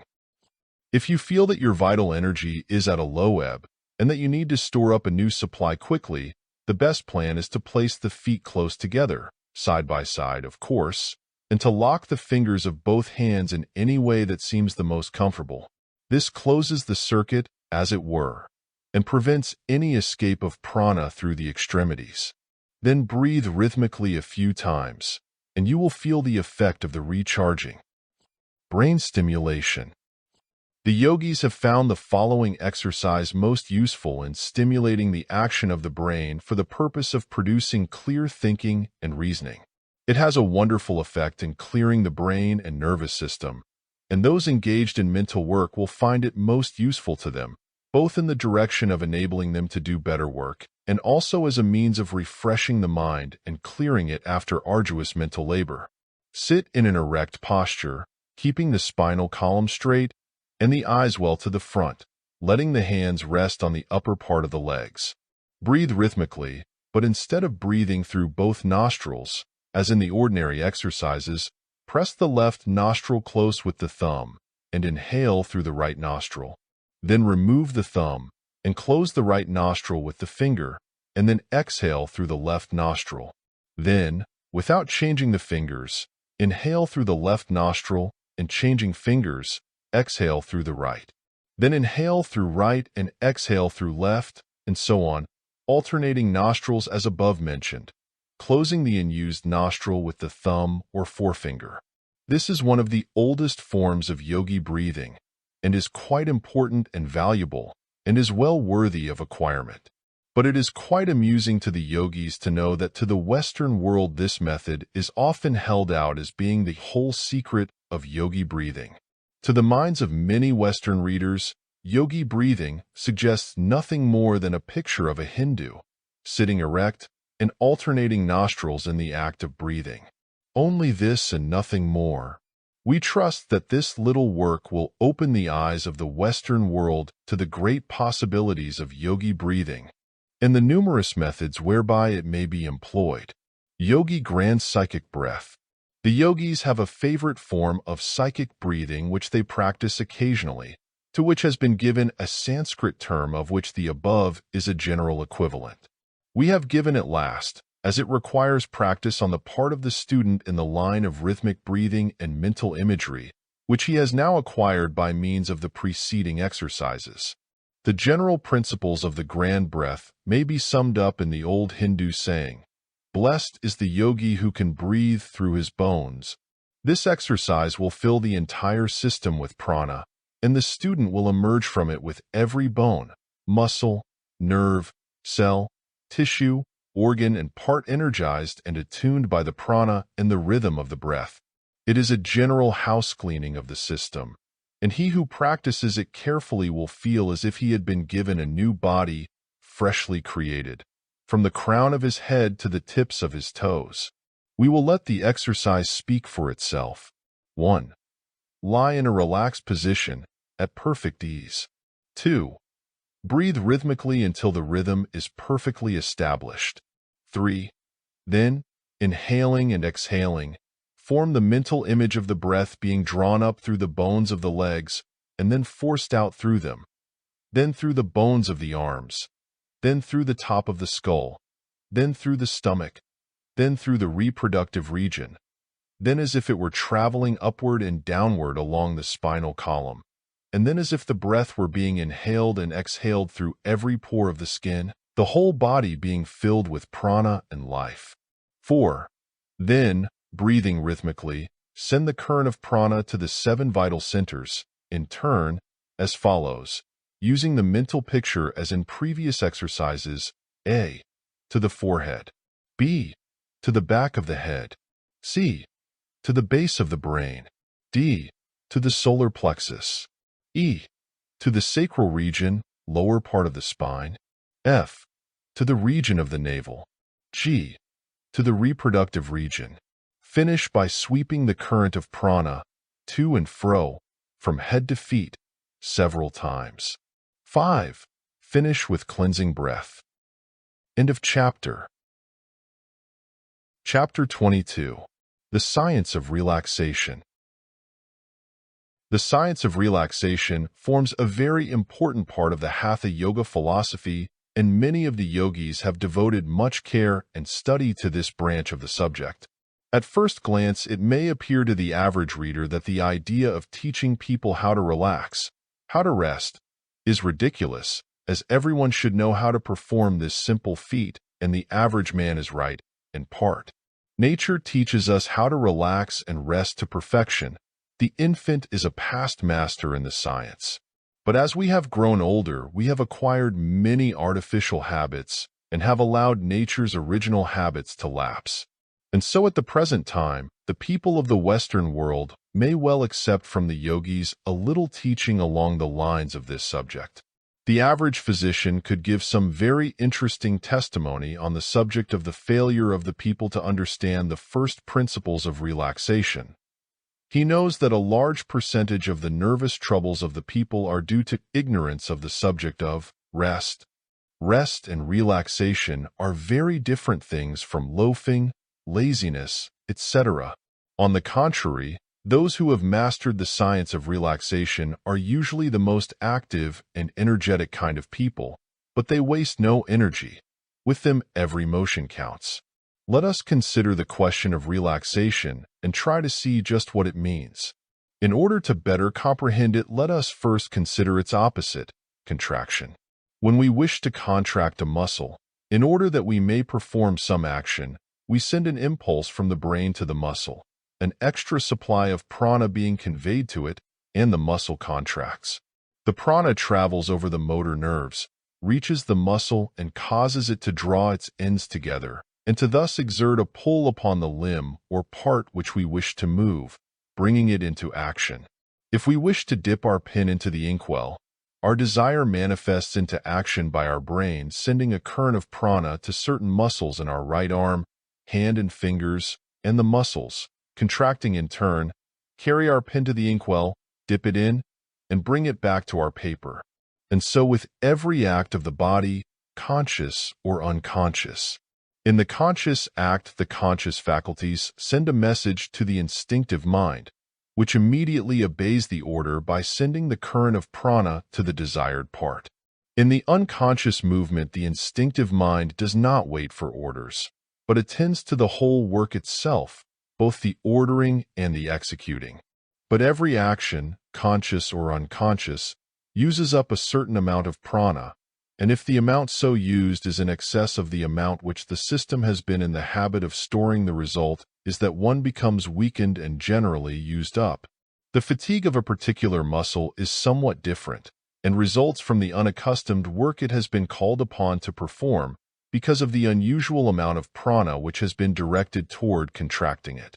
We have spoken so far only of the actual movements of the body, resulting from muscular contraction, proceeding from the current of prana directed to the muscle.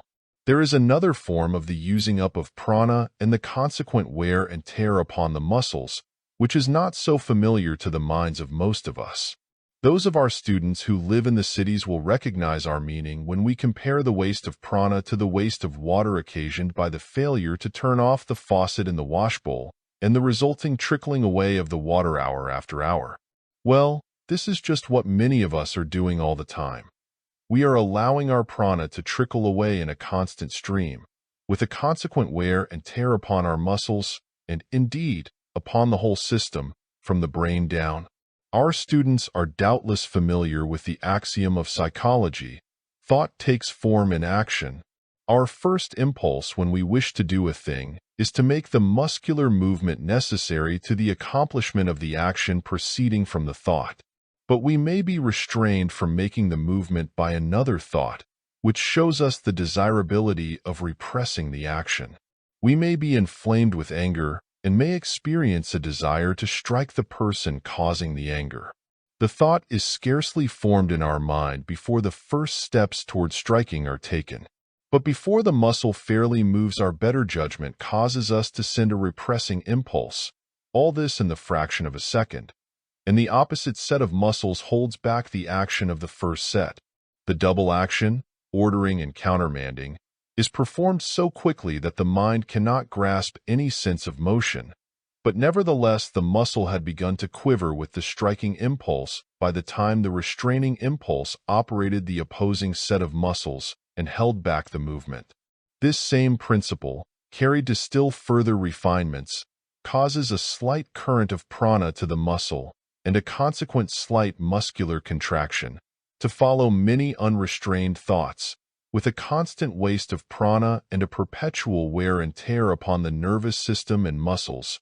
Many people of an excitable, irritable, emotional habit of mind constantly keep their nerves in action and their muscles tense by unrestrained and uncontrolled mental states. Thoughts take form in action, and a person of the temperament and habits just described is constantly allowing his thoughts to manifest in the currents sent to the muscles and the countermanding current immediately following. On the contrary, the person who has naturally, or has cultivated, a calm, controlled mind will have no such impulses with their accompanying results. He moves along well poised and well in hand, and does not allow his thoughts to run away with him. He is a master, not a slave.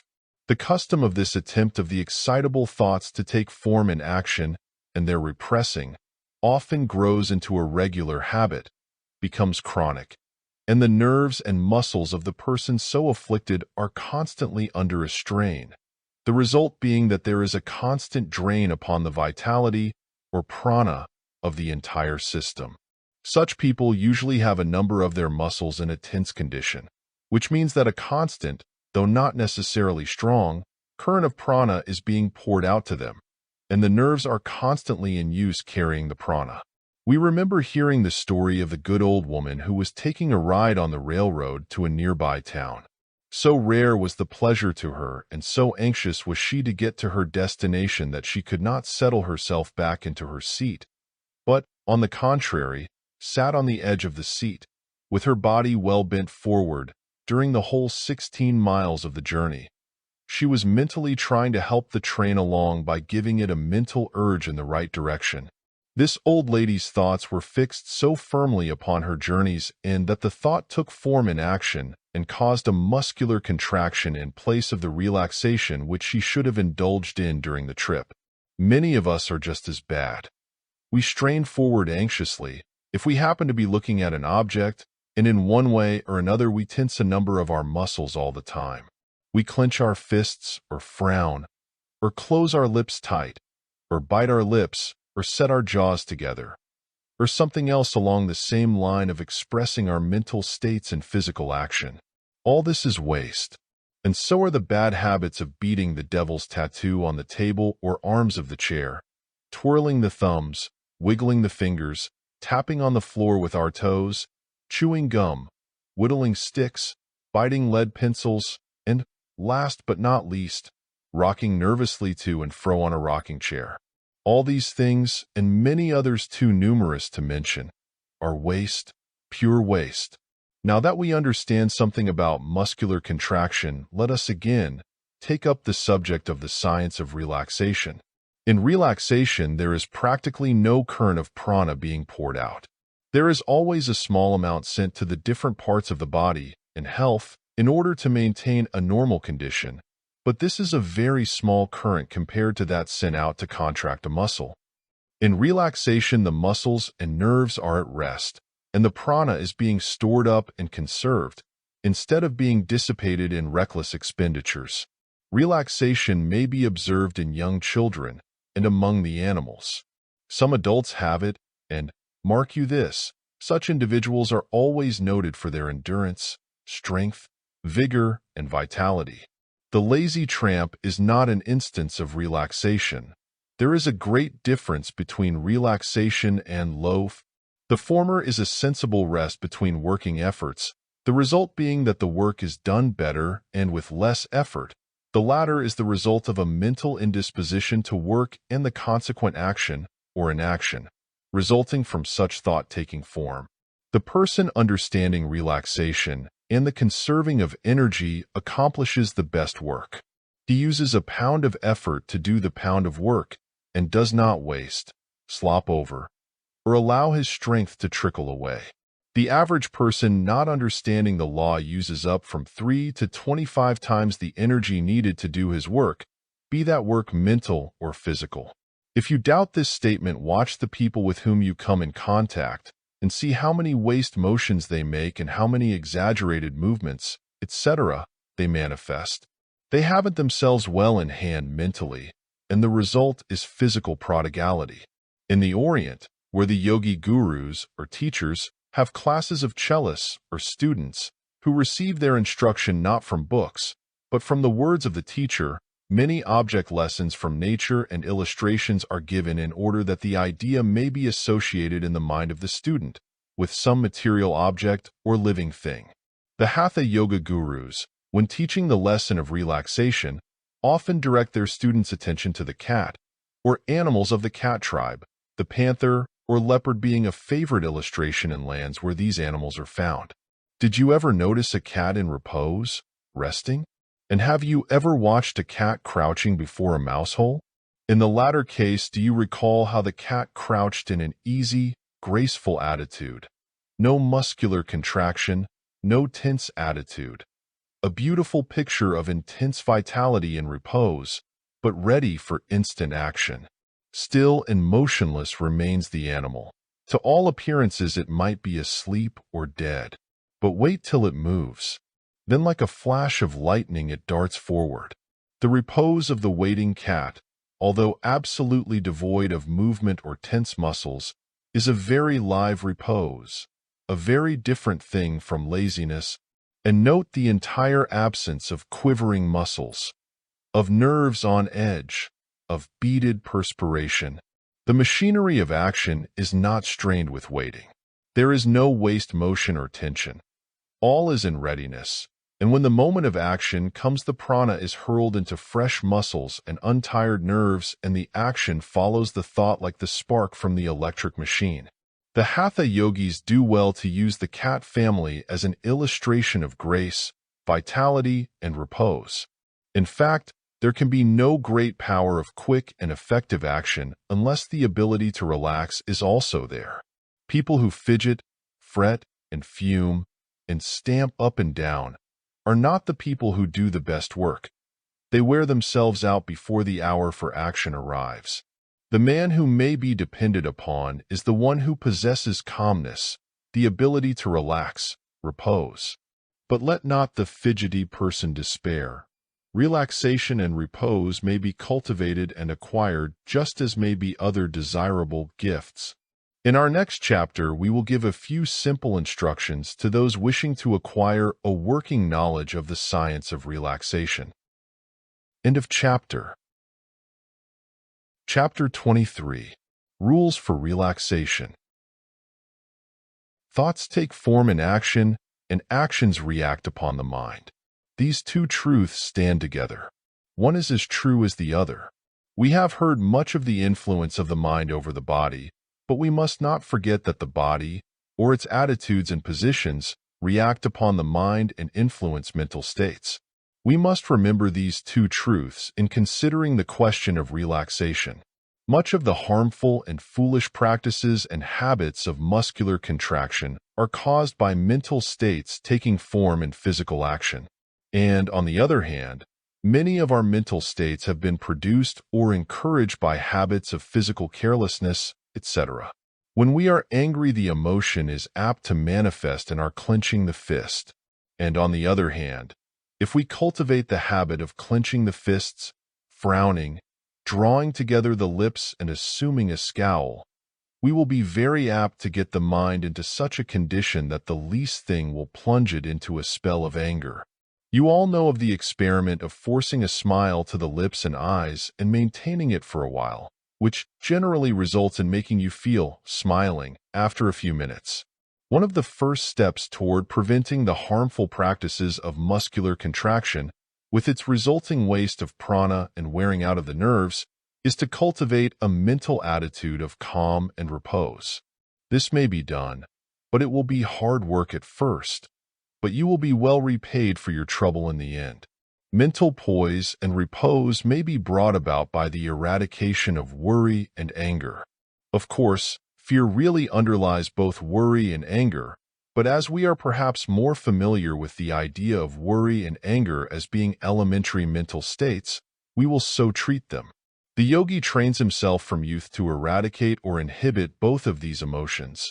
And the result is that after he has developed his full powers, he is absolutely serene and calm and presents the appearance of power and strength. He creates the same impression that is conveyed by the mountain, the sea, or other manifestations of restrained force. One in his presence feels that here is indeed great strength and power in perfect repose. The yogi considers anger an unworthy emotion, natural in the lower animals and in savage man, but totally out of place in the developed man. He considers it a sort of temporary insanity and pities the man who loses his self-control sufficiently to fly into a rage. He knows that nothing is accomplished by it, and that it is a useless waste of energy and a positive injury to the brain and nervous system, besides being a weakening element in one's moral nature and spiritual growth. This does not mean that the yogi is a timid creature without any backbone. On the contrary, he does not know the existence of fear, and his calmness is instinctively felt to be the indication of strength, not weakness. Have you ever noticed that the men of the greatest strength are almost invariably free from bluster and threats? They leave that for those who are weak and wish to be thought strong. The yogi also has eradicated worry from his mental condition. He has learned to know that it is a foolish waste of energy, which results in no good and always works harm. He believes in earnest thought when problems have to be solved, obstacles surmounted, but he never descends to worry. He regards worry as waste energy and motion, and also as being unworthy of a developed man. He knows his own nature and powers too well to allow himself to worry. He has gradually emancipated himself from its curse and teaches his students that the freeing of oneself from anger and worry is the first step in practical yoga. While the controlling of the unworthy emotions of the lower nature really form a part of other branches of the yogi philosophy, it has a direct bearing upon the question of relaxation, inasmuch as it is a fact that one habitually free from anger and worry is correspondingly free from the principal causes of involuntary muscular contraction and nerve waste. The man possessed by anger has muscles on the strain from chronic involuntary impulses from the brain. The man who is wrapped in the folds of worry is constantly in a state of nervous strain and muscular contraction. So it will readily be seen that when one cuts himself loose from these weakening emotions, he at the same time frees himself from the greater part of the muscular contraction, of which we have spoken. If you would be free from this great source of waste, manage to get rid of the emotions causing it. And on the other hand, the practice of relaxing, of avoiding the tense condition of the muscles in everyday life, will react upon the mind, and will enable it to regain its normal poise and repose. It is a rule that works both ways. One of the first lessons in physical relaxation the Hatha Yogis give to their pupils is given in the next paragraph. Before beginning, however, we wish to impress upon the mind of the student the keynote of the yogi practice of relaxation. It consists of 2 words, let go. If you master the meaning of these 2 words, and are able to put them into practice, you have grasped the secret of the yogi theory and practice of relaxation. The following is a favorite yogi exercise in relaxation. Lie down flat on the back. Relax as thoroughly as you can, letting go of all the muscles. Then, still relaxed, let your mind wander over the body from the head down to the toes. In doing this, you will find that here and there are certain muscles still in a tense condition. Let go of them. If you do this thoroughly, you will improve by practice. You will end by having every muscle in the body fully relaxed and the nerves at rest. Take a few deep breaths, lying quietly and fully relaxed. You may vary this exercise by gently rolling over to one side and again relaxing completely. Then roll over to the other side and relax completely. This is not as easy as it appears at first reading, as you will realize from a few trials. But do not be discouraged. Try it again until you master the knack. While lying relaxed, carry in your mind that you are lying on a soft, downy couch and that your body and limbs are as heavy as lead. Repeat the words several times, slowly. Heavy as lead, heavy as lead, at the same time lifting the arms and then withdrawing the prana from them by ceasing to contract the muscles and allowing them to drop of their own weight to the sides. This is a hard thing for most persons to do at first trial. They are unable to let their arms drop of their own weight. So firmly has the habit of involuntary muscular contraction fastened itself upon them. After you have mastered the arms, try the legs, one at a time, then both together. Let them drop of their own weight and remain perfectly relaxed. Rest between trials and do not be strenuous in the exercise, as the idea is to rest yourself as well as to acquire the control over the muscles.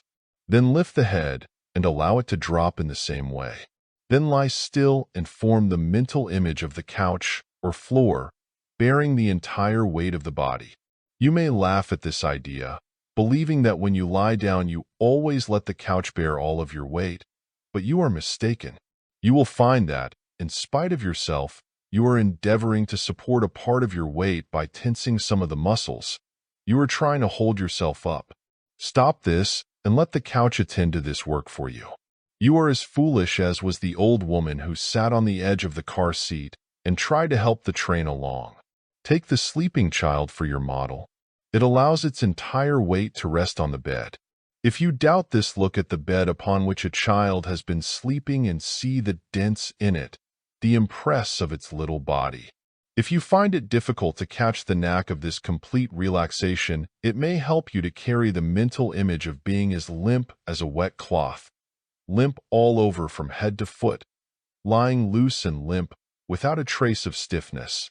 A little practice will soon work wonders with you, and you will arise from this resting exercise much refreshed and feeling able to do your work well. There are also a number of other exercises and relaxation taught and practiced by the Hatha Yogis, the following being among the best of what are known to the yogis by the term free translation. Loosen up exercises. A few loosen up exercises. 1. Withdraw all prana from the hand, letting the muscles relax so that the hand will swing loosely from the wrist, apparently lifeless. Shake it backward and forwards from the wrist. Then try the other hand the same way. Then both hands together. A little practice will give you the correct idea. 2.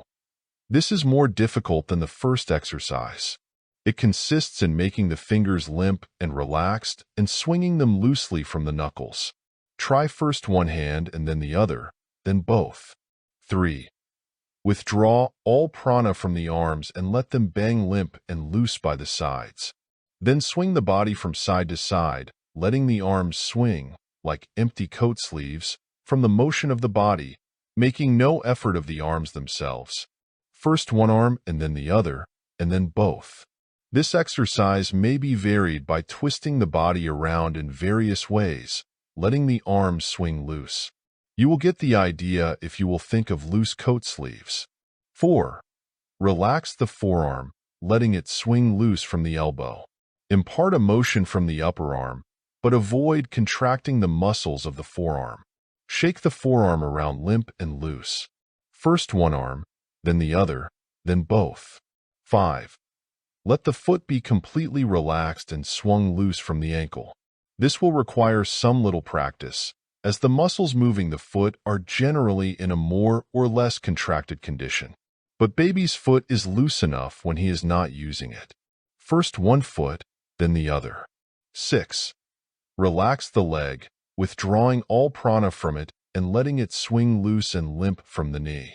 Then swing it and shake it. First one leg and then the other. 7. Stand on a cushion, stool, or large book and let one leg swing loose and limp from the thigh, after having relaxed it completely. First one leg and then the other. 8. Raise the arms straight above the head, and then, withdrawing all prana from them, let them drop of their own weight to the sides. 9. Lift the knee up in front as high as you can, and then draw all prana from it and let it drop back of its own weight. 10. Relax the head, letting it drop forward, and then swing it about by the motion of the body. Then, sitting back in a chair, relax it and let it drop backward. It will, of course, drop in any direction the moment you withdraw the prana from it. To get the right idea, think of a person falling asleep who, the moment sleep overpowers him, relaxes and stops contracting the muscles of the neck, allowing the head to drop forward. 11. Relax the muscles of the shoulders and chest, allowing the upper part of the chest to fall forward loose and limp. 12.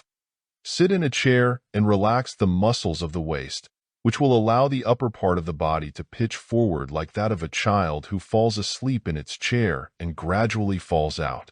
13. One who has mastered these exercises so far may, if he sees fit, relax his whole body, commencing with the neck, until he gets down to the knees, when he will drop gently to the floor all in a heap. This is a valuable acquirement, as in case of one slipping or falling by accident. The practice of this entire body relaxation will do much to protect them from injury. You will notice that a young child will relax in this way when it falls, and is scarcely affected by severe falls which would seriously bruise adults, or even break their limbs. The same phenomenon may be noticed in the cases of intoxicated persons who have lost control of the muscles and are in an almost complete state of relaxation. When they fall, they come down all in a heap and suffer comparatively little injury. In practicing these exercises, repeat each of them several times, and then pass on to the next one. These exercises may be almost indefinitely extended and varied, according to the ingenuity and power of invention of the student.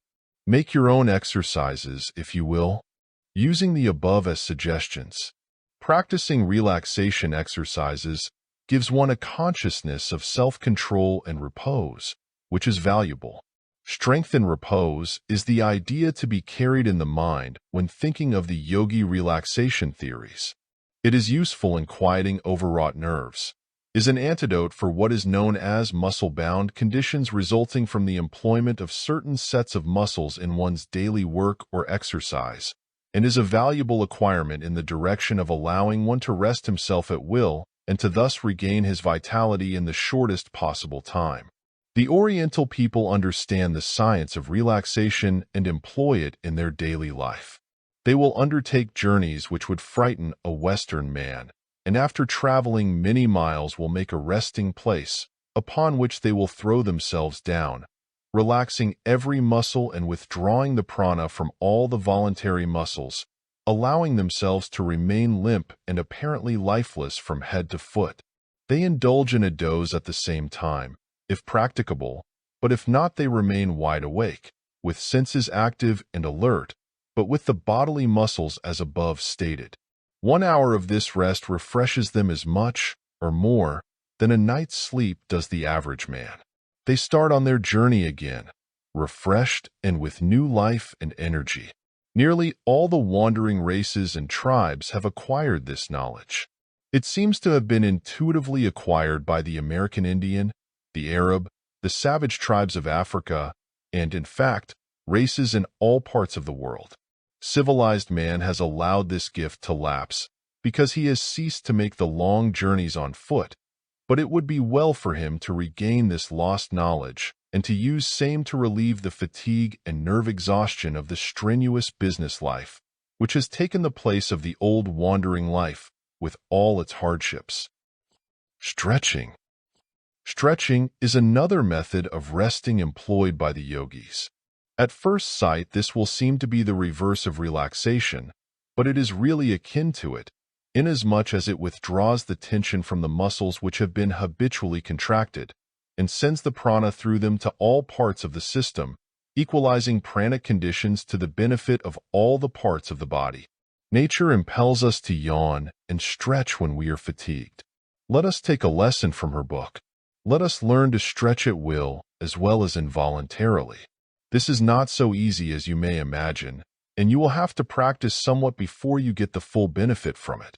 Take up the relaxation exercises in the order in which they are given in this chapter, but instead of relaxing each part in turn, simply stretch them. Begin with the feet, and then work up to the legs, and then up to the arms and head. Stretch in all sorts of ways, twisting your legs, feet, arms, hands, head and body around in a way you feel like to get the full benefit of the stretch. Don't be afraid of yawning either. That is simply one form of stretch.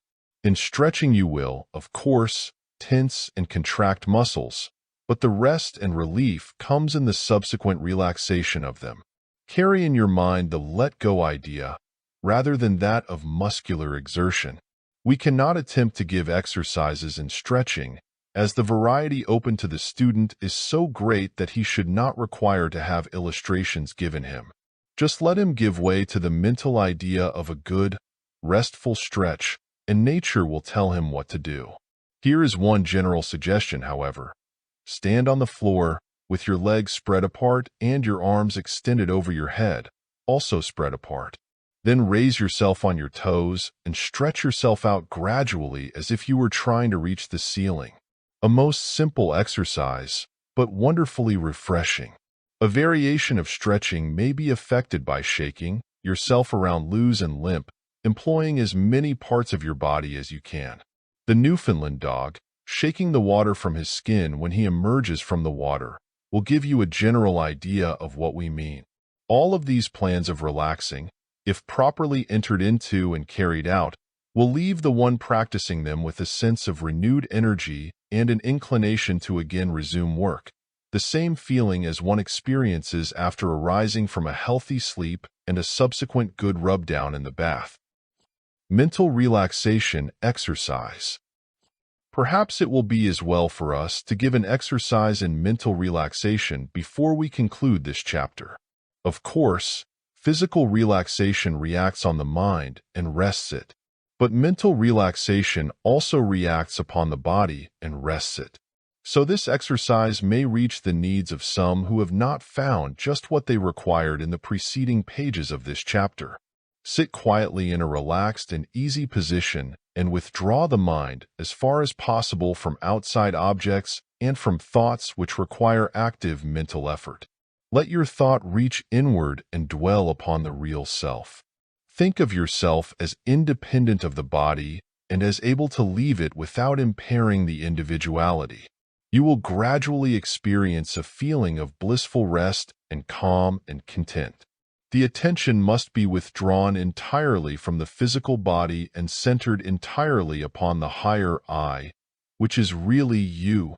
Think of the vast worlds around us, the millions of suns, each surrounded with its group of planets like our Earth, only in many cases much larger. Get an idea of the immensity of space and of time. Consider the extent of life in all its forms in all these worlds, and then realize the position of the earth and of yourself, a mere insect upon a speck of dirt.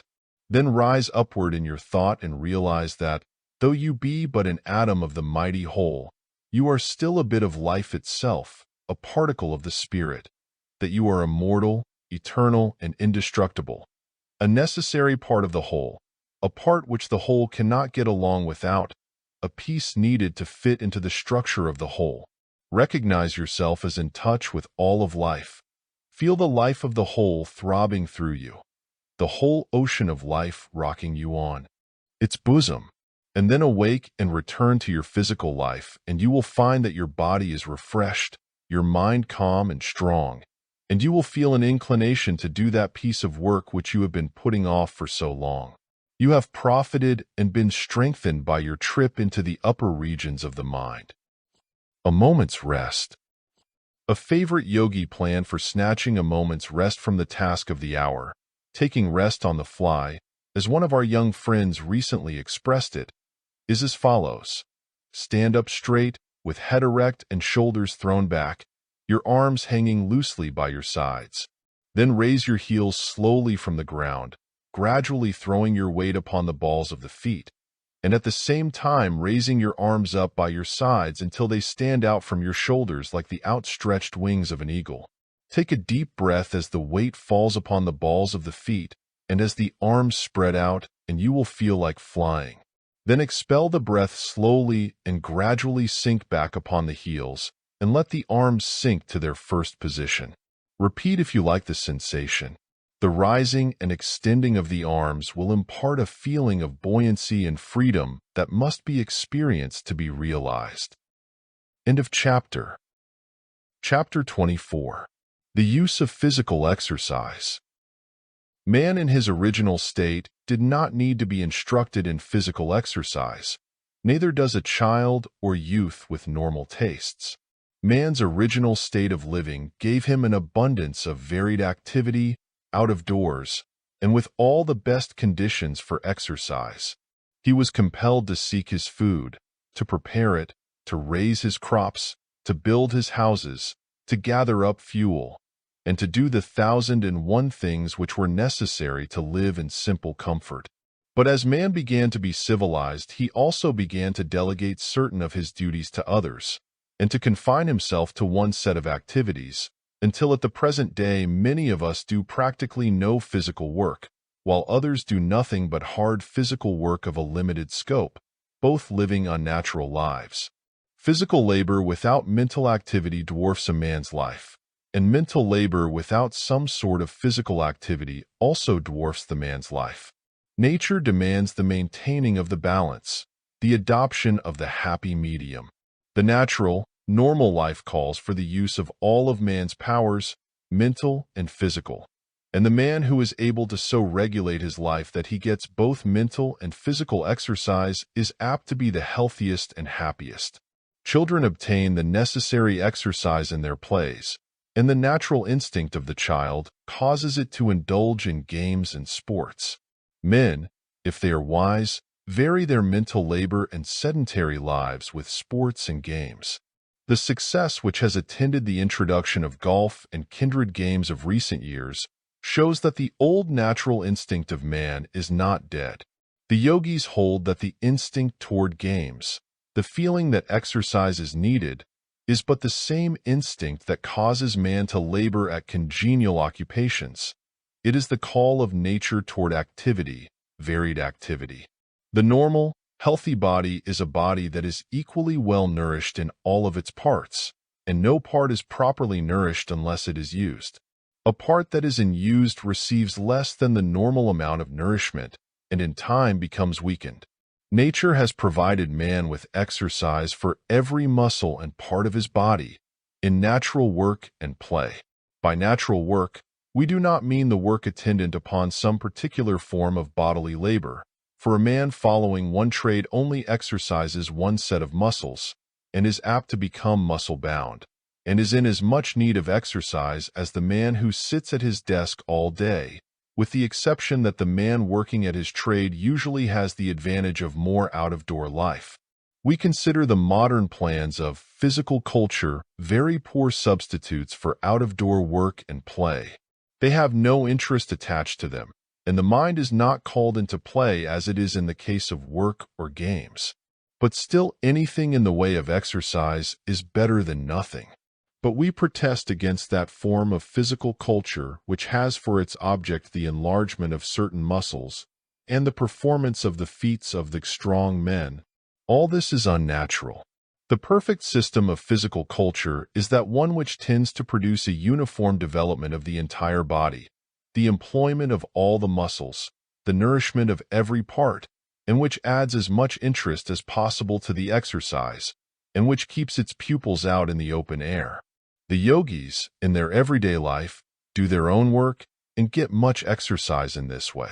They also take long walks through the woods, if they are near woods, and they usually are, for they prefer mountainous country and keep away from the plains and large cities so far as is possible, and over the hills. But they also have a number of forms of mild exercise with which they vary their hours of study and meditation. There is nothing especially novel or new about their exercise, and they bear a very close resemblance to the calisthenic exercises and Delsarte movements in favor in the West. The principal and important point of difference, however, lies in the fact that they use the mind in connection with the bodily movements.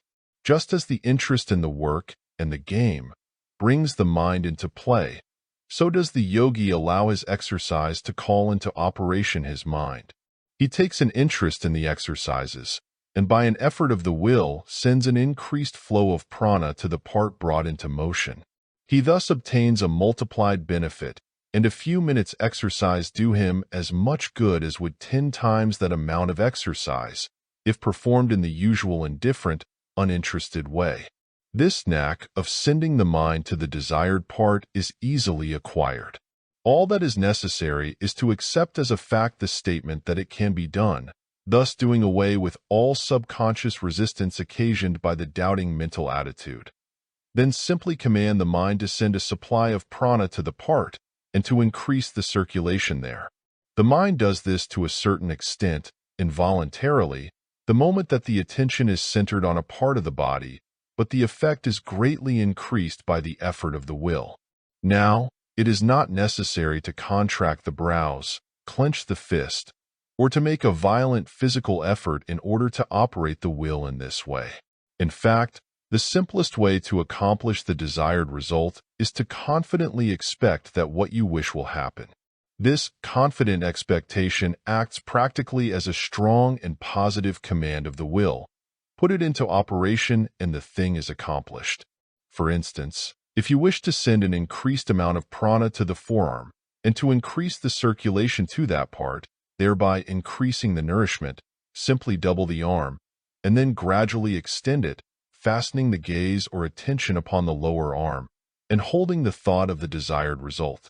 Do this several times, and you will feel that the forearm has been greatly exercised, although you have used no violent motion, and have used no apparatus. Try this plan on several parts of the body, making some muscular motion in order to get the attention there, and you will soon acquire the knack, so that when you go through any ordinary simple exercise you will do this, almost automatically.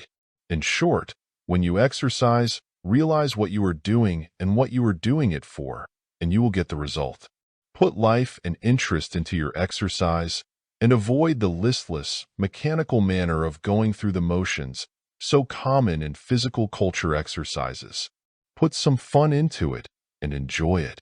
In this way, both mind and body obtain a benefit, and you will leave your exercise with a splendid glow and thrill such as you have not experienced for many a day.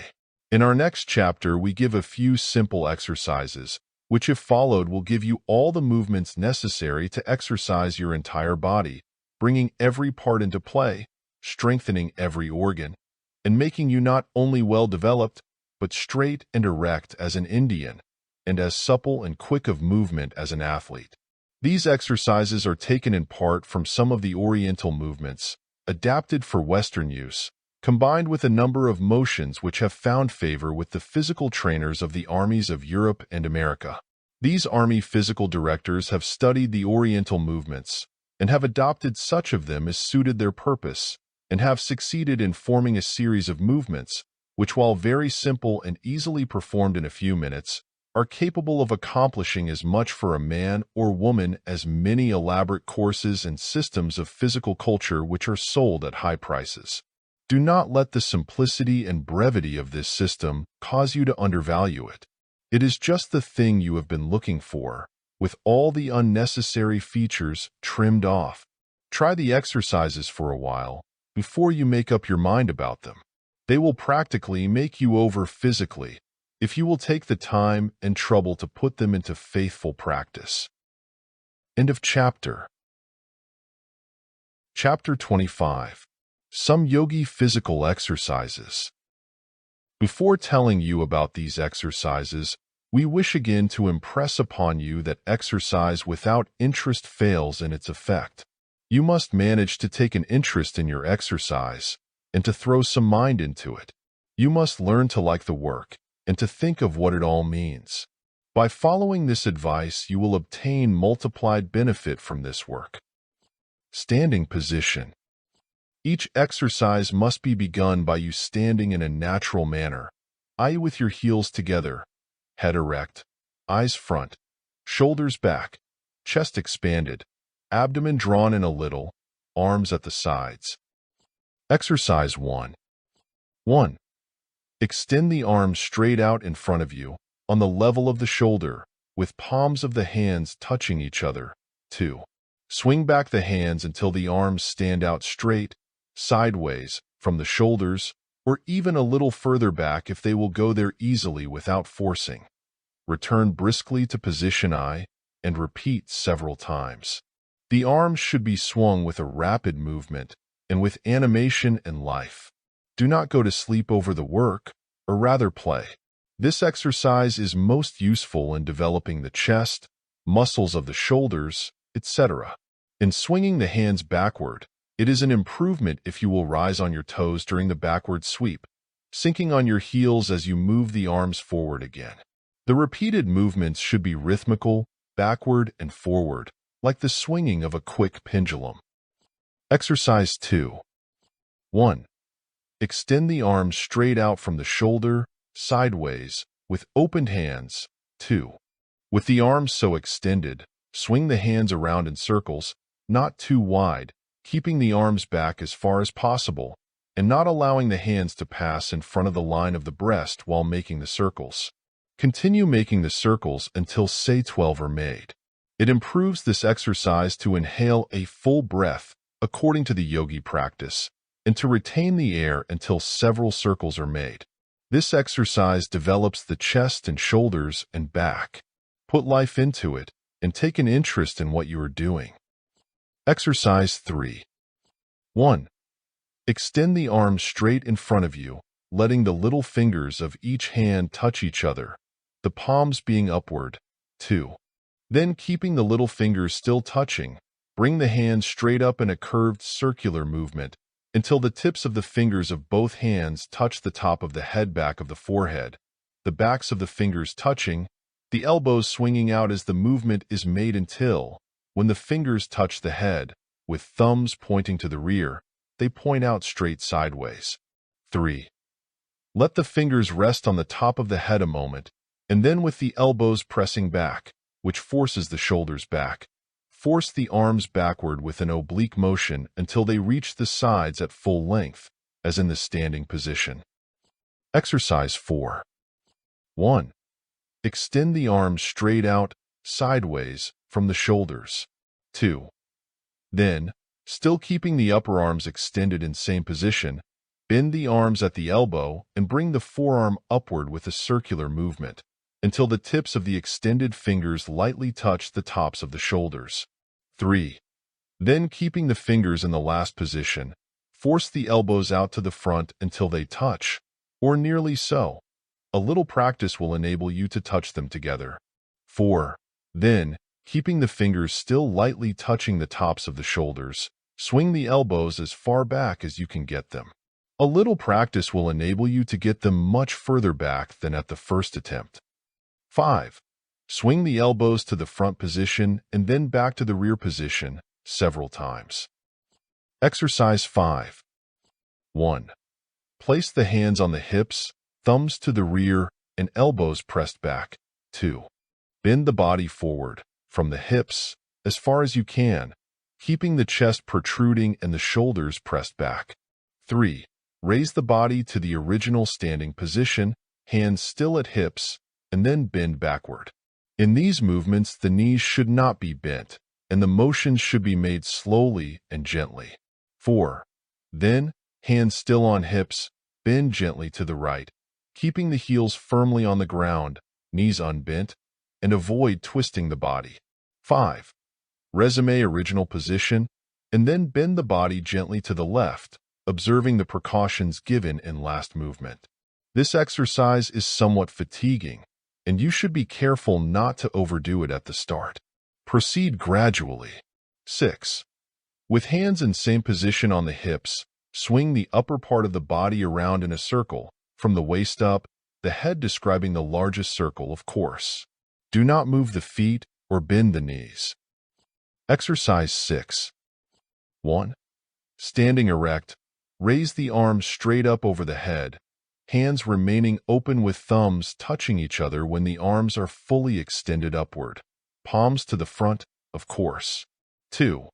Then, without bending the knees, bend the body forward from the waist and endeavor to touch the floor with the extended fingertips.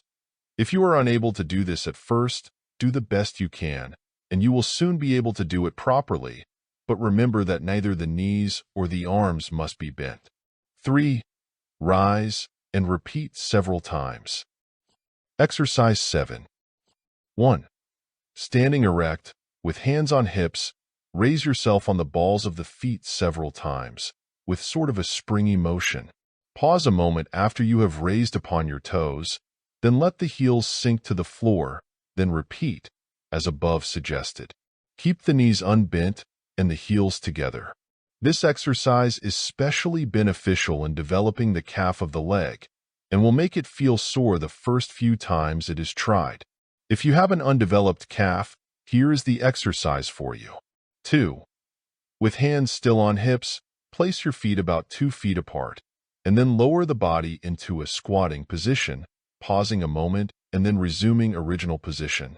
Repeat several times, but not too often at first, as it will make the thighs feel a little sore at the beginning. This exercise will give one well-developed thighs. This last movement may be improved upon by sinking down with the weight resting upon the ball of the foot instead of upon the heel. Exercise 8. 1. Stand erect, with hands on hips. 2. Keeping the knee straight, swing the right leg out about 15 inches, keeping the toe turned a little out and the sail flat. Then swing back to the rear until the toe points straight to the ground, keeping the knee stiff all the time. 3. Repeat the swinging backward and forward several times. 4. Then do the same with the left leg. 5. With hands still on hips, raise the right leg up, bending the knee until the upper leg, thigh, stands straight out from the body. If you can raise it still a little higher, you may do so. 6. Place your foot again on the ground and go through the same motion with the left leg. 7. Repeat several times, first one leg and then the other, moving slowly at first and gradually increasing your speed until you are executing a slow trot without moving from the one spot. Exercise 9. 1. Stand erect, with the arms extended straight in front of you, from the shoulders, and of course on a level with the shoulders.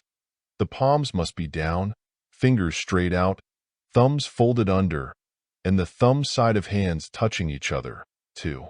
Bend the body forward from the hips, stooping forward as far as possible, and at the same time swing the arms forward with a sweeping movement, sending them down, backward and upward at the back, so that when the body has reached the limit of the bending forward movement, the arms are extended back and over the body. Keep the arms stiff and do not bend the knees. 3. Resume standing position and repeat several times. Exercise 10. 1. Extend the arms straight, sideways from the shoulder, and hold them there stiff and rigid with hands open. 2. Close the hands forcibly with a quick motion, pressing the fingers well into the palm. 3. Open the hands forcibly and quickly, spreading out the fingers and thumbs as widely as possible, forming a fan-shaped hand. 4. Close and open the hands as above stated, several times, as rapidly as possible. Put life into the exercise. This is a splendid exercise for developing the muscles of the hand and for acquiring manual dexterity.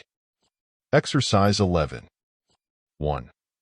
Lie upon your stomach, extending your arms above your head and then bowed upward, and your legs stretched out full length and raised backward and upward.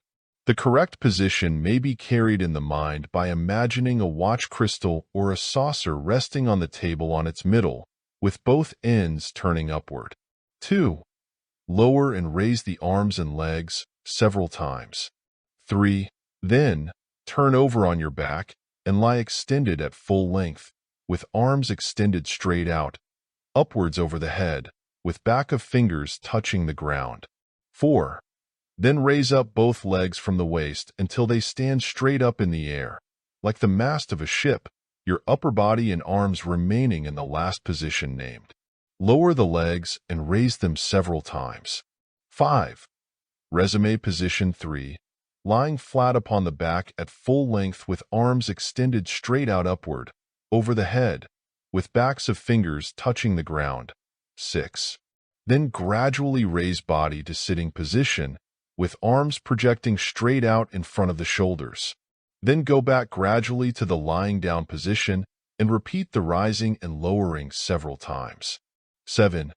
Then turn over on the face and stomach again and assume the following position. Keeping the body rigid from head to foot, raise your body until its weight rests upon your palms, the arms being stretched out straight in front of you, at one end, and upon your toes at the other end. Then gradually bend arms at the elbow, allowing your chest to sink to the floor.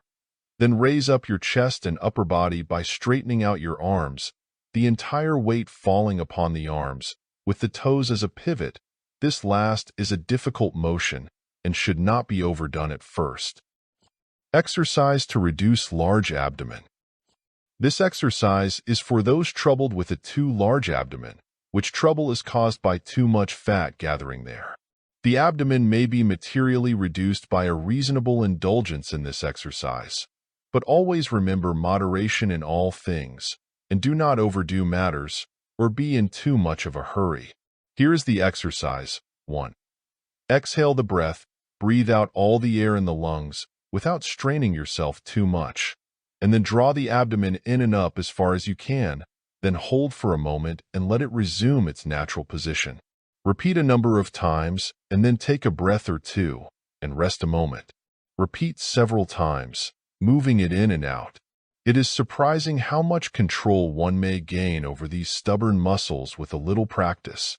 This exercise will not only reduce the fatty layers over the abdomen, but will also greatly strengthen the stomach muscles. 2. Give the abdomen a good, but not rough, kneading and rubbing. A setting up exercise. This exercise is intended to give one a graceful and natural manner of standing and walking, and to cure him of the habit of slouching and shambling along. If faithfully practiced, it will cause you to manifest an erect, graceful carriage. It enables you to so carry yourself that every organ has plenty of elbow room, and every part of the frame is properly poised and counterpoised. This, or a similar plan, is followed by the military authorities of many countries in order to give their young officers the proper carriage, but its good effect in these cases is somewhat marred by other military practices which cause a stiffness which does not come to those who practice this exercise apart from the drill. The exercise is as follows. Follow it carefully. 1. Stand erect, with heels together, toes slightly pointed outward. 2. Raise the arms up by the sides with a circular movement until the hands meet over the head, thumbs touching each other. 3. Keeping knees stiff, the body rigid, the elbows unbent, and shoulders bent well back as the movement is made. Bring down the hands slowly with a sideways circular motion until they reach the sides of the legs, the little finger and the inner edge, the chopping edge, of the hand alone touching the leg and the palms of the hands facing straight to the front. The soldier gets the right position by touching the little finger of each hand to the seam of his trousers. 4. Repeat several times, slowly remember. With the hands in the last position, having been placed there by the motion stated, it is very difficult for the shoulders to warp forward. The chest is projected a little, the head is erect, neck is straight, the back straight and hollowed a little, the natural position, and the knees are straight. In short, you have a fine, erect carriage. Now keep it. It will help you to stand in this position, and then, keeping the little finger along the trouser leg seam place, walk around the room. A little practice of this kind will work wonders with you, and you will be surprised at the improvement which you have wrought upon yourself. But it takes practice and perseverance, and so does everything else worth having. Now this is about all of our little system of exercises. It is simple and unpretentious, but wonderfully effective. It brings every part of the body into play, and if faithfully followed will indeed make you over physically. Practice faithfully, and take an interest in the work. Put some mind into it, and remember always what you are doing the work or play for. Carry the thought of strength and development with you when you exercise, and you will get much better results. Do not exercise soon after a meal or immediately before one.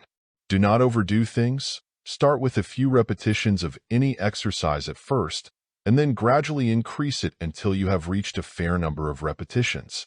Better go through the exercises several times a day, if possible, rather than attempt to do too much at one period of exercise. The above little physical culture system will do as much for you as will many high-priced courses of instruction, either personal or by mail. They have stood the test of time and still are up to date. They are as simple as they are effective. Try them and be strong. End of chapter. Chapter 26. The Yogi Bath. It should not be necessary to devote a chapter of this book to the importance of bathing. But even in this, the 20th century, a great mass of the people understand practically nothing about this subject.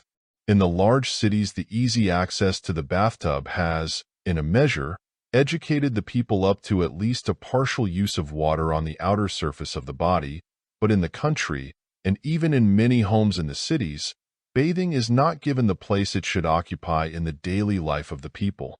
And so we think it well to call the attention of our readers to the subject and explain to them why the yogis set so much store upon a clean body. In the state of nature, man did not need the frequent use of the bath, for, his body being uncovered, the rains beat upon him, and the bushes and trees brushed against his skin, keeping it free from the gathered-up waste matter which the skin is continuously throwing off. And then, the primitive man, like the animals, always had streams handy, and followed his natural instinct, which impelled him to take a plunge once in a while.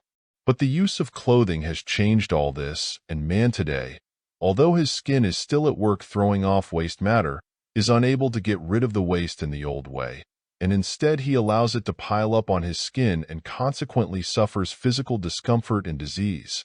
A body may be very dirty indeed and still look clean to the naked eye. A peep at the garbage piles on its surface through a strong glass would shock many of you. Bathing has been practiced by all races of men, making any pretense of culture and civilization. In fact, it may be said that the use of the bath is a measuring rod by which the culture of a nation may be determined. The greater the use of the bath, the greater the amount of culture, and the fewer the baths, the less culture. The ancient people carried the use of the bath to a ridiculous extent, departing from the natural methods and running to such extremes as perfumed baths, etc. The Greeks and Romans made the use of the bath a requisite of decent living, and many of the ancient people were far ahead of modern races in this respect. The Japanese people today lead the world in the recognition of the importance of the bath and in its faithful practice. The poorest Japanese would rather go without his meal than without his bath. One may go into a crowd in a Japanese city even on a warm day and fail to notice even the slightest unpleasant odor. Would that as much could be said of a crowd in America or Europe? With many races, bathing was, and is today, a matter of religious duty, the priests recognizing the importance of bathing, and knowing that it could be best impressed upon the masses in this way, having incorporated it among their religious rites. The yogis, while not regarding it as a religious rite, nevertheless practice bathing just as if it were. Let us see just why people should bathe. Very few of us really understand the matter and think it is merely to get rid of the dust and visible dirt which has accumulated upon our skin.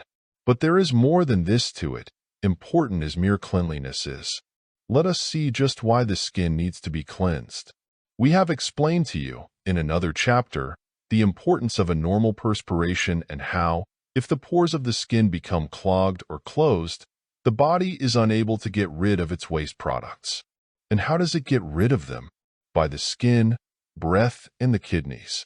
Many persons overwork their kidneys by making them do both their own work and that of the skin as well, for nature will make one organ do double work rather than to leave its work undone. Each pore is the end of a little canal called a sweat tube, which extends way down into the surface of the body. There are about 3,000 of these little canals to each square inch of our skin. They are continually exuding a moisture called perspiration, or sweat, which moisture is really a fluid secreted from the blood and laden with the impurities and waste matter of the system. You will remember that the body is constantly tearing down tissue and replacing it with new matter, and it must get rid of its waste just as a family must get rid of its waste sweepings and garbage. And the skin is one of the means by which the waste is removed. This waste, if allowed to remain in the system, acts as a breeding place and food for bacteria, germs, etc., and that is why nature is so anxious to get rid of it. The skin also exudes an oily fluid which is used to keep the skin soft and flexible. The skin itself is constantly undergoing great changes in its structure, just as is any other part of the body. The outer skin, often called the scarf skin, is composed of cells, which are short-lived, and are constantly being sloughed off and replaced by younger cells forcing their way up from beneath the old ones. These worn-out and discarded cells form a coating of waste matter on the surface of the skin, if they are not brushed off or washed off. Of course, quite a number of them are rubbed off by the clothing, but a considerable quantity remain, and the bath or a wash is needed to get rid of them. In our chapter on the use of water as an irrigator for the internal man, we told you of the importance of keeping the pores open, and how soon a man would die if his pores were sealed, as shown by experiments and occurrences in the past. And this accumulation of worn-out cells, oil, perspiration, etc., will at least partially seal up the pores unless the body is kept clean. And then, again, This filth on the surface of the skin is an invitation for stray germs and bacteria to take up their abode there and thrive. Are you extending this invitation to your friends, the germs? We are not speaking of dirt obtained from the outside world now. We know that you would not carry that around with you. But have you ever thought of this waste matter from your own system, which is just as much dirt as the other, and sometimes occasions worse results? Everyone should wash off his body at least once a day. We do not mean that a bathtub is necessary, although a tub is, of course, a great convenience, but a good wash-off is requisite. Those who have not a bathtub can get just as good results by taking a towel and a basin and passing the wet towel over the entire body, rinsing the towel after the first rub, and then going over the body the second time. The most desirable time for a wash-off or a bath is in the early morning, immediately after arising.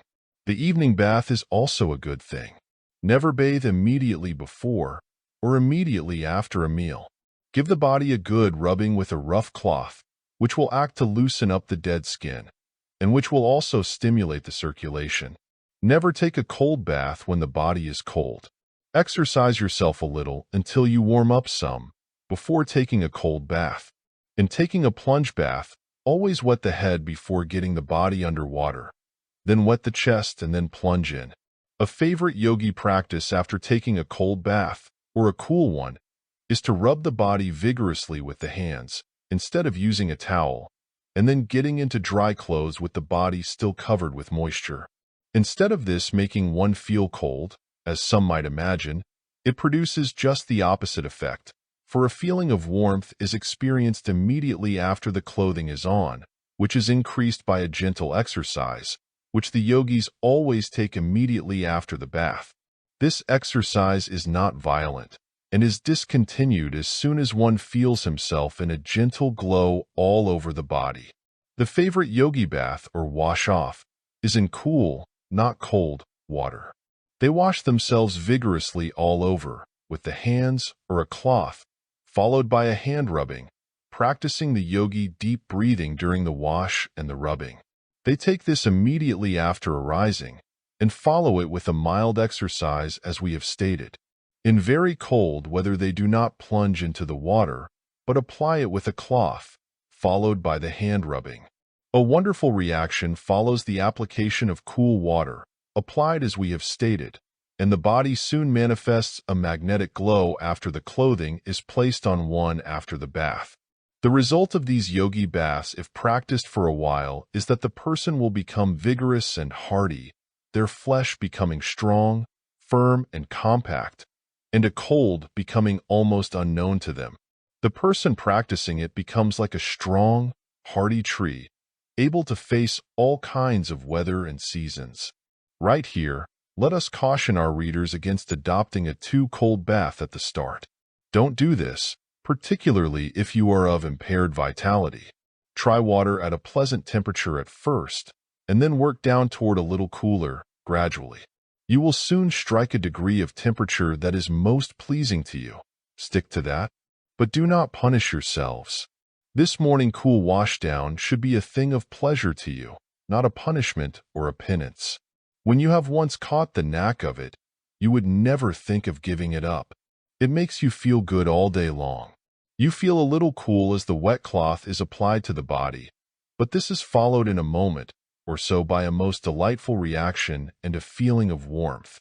In case you take a cool bath in the tub, instead of a washdown, do not stay in the tub more than 1 minute, and use your hands vigorously the whole time that you are in the water. If you take these morning washes, you will not need many warm baths, although an occasional soaking will do you good, and you will feel better for it. Give yourself a good rubbing down, and put on the clothing over a dry skin, in the case of a warm bath. Persons doing much walking or standing will find that a foot bath at night just before retiring will prove most restful and conducive to a good night's sleep. Now don't forget this chapter as soon as you have read it, but try the plan it advocates and see how much better you will feel. After trying it for a while, you will not think of giving it up. The Yogi Morning Washdown. The following may give you some ideas regarding the way to get the best results from the morning washdown. It is very invigorating and strengthening, and will make one feel the beneficial effect all the day. It begins with a little exercise which causes the blood to circulate and the prana to be distributed all over the body after the night's rest, and renders the body in the best condition in which to take the cool washdown or bath. Preliminary exercise. 1. Stand erect in a military attitude, head up, eyes front, shoulders back, hands at sides. 2. Raise the body slowly on toes, inhaling a deep breath, steadily and slowly. 3. Retain the breath for a few seconds, maintaining the same position. 4. Sink slowly to the first position, at the same time exhaling the breath through the nostrils, slowly. 5. Practice cleansing breath. 6. Repeat several times, varying by using right leg alone, then left leg alone. Then take the bath or washdown, as described on the preceding pages. If you prefer the washdown, fill the basin with cool water, not too cool, but just a pleasant stimulating temperature which will bring on the reaction. Take a rough cloth or towel and soak it in the water, and then wring about half the water out of it, beginning with the chest and shoulders, then the back, then the abdomen, then the thighs, and then the lower legs and feet. Rub the body all over vigorously. Wring the water out of the towel several times in going over the body, in order that the entire body shall receive fresh, cool water upon it. Pause a second or so several times during the washdown, and take a couple of long, deep breaths. Do not be in too much of a rush, but go about it calmly. At first few times the cool water may cause you to shrink a little, but you will soon get used to it and will learn to like it. Do not make the mistake of commencing with too cool water, but rather work down the temperature by degrees. If you prefer the tub to the washdown, half fill the tub with water of the proper temperature and kneel in it while you do the rubbing, then plunge the whole body under the water for a moment and then get out at once. Following either the washdown or the tubbing, one should rub the hands vigorously over the body several times. There is something in the human hands which cannot be duplicated by a cloth or towel. Try it for yourself. Leave a little moisture on the surface of the skin, and then get into your underclothes at once, and you will be surprised at the peculiar glow which will come over you. Instead of the water making you feel chilly, you will experience a peculiar feeling of warmth on all parts of the body covered by the clothing, under which a little moisture has been left on the skin. In case of either washdown or tubbing, follow the wash or bath with the following exercise after the underclothing has been put on. Concluding exercise. 1. Stand erect. Stretch out arms straight in front of you, on the level of the shoulders, with fists clenched and touching each other. Swing back the fists until the arms stand out straight, sideways, from the shoulders, or still a little farther back if they will go there easily without forcing. This stretches the upper part of the chest. Repeat several times and then rest a moment. 2. Resume the closing position of 1, the arms straight out, sideways, from the shoulders. The arms still extending from the sides, on a level with the shoulders. Swing the fists around in circles, from the front to the back, then reverse, and swing from the back to the front. Then vary it by rotating them alternately, like the arms of a windmill. Repeat several times. 3. Stand erect. Raise the hands over the head, hands open and thumbs touching. Then without bending the knees, try to touch the floor with the tips of the fingers. If you are unable to do this, do the best you can. Return to first position. 4. Raise yourself on the balls of your feet or your toe joints several times with sort of a springy motion. 5. Standing, place your feet about 2 feet apart, then sink slowly to a squatting position for a moment, then resume original position. Repeat several times. 6. Repeat number 1 several times. 7. Finish with the cleansing breath. This exercise is not nearly as complicated as it appears at first reading. It is really a combination of 5 exercises, all of which are very simple and easily performed. Study and practice each section of the exercise before you take the bath and master each part thoroughly. Then it will run like clockwork and will take but a few moments to perform it. It is very invigorating, calling into play the entire body, and will make you feel like a new man or woman if you take it just after the bath or wash down. The wash down of the upper part of the body in the morning gives a strength and vitality through the day, while a wash down of the body from the waist down, including the feet, at night, rests one for the night's slumber and is very refreshing. End of chapter. Chapter 27. The Solar Energy. Our students are, of course, more or less familiar with the fundamental scientific principles of astronomy. That is to say, they are aware that even in that infinitesimally small portion of the universe of which we have any knowledge through the sense of sight, even when aided by the most powerful telescopes, there are millions of fixed stars, all of which are suns, equal in size to, and in some cases many times larger than the sun governing our particular planetary system. Each sun is a center of energy for its planetary system.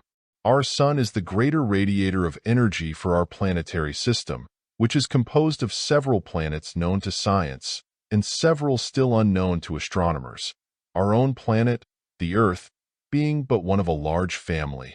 Our sun, like the other suns, is continually throwing off energy into space, which energy vitalizes its surrounding planets and makes life possible on them. Without the rays of the sun, life would be impossible on the Earth, even the most simple forms of life known to us. We are all dependent upon the sun for vitality, vital force. This vital force or energy is of course that which the yogis know as prana. Prana is of course everywhere, yet certain centers are constantly being used to absorb and again send this energy, to keep up a perpetual current as it were. Electricity is everything, but still dynamos, and like centers are necessary to gather it up and send it out in concentrated form. A constant current of prana is maintained between the sun and its several planets. It is generally taken for granted, and modern science does not dispute it, that the sun is a mass of seething fire, a sort of fiery furnace, and that the light and heat which we receive are the emanations from this great furnace.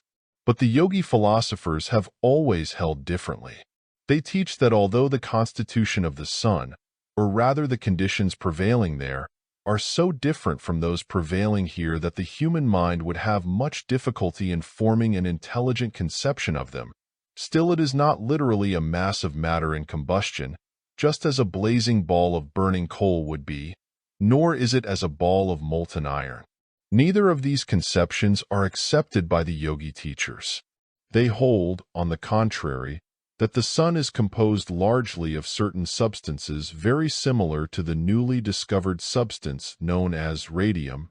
They do not say that the sun is composed of radium, but have held for many centuries that it is composed of numerous substances, or forms of matter, having properties similar to those observed to exist in that substance which the Western world is just now thinking so much about, and which its discoverers have termed radium.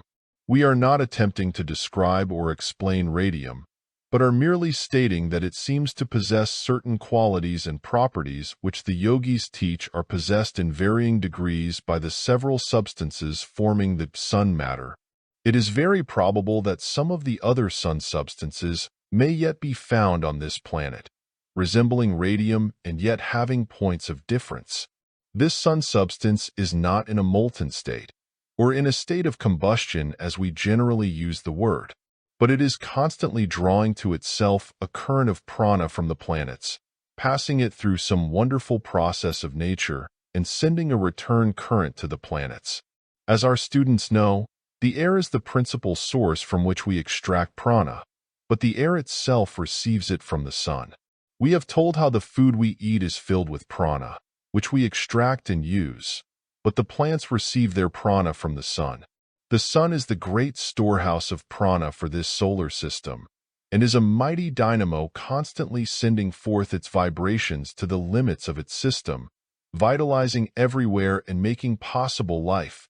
Physical life, we mean, of course. This book is not the place in which to attempt to describe the wonderful facts regarding the sun's work, which are known to the best yogi teachers, and we touch upon the subject merely that our students will know the sun for what it is and realize what it means to all living creatures. The object of this chapter is to bring to your minds the fact that the sun's rays are filled with vibrations of energy and life, which we are using every moment of our lives, but which we are most likely not using to the degree possible to us. Modern and civilized people seem afraid of the sun. They darken their rooms, cover themselves all over with heavy clothes in order to keep out its rays, run away from it, in fact. Now, remember right here that when we speak of the sun's rays, we are not speaking of heat. Heat is produced by the action of the sun's rays coming in contact with the Earth's atmosphere. Outside of the Earth's atmosphere, in the interplanetary regions, intense cold prevails because there is no resistance offered the sun's rays.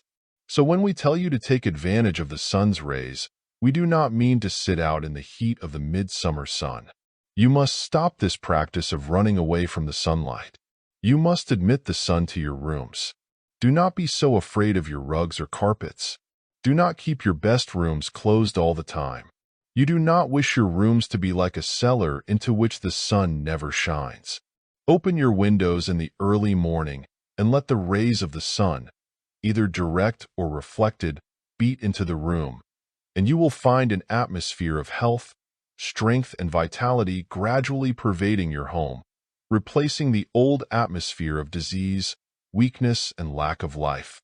Get out into the sun once in a while. Don't shun the sunny side of the street, except when the weather is very warm indeed, or about noontime. Take sunbaths occasionally. Get up a few minutes earlier and stand, sit or lie down in the sun, and let it freshen up your whole body. If you are so situated that you may do so, take off your clothing and let the sun's rays reach your body without the interference of clothing. If you have never tried this, you will scarcely believe how much virtue there is in a sunbath and how strong you will feel after it. Do not dismiss this subject without a thought. Experiment a little with the sun's rays and get some of the benefit of the direct vibrations on your body. If you have any special weakness of the body, you will find that you will obtain relief by letting the rays of the sun reach the affected part, or the surface of the body, right over the affected part. The early morning rays of the sun are by far the most beneficial, and those who rise early and get the benefit of these fresh rays are to be congratulated.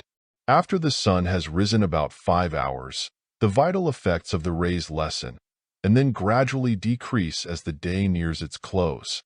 You will notice that flower beds which receive the early morning sunshine thrive much better than those who get only the afternoon rays. All lovers of flowers understand this and realize that sunshine is as necessary to healthy plant life as is water, air, and good soil.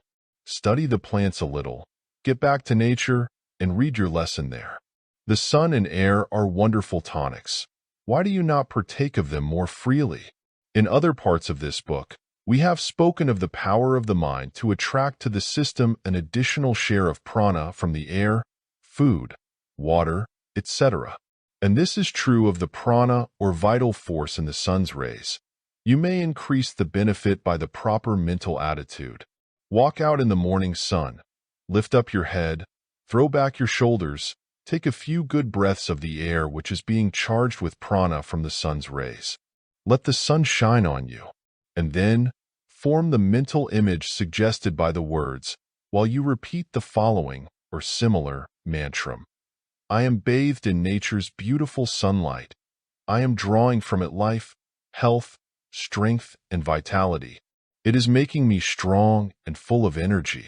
I feel the influx of prana. I feel it coursing all through my system, from my head to my feet, invigorating my entire body. I love the sunlight and get all its benefits. Practice this whenever you get an opportunity, and then you will gradually begin to realize what a good thing you have been missing all these years while you have been running away from the sun. Do not unduly expose yourself to the midsummer sun on hot days, particularly about noon. But winter and summer, The early morning rays will not hurt you. Learn to love the sunlight and all that it stands for. End of chapter. Chapter 28. Fresh Air. Now, do not pass by this chapter because it treats of a very common subject.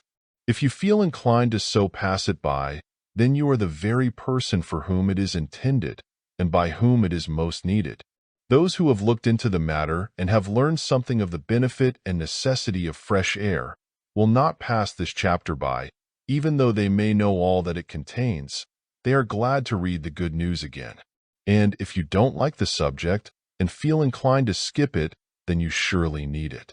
In other chapters of this book, we have spoken of the importance of breathing, both in its esoteric as well as its exoteric phase. This chapter is not intended to take up the subject of breathing again, but will merely give a little preachment upon the necessity of fresh air and plenty of it, a preachment much needed by the people of the West, where hermetically closed sleeping rooms and airtight houses are so much in vogue. We have told you of the importance of correct breathing, but the lesson will do you but little good unless you have good fresh air to breathe. This thing of people shutting themselves up in tightly closed rooms, lacking proper ventilation, is the most stupid idea that one can conceive of. How people can do it after acquainting themselves with the facts regarding the action and functions of the lungs is more than the thinking man can answer. Let us take a plain, common sense, brief look at this subject. You will remember that the lungs are constantly throwing off the waste matter of the system. The breath is being used as a scavenger of the body, carrying off the waste products, broken down and refuse matter from all parts of the system. The matter thrown off by the lungs is almost as foul as that thrown off by the skin, the kidneys, and even the bowels. In fact, if the supply of water given the system is not sufficient, nature makes the lungs do much of the work of the kidneys in getting rid of the foul, poisonous waste products of the body. And if the bowels are not carrying off the normal amount of waste matter, much of the contents of the colon gradually works through the system, seeking an outlet, and is taken up by the lungs and thrown off in the exhaled breath. Just think of it. If you shut yourself up in a tightly closed room, you are pouring out into the atmosphere of that room over 8 gallons an hour of carbonic acid gas and other foul and poisonous gases. In 8 hours, you throw off 64 gallons.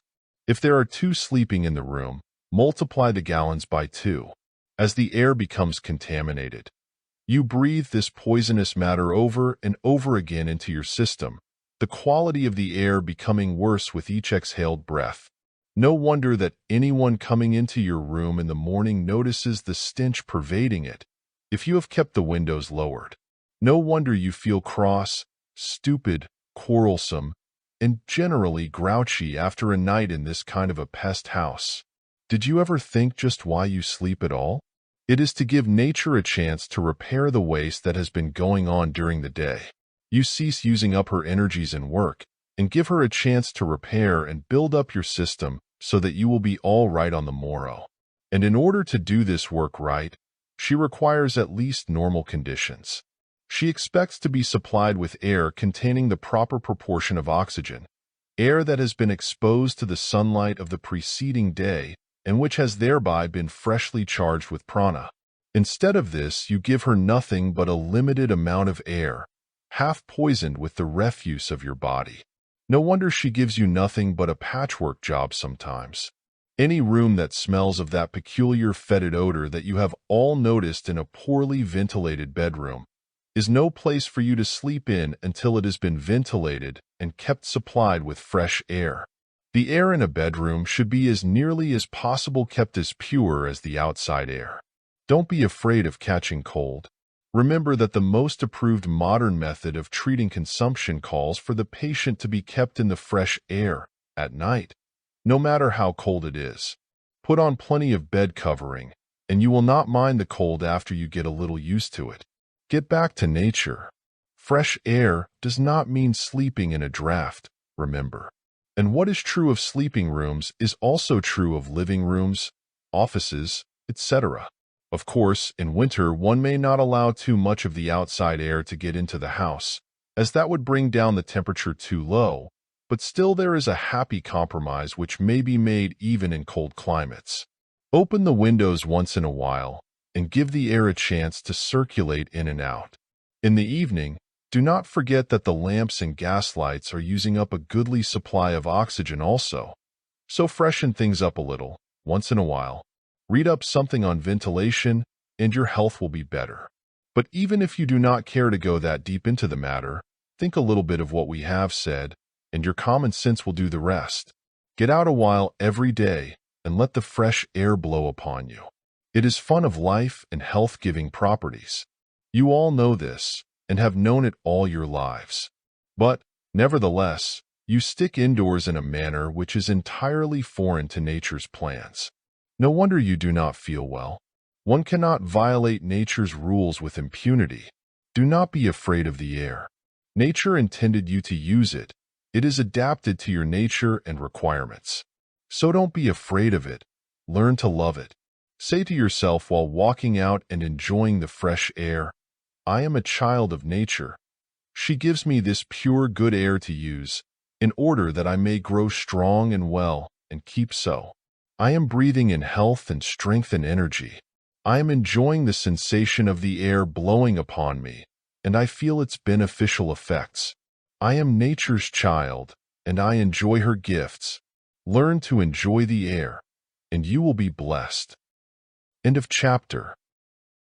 Chapter 29. Nature's Sweet Restorer, Sleep. Of all of nature's functions that should be understood by people, sleep seems the one which should be so simple that no instruction or advice should be needed. The child needs no elaborate treatise upon the value and necessity of sleep. It just sleeps, that's all. And the adult would do the same if he lived closer to nature's ways. But he has surrounded himself with such artificial environments that it is almost impossible for him to live naturally. But he may go a considerable distance on the return journey to nature, notwithstanding his unfavorable environments. Of all the foolish practices that man has picked up on his travels away from nature, his habits of sleeping and rising are among the worst. He wastes in excitement and social pleasures the hours which nature has given him for his best sleep, and he sleeps over the hours in which nature has given him the greatest chance to absorb vitality and strength. The best sleep is that taken between the hours of sunset and midnight, and the best hours for out-of-door work and the absorbing of vitality are the first few hours after the sun rises. So we waste at both ends, and then wonder why we break down in middle age or before. During sleep, nature does a great part of her repair work, and it is highly important that she be given this opportunity. We will not attempt to lay down any rules about sleeping, as different people have different needs, and this chapter is merely given as a slight suggestion. Generally speaking, however, about 8 hours is the normal demand of nature for sleep. Always sleep in a well-ventilated room, for reasons given in our chapter on fresh air. Place upon yourself enough bedclothing to keep you comfortable, but do not bury yourself under the mass of heavy bedclothing that is common in so many families. This is largely a matter of habit, and you will be surprised at how much less bedclothing you can get along with than you have been using. Never sleep in any garments that you have worn during the day. This practice is neither healthy nor cleanly. Do not pile up too many pillows under your head. One small one is enough.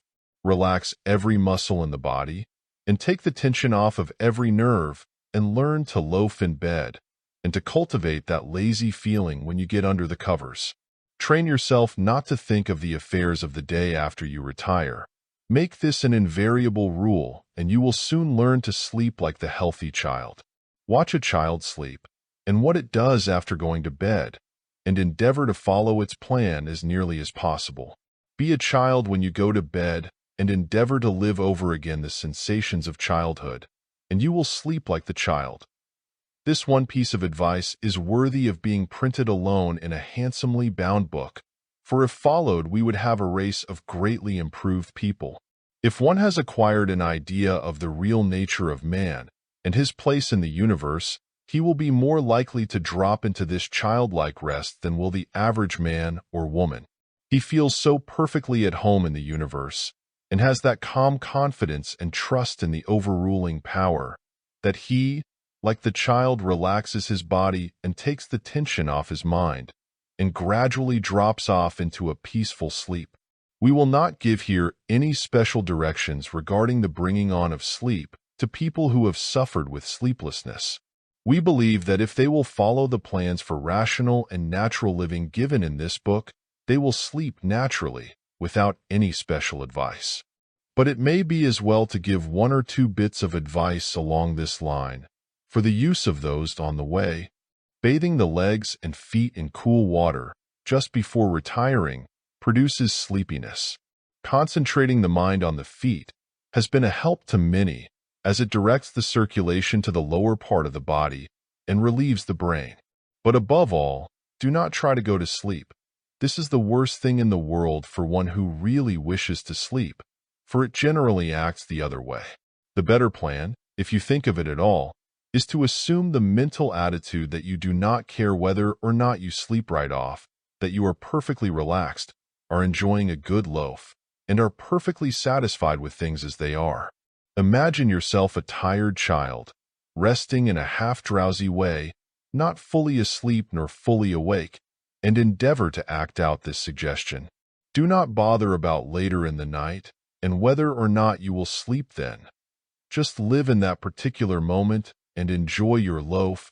The exercises given in the chapter on relaxation will get you into the habit of relaxing at will, and those who have been troubled with sleeplessness will find that they may acquire entirely new habits. Now, we know that we cannot expect all of our students to go to bed like the child, and awaken early like the child or the farmer. We wish that this were possible, but we realize just what modern life, particularly in the large cities, requires of one. So all that we can ask our students to do is to try to live as closely to nature in this respect as possible. Avoid so far as you can late hours and excitement at night, and whenever you get a chance, retire early and rise early. We realize, of course, that all this will interfere with what you have been taught to regard as pleasure, but we ask that in the midst of this so-called pleasure you take a little rest once in a while. Sooner or later, the race will return to more simple manners of living, and late-hour dissipation will be regarded as we now regard the use of narcotics, drunkenness, etc. But in the meantime, all that we can say is, do the best you can for yourself. If you're able to get a little time off in the middle of the day, or other times, you will find that a half-hour's relaxation, or even a little snooze, will do wonders toward refreshing you and enabling you to do better work when you arise. Many of our most successful business and professional men have learned this secret, and many a time when they are reported as being very busy for a half hour, they are really lying on their couches, relaxing, breathing deeply, and giving nature a chance to recuperate. By alternating a little rest with one's work, he will be able to do twice as good work as if he had worked without a break or rest. Think over these things a little, you people of the Western world, and you may be even more strenuous by varying your strenuosity by occasional relaxation and rest. A little letting go helps one to take a fresh grip and to hold on all the harder. End of chapter. Chapter 30. Regeneration.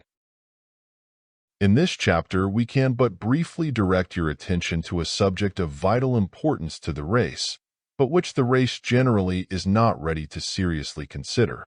Owing to the present state of public opinion upon this subject, it is impossible to write as plainly as one would like, or as is really necessary, and all writings upon the subject in question are apt to be considered as impure, although the only object of the writer may be to counteract the impurity and improper practices indulged by the public. However, some brave writers have managed to give the public a very fair acquaintance with the subject of regeneration, so that the majority of our readers will readily understand what we mean. We will not take up the important subject of the use of regeneration as applied to the relation of the two sexes, as that subject is so important as to require a volume by itself, and then, besides, this work is scarcely the one in which this subject should be discussed in detail. We will, however, say a few words on the subject. The yogis regard as wholly unnatural the excesses entered into by the majority of men, and into which they compel their partners in matrimony to join. They believe that the sex principle is too sacred to be so abused, and feel that man often descends below the level of the brute in his sex relations. With but one or two exceptions, the lower animals have sexual relations only for the purpose of perpetuating their kind, and sexual excesses, drains and waste such as man indulges in is almost entirely unknown to the lower animal. As man has advanced in the scale of life, however, he has brought to light new functions of sex, and there is an interchange of certain higher principles between the sexes, which does not occur to the brutes or to the more material forms of human life. This is reserved for the man and woman of developed mentality and spirituality. Proper relations between husband and wife tend to elevate, strengthen, and ennoble, instead of degrading, weakening, and defiling the participants, as is the case when the said relation is based upon mere sensuality. This is the reason that there is so much marital inharmony and discord when one of the partners rises to a higher plane of thought and finds that his or her partner is unable to follow. Thereafter, their mutual relations are upon different planes, and they fail to find in each other that which they might wish for. This is all we wish to say upon this particular part of the subject here. There are a number of good books upon the subject that our students may find by inquiring at the centers for advanced thought literature in the different cities and towns.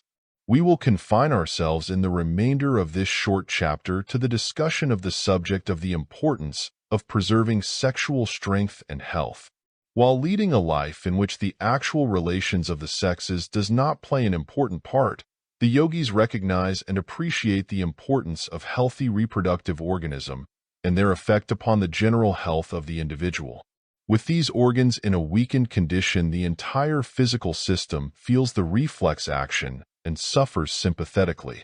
The complete breath, described elsewhere in this book, produces a rhythm which is nature's own plan for keeping this important part of the system in normal condition, and, from the first, it will be noticed that the reproductive functions are strengthened and vitalized, thus, by sympathetic reflex action, giving tone to the whole system. By this we do not mean that the animal passions will be aroused. Far from it. The yogis are advocates of continence and chastity and purity in the marriage relation as well as out of it. They have learned to control the animal passions and to hold them subject to the control of the higher principles of the mind and will. But sexual control does not mean sexual weakness, and the yogi teachings are that the man or woman whose reproductive organism is normal and healthy will have a stronger will with which to control himself or herself. The yogi believes that much of the perversion of this wonderful part of the system comes from a lack of normal health and results from a morbid, rather than from a normal condition of the reproductive system. The yogis also know that the sex energy may be conserved and used for the development of the body and mind of the individual, instead of being dissipated in unnatural excesses, as is the wont of so many uninformed people. We give in the following pages one of the favorite yogi exercises for producing this result. Whether or not the student wishes to follow the yogi theories of clean living, he will find that the complete breath will do more to restore health to this part of the system than anything else ever tried. Remember, now, we mean normal health, not undue development. The sensualist will find that normal means a lessening of desire rather than an increase. The weakened man or woman will find that normal means a toning up and relief from the weakness which has heretofore depressed him or her. We do not wish to be misunderstood on this subject. The yogi's ideal is a body strong in all its parts, and under the control of a masterful and developed will, animated by high ideals. The yogis possess great knowledge regarding the use and abuse of the reproductive principle in both sexes. Some hints of this esoteric teaching have filtered out and have been used by Western writers on the subject, and much good thereby accomplished. In this book, we cannot go into a discussion of the underlying theory, but will call your attention to a method whereby the student may be enabled to transmute the reproductive energy into vitality for the whole system instead of wasting it and dissipating it in lustful indulgences.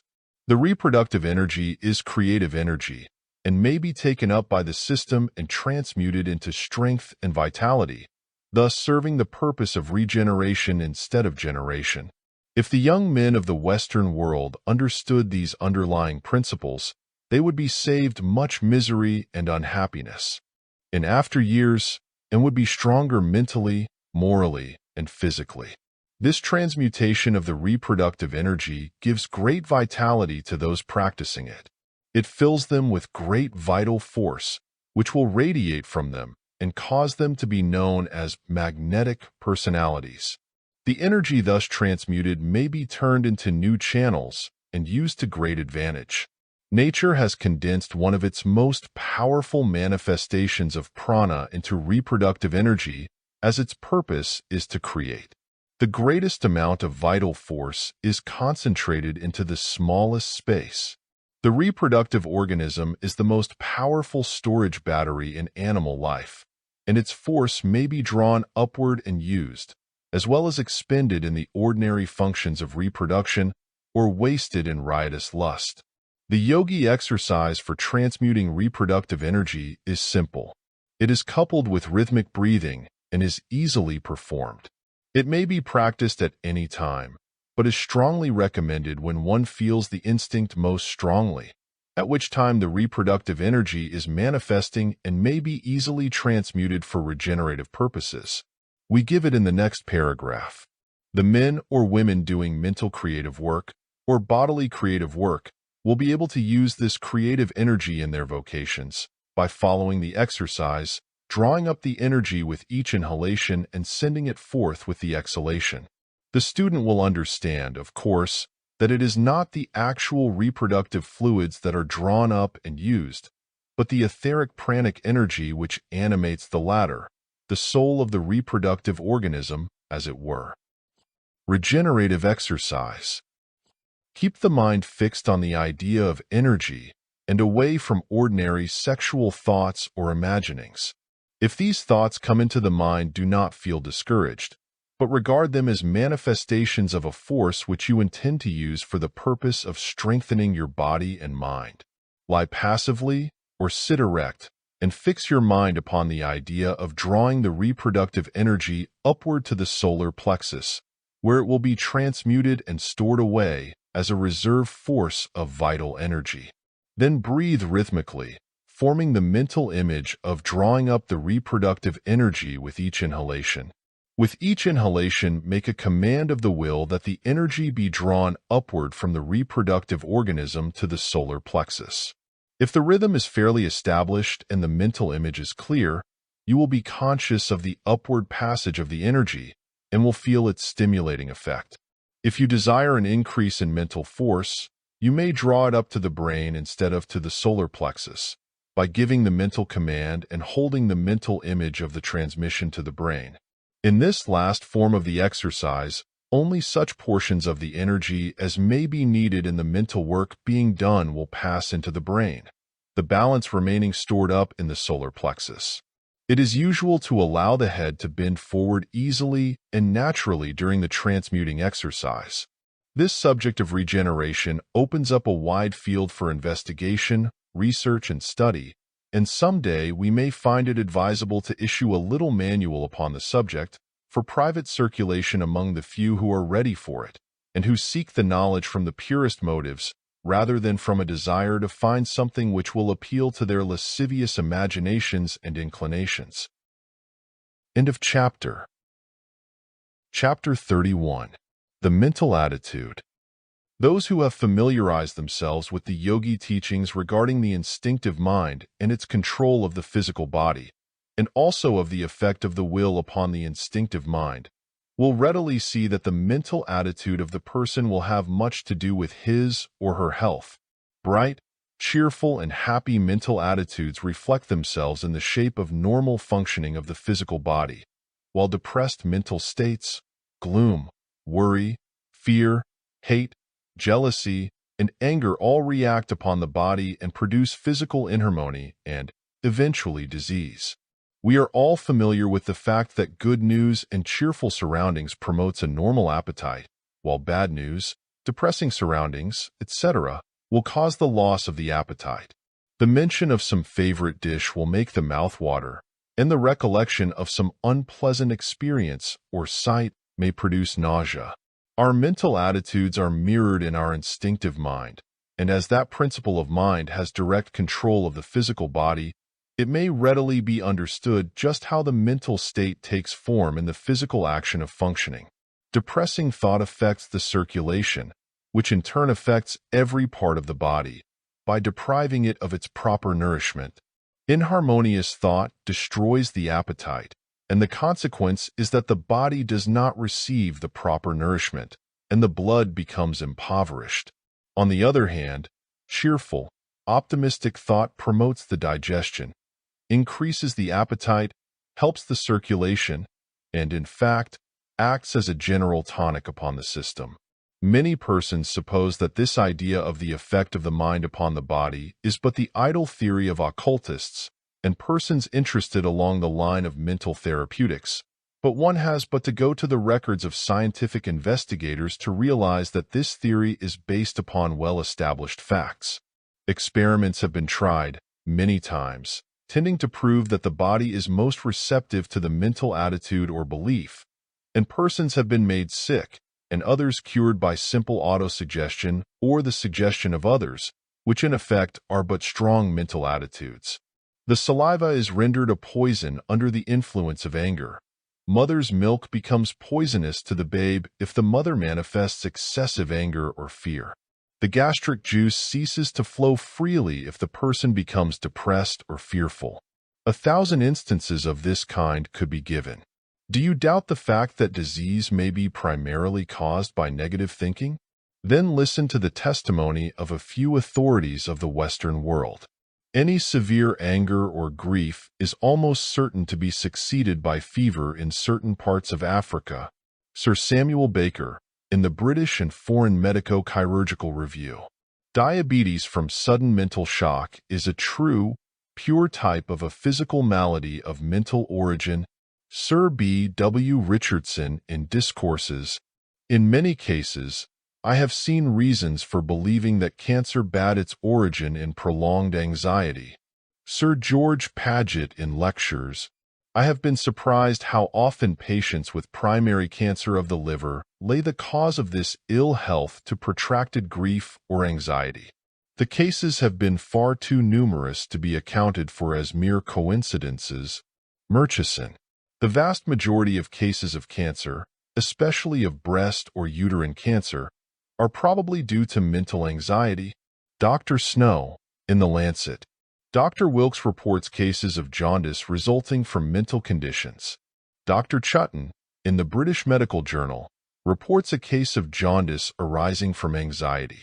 Dr. McKenzie reports several cases of pernicious anemia caused by mental shock. Hunter reports an exciting cause of angina pectoris has long been known to be emotional excitement. Eruptions on the skin will follow excessive mental strain. In all these, and in cancer, epilepsy, and mania from mental causes, there is a predisposition. It is remarkable how little the question of physical disease from mental influences has been studied. Richardson. My experiments show that irascible, malevolent, and depressing emotions generate in the system injurious compounds, some of which are extremely poisonous. Also that agreeable, happy emotions generate chemical compounds of nutritious value, which stimulates the cells to manufacture energy. Elmer Gates. Dr. Hack-Tuke, in his well-known work on mental diseases, etc., written long before the mind cure interest was manifested in the Western world, gives numerous cases of diseases produced by fear, among them being insanity, idiocy, paralysis, jaundice, premature grayness and baldness, decay of the teeth, uterine troubles, erysipelas, eczema, and impetigo. During times when contagious diseases are prevalent in communities, it is a well-attested fact that fear causes a great number of the cases, and also causes many deaths in cases in which the attack is but light. This is readily understood when we consider the fact that contagious diseases are more apt to attack the person manifesting impaired vitality, and the further fact that fear and kindred emotions impair the vitality. There have been a number of good books written upon this matter, so there is no occasion for us to dwell at length upon this part of the general subject. But before leaving it, we must impress upon our students the truth of the oft-repeated statement, as thought takes form in action, and that mental conditions are reproduced in physical manifestations. The yogi philosophy, in its entirety, tends to produce a mental attitude of calmness, peace, strength, and absolute fearlessness among its students, which, of course, is reflected in their physical condition. To such persons, mental calmness and fearlessness comes as a matter of course, and no special effort is necessary to produce it. But to those who have not as yet acquired this mental calm, a great improvement may be obtained by the carrying of the thought of the proper mental attitude and the repetition of mantras calculated to produce the mental image. We suggest the frequent repetition of the words bright, cheerful, and happy, and the frequent contemplation of the meaning of the words. Endeavor to manifest these words into physical action, and you will be greatly benefited both mentally and physically, and will also be preparing your mind to receive high spiritual truths. End of chapter. Chapter 32. Led by the Spirit. While this book is intended to treat solely upon the care of the physical body, leaving the higher branches of the yogi philosophy to be dealt with in other writings, still the leading principle of the yogi teachings is so bound up with the minor branches of the subject, and is so largely taken into account by the yogis in the simplest acts of their lives, that in justice to the teachings as well as to our students, we cannot leave the subject without at least saying a few words about this underlying principle. The yogi philosophy, as our students doubtless know, hold that man is slowly growing and unfolding from the lower forms and manifestations to higher and still higher expressions of the spirit. Spirit is in each man, although often so obscured by the confining sheaths of his lower nature that it is scarcely discernible. It is also in the lower forms of life, working up and ever seeking for higher forms of expression. The material sheaths of this progressing life, the bodies of mineral, plant, lower animal, and man, are but instruments to be used for the best development of the higher principles. But, although the use of the material body is but temporary, and the body itself nothing more than a suit of clothes to be put on, worn, and then discarded, yet it is always the intent of spirit to provide and maintain as perfect an instrument as possible. It provides the best body possible, and gives the impulses toward right living, but if from causes not to be mentioned here, an imperfect body is provided for the soul, still the higher principles strive to adapt and accommodate themselves to it, and make the best of it. This instinct of self-preservation, this urge behind all of life, is a manifestation of the spirit. It works through the most rudimentary forms of the instinctive mind up through many stages until it reaches the highest manifestations of that mental principle. It also manifests through the intellect, in the direction of causing the man to use his reasoning powers for the purpose of maintaining his physical soundness and life.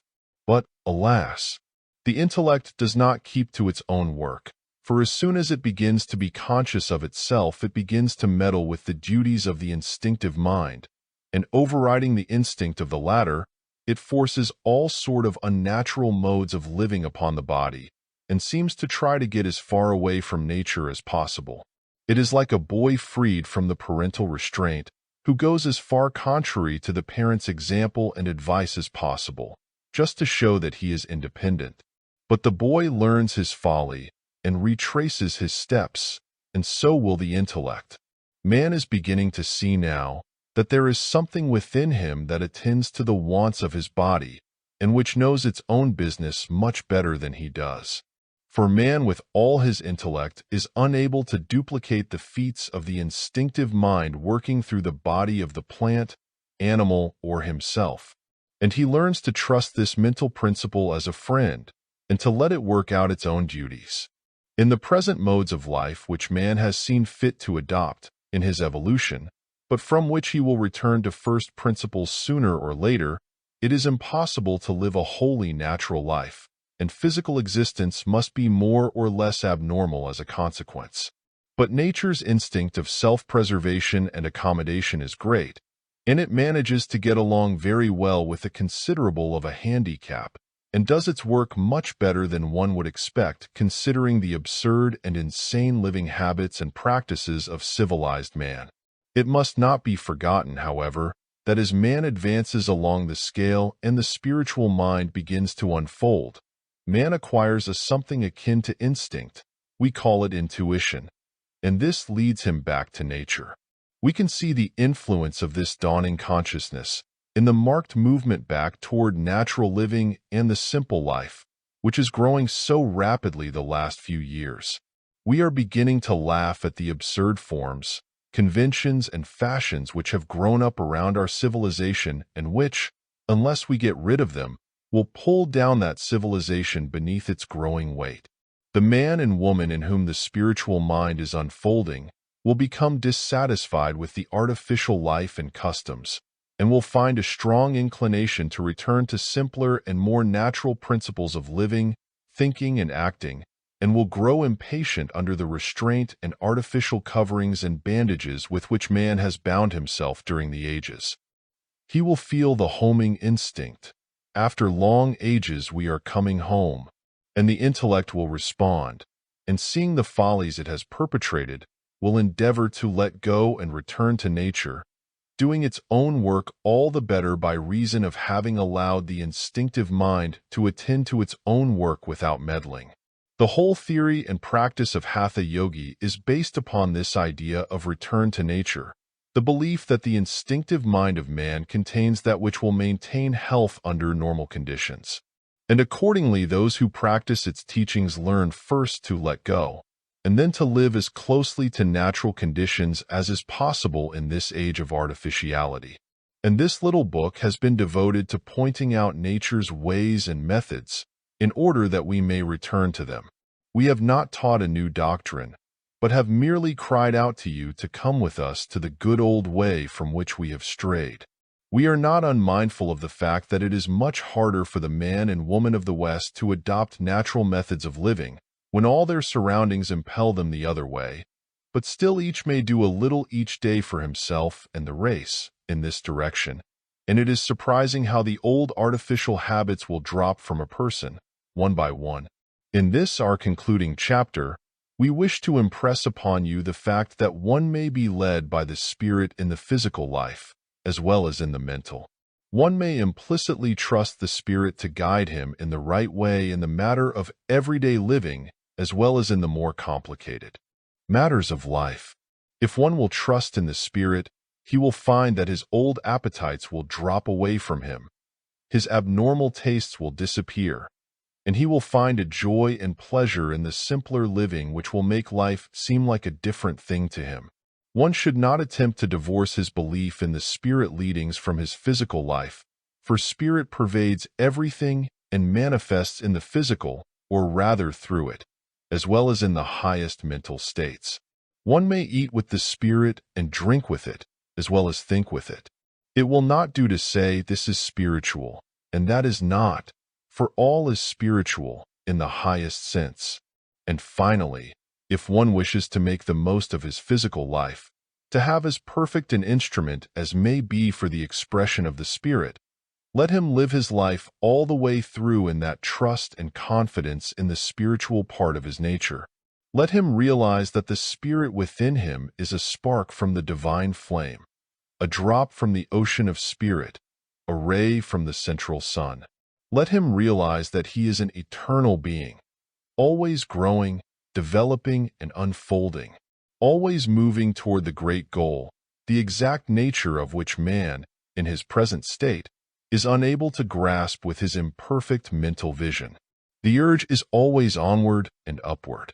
We are all a part of that great life which is manifesting itself in an infinitude of forms and shapes. We are all a part of it. If we can but grasp the faintest idea of what this means, we will open ourselves up to such an influx of life and vitality that our bodies will be practically made over and will manifest perfectly. Let each of us form an idea of a perfect body, and endeavor to so live that we will grow into its physical form. And we can do this. We have tried to tell you the laws governing the physical body, that you may conform to them as near as may be, interposing as little friction as possible to the inflow of that great life and energy which is anxious to flow through us.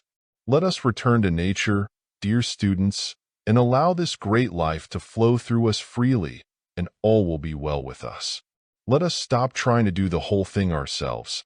Let us just let the thing do its own work for us. It only asks confidence and non-resistance. Let us give it a chance. End of chapter. End of book. Subscribe for more content on your personal power.